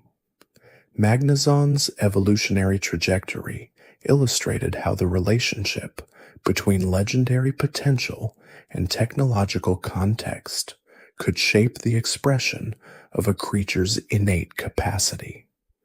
The regions through which Magneton passed, the electromagnetic conditions of the environments it inhabited, the specific configurations of human technological infrastructure present in those environments, all of these factors contributed to determining whether and how the evolution to Magnezone occurred. The legendary Pokémon at the higher end of the power spectrum demonstrated similar sensitivity to cosmic and environmental conditions. Their evolutionary potential, less a fixed biological program, and more a set of possibilities whose actualization depended on the convergence of conditions that the creature itself could not always predict or control. Supernatural perception abilities extended the sensory range of legendary Pokémon into domains that ordinary perception could not access. Arceus perceived the full state of its creation not through any specific sensory organ, but through a form of awareness that was simply coextensive with reality itself, the creator's knowledge of the creation, not as information gathered from outside, but as the self-knowledge of a being whose existence and the existence of the world it had produced were the same thing viewed from different angles. Darkrai's perception of the dream states of sleeping creatures was not a capacity it had developed or chosen. It was a consequence of the creature's fundamental nature as a being of darkness, a nature that had given it access to the interior of sleeping minds as a simple fact of what it was. The nightmares it induced were not, in most accounts, deliberate. They were the shadow that Darkrai cast when it passed through the vicinity of a sleeping creature, its darkness touching the dream state and altering it the way a cloud alters the quality of light without intending to. Uxie's perception of knowledge, operated across the full temporal range of the information it accessed. The creature did not simply perceive what creatures currently knew, it perceived the history of their knowing, the sequence of experiences and realizations through which their current understanding had accumulated. This temporal depth gave Uxi's perception a quality that distinguished it from simple memory access. The creature understood not just what was known, but how it had come to be known, the path through which understanding had arrived at its current state. Energy transfer methods among the legendary Pokémon produced effects that rippled outward, far beyond the immediate interaction between two creatures. Ho-Oh's transfer of sacred fire to the three beasts of Johto was the most mythologically significant example, an act of energy transfer that had not simply revived three creatures, but had fundamentally reconstituted them, transferring not just life force, but elemental identity, encoding within each beast a specific aspect of the sacred fire's nature that would define the creature's function for the entirety of its subsequent existence. Victini's transfer of victory energy to the trainers and Pokémon it accompanied operated through a mechanism that researchers had described as sympathetic resonance, the creature's own energetic surplus creating a field that raised the energetic state of everything within its range toward a similar condition of positive potential. The transfer was not directed. It was ambient, a consequence of proximity to a being that existed in a state of perpetual energetic abundance. The victories that followed this ambient transfer were not guaranteed by Victini's presence, but the conditions that made victory possible, the quality of attention, the resilience under pressure, the capacity to sustain effort through difficulty, were measurably enhanced in Victini's vicinity. Mystical healing techniques employed by legendary Pokémon ranged from the immediate and physical to the gradual and systemic. Tapu Lele's psychic-type healing operated through the scales it scattered, each scale carrying a concentration of psychic energy that, when absorbed by a wounded creature's body, accelerated the cellular processes of repair and regeneration. The healing was not instantaneous. It worked with the body's own mechanisms, amplifying them rather than replacing them, and the recovery it produced had a quality of completeness that simple physical repair often lacked. The healed creature emerging from Tapu Lele's treatment, not merely without its wound, but with a quality of restored vitality that suggested the healing had operated at a deeper level than tissue repair alone. Chrysalia's healing of dream-damaged minds illustrated the capacity for legendary healing to address forms of harm that physical medicine could not reach. The creatures that Darkrai's nightmares had touched bore no visible wound. Their damage was experiential, a quality of disrupted rest, of accumulated fear, of the exhaustion that followed nights of unrelenting terror.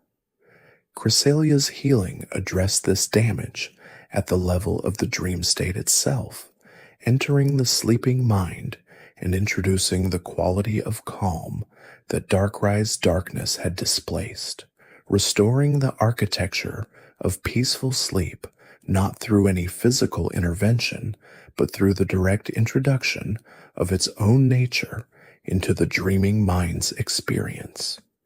Cosmic synchronization among the legendary Pokémon described the process by which individual creatures aligned their operations with the larger patterns of the cosmos, the movements of celestial bodies, the cycles of seasonal change, the long rhythms of geological time in ways that allowed their individual functions to contribute to a coherent planetary and cosmic order.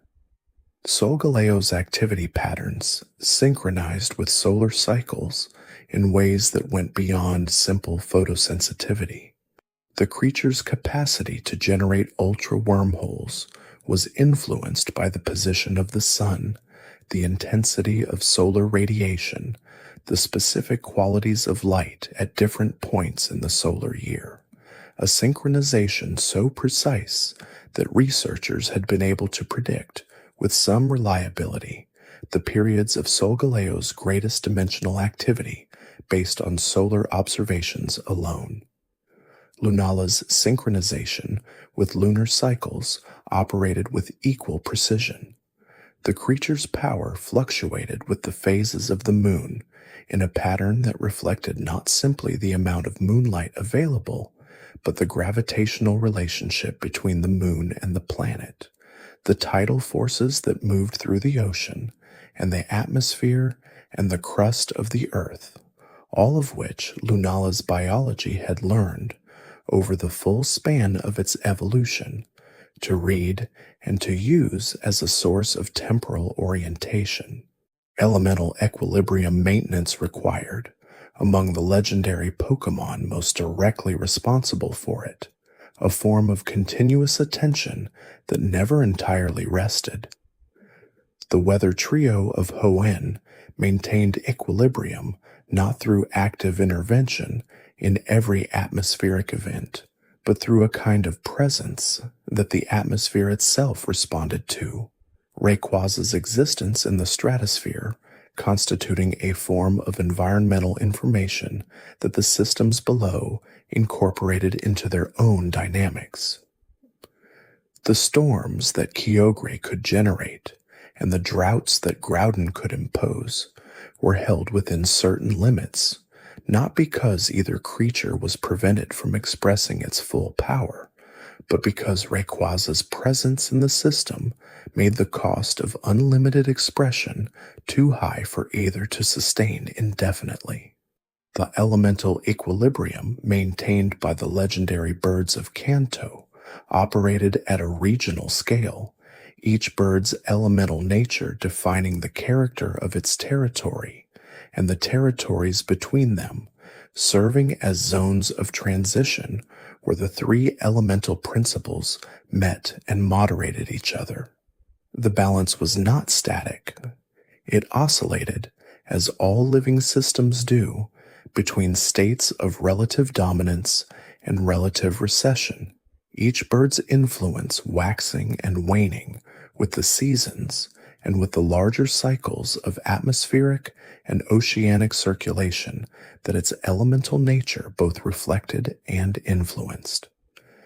Dimensional awareness expansion, as a capacity developed by legendary Pokémon over the course of their existence, described the gradual extension of perceptual range across dimensional boundaries that ordinary awareness could not cross.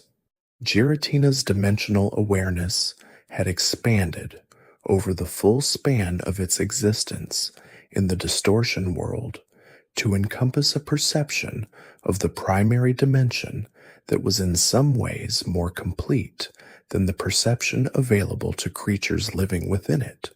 The creature's position outside the primary dimension's normal constraints, allowing it to perceive temporal and spatial relationships that were invisible to observers embedded within the system they were trying to observe.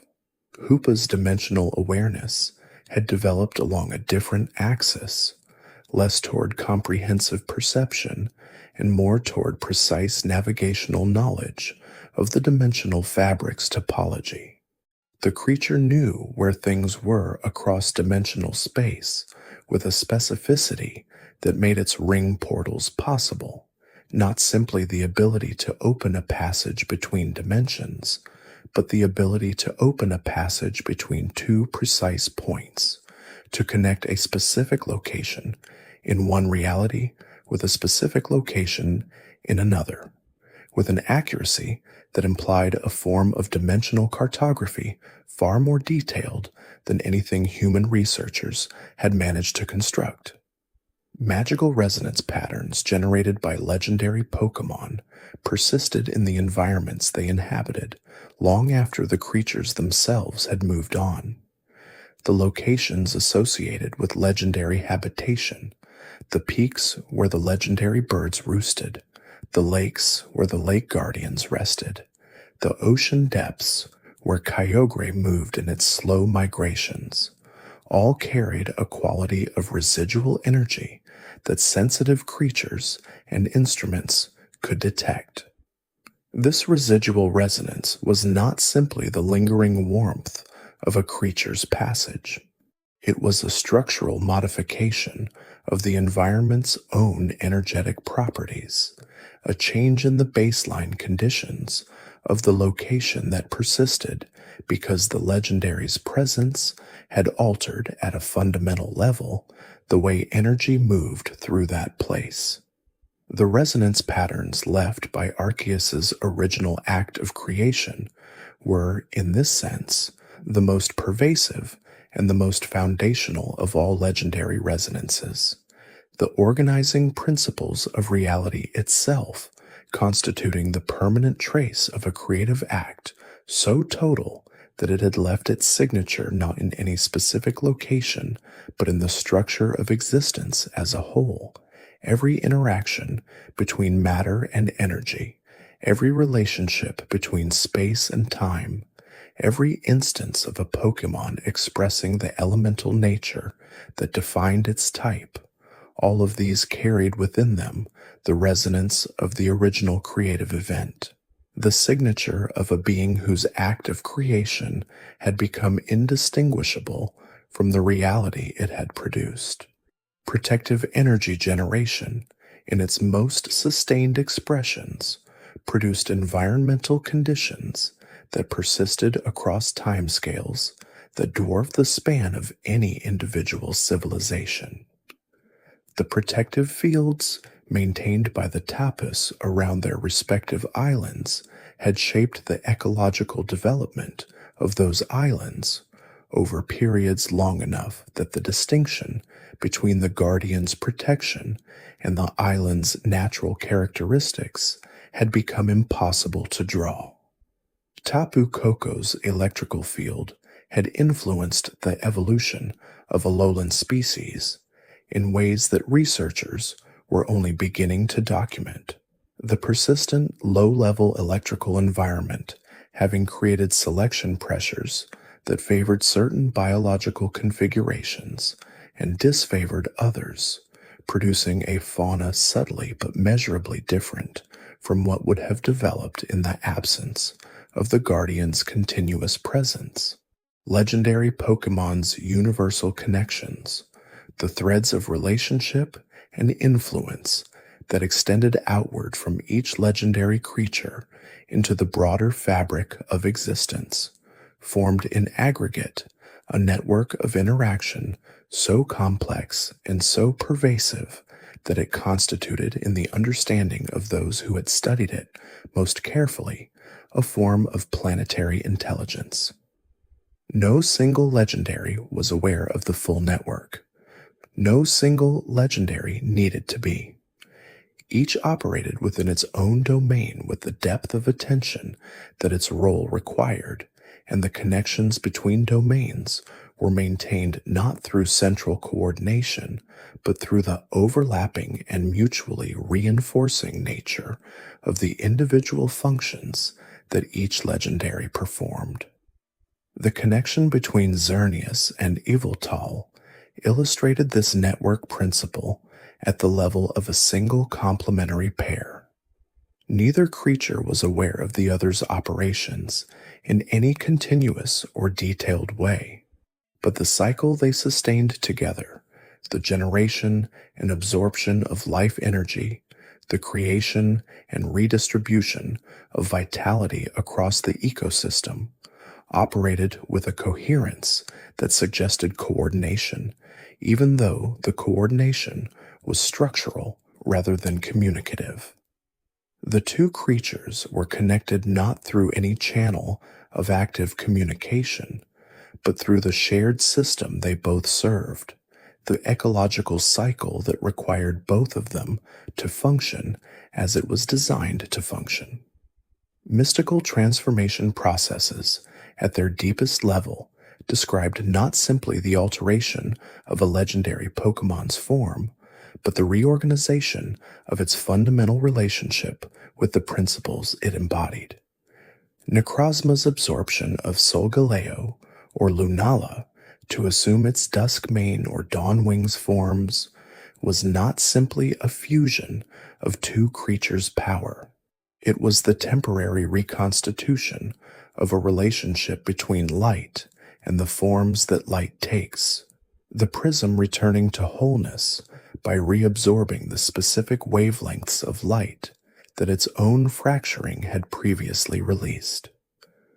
The Ultra Necrozma form that resulted from the fullest expression of this process was not simply a more powerful version of any of the participating creatures.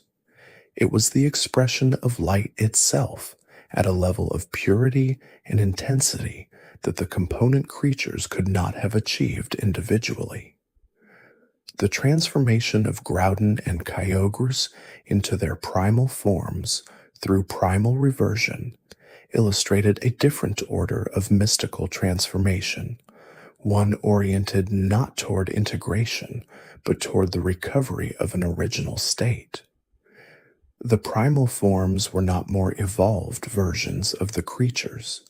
They were older versions, expressions of a nature that had existed before the world had developed the structures that ordinarily moderated the full expression of these creatures' power.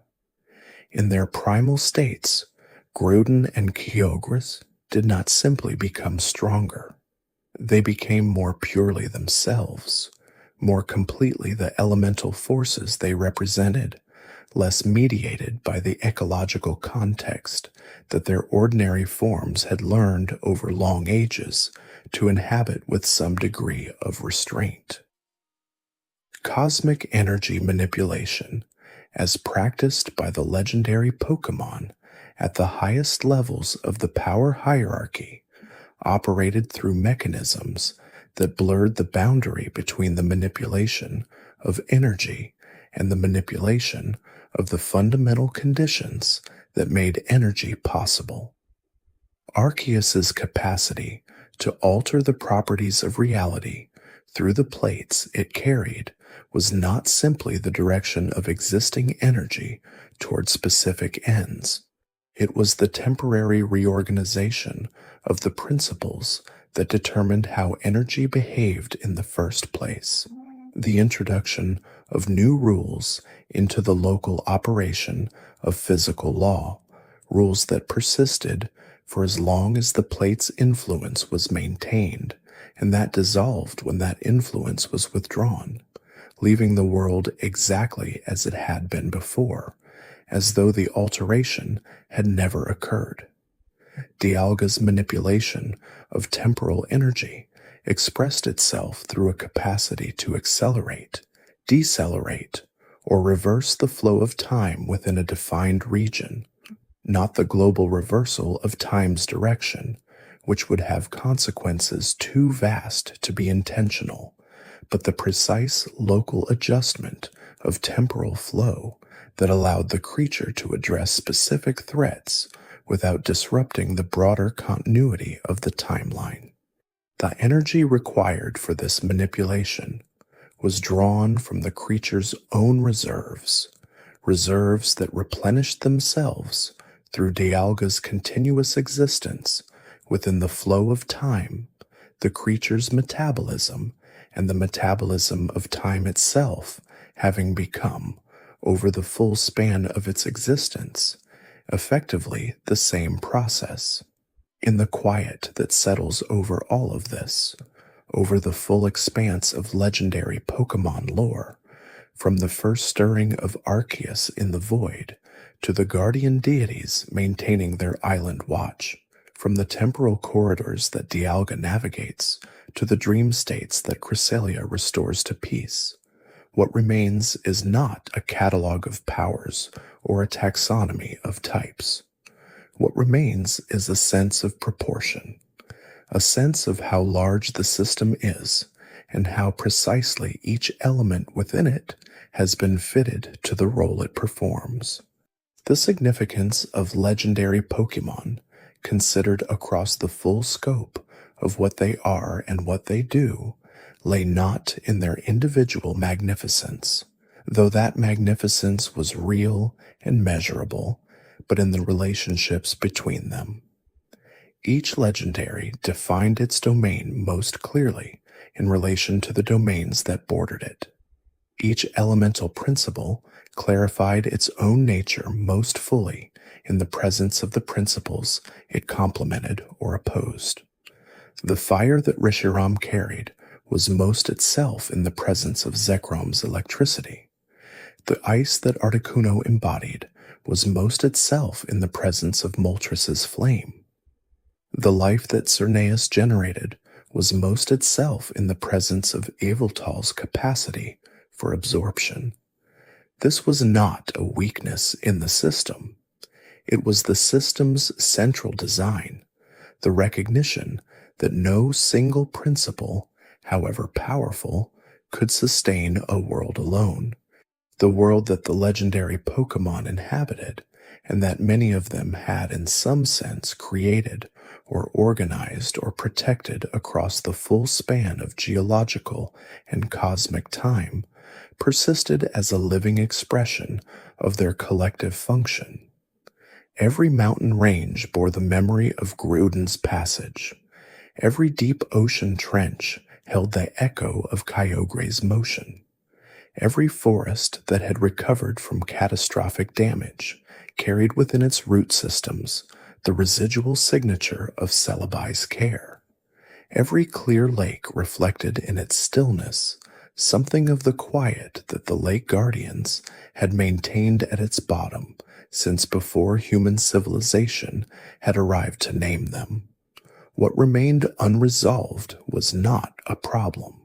It was the world's own continuation, the fact that the forces the legendary Pokémon balanced were not problems to be solved, but conditions to be maintained, processes that required ongoing attention because they were alive, because they changed, because the world that contained them was itself a living system rather than a fixed and finished object. The approaching seasons would bring new weather patterns for Rayquaza to navigate. New ecological damage would accumulate for Zygarde to address. New dreamers would need the peace that Chrysalia offered. New wishes would accumulate in the long dark of Jirachi's sleep, waiting for the 1,000 years to pass. The legendary Pokémon did not rest from their roles. But in the deepest hours of the night, when the world's ordinary activity had quieted and the great forces that moved through the planet's systems had settled into their slower rhythms, something like stillness gathered at the edges of their domains. Articuno drifted on currents of cold air so high that the stars above it were unwavering points of light, untroubled by atmospheric distortion. Suicune stood at the edge of a lake so still that the moon's reflection in the water was indistinguishable from the moon itself. Lugia descended through dark water with a slowness that matched the ocean's own deep patience.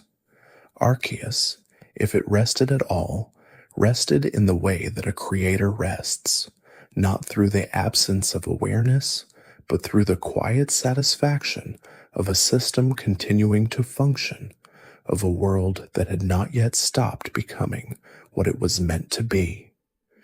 The silence that followed great upheaval was itself a form of legacy, the testimony of forces so large and so old that their greatest achievement was not any single act of creation or protection or balance, but the simple, continuous fact of a world that endured. The legendary Pokémon had not made the world permanent. Nothing had made the world permanent. But they had made it persistent, had given it, through the long work of their individual and collective functions, the resilience to continue through disruption, to recover from damage, to find its way back to equilibrium across timescales that rendered any single catastrophe a temporary condition rather than a final one.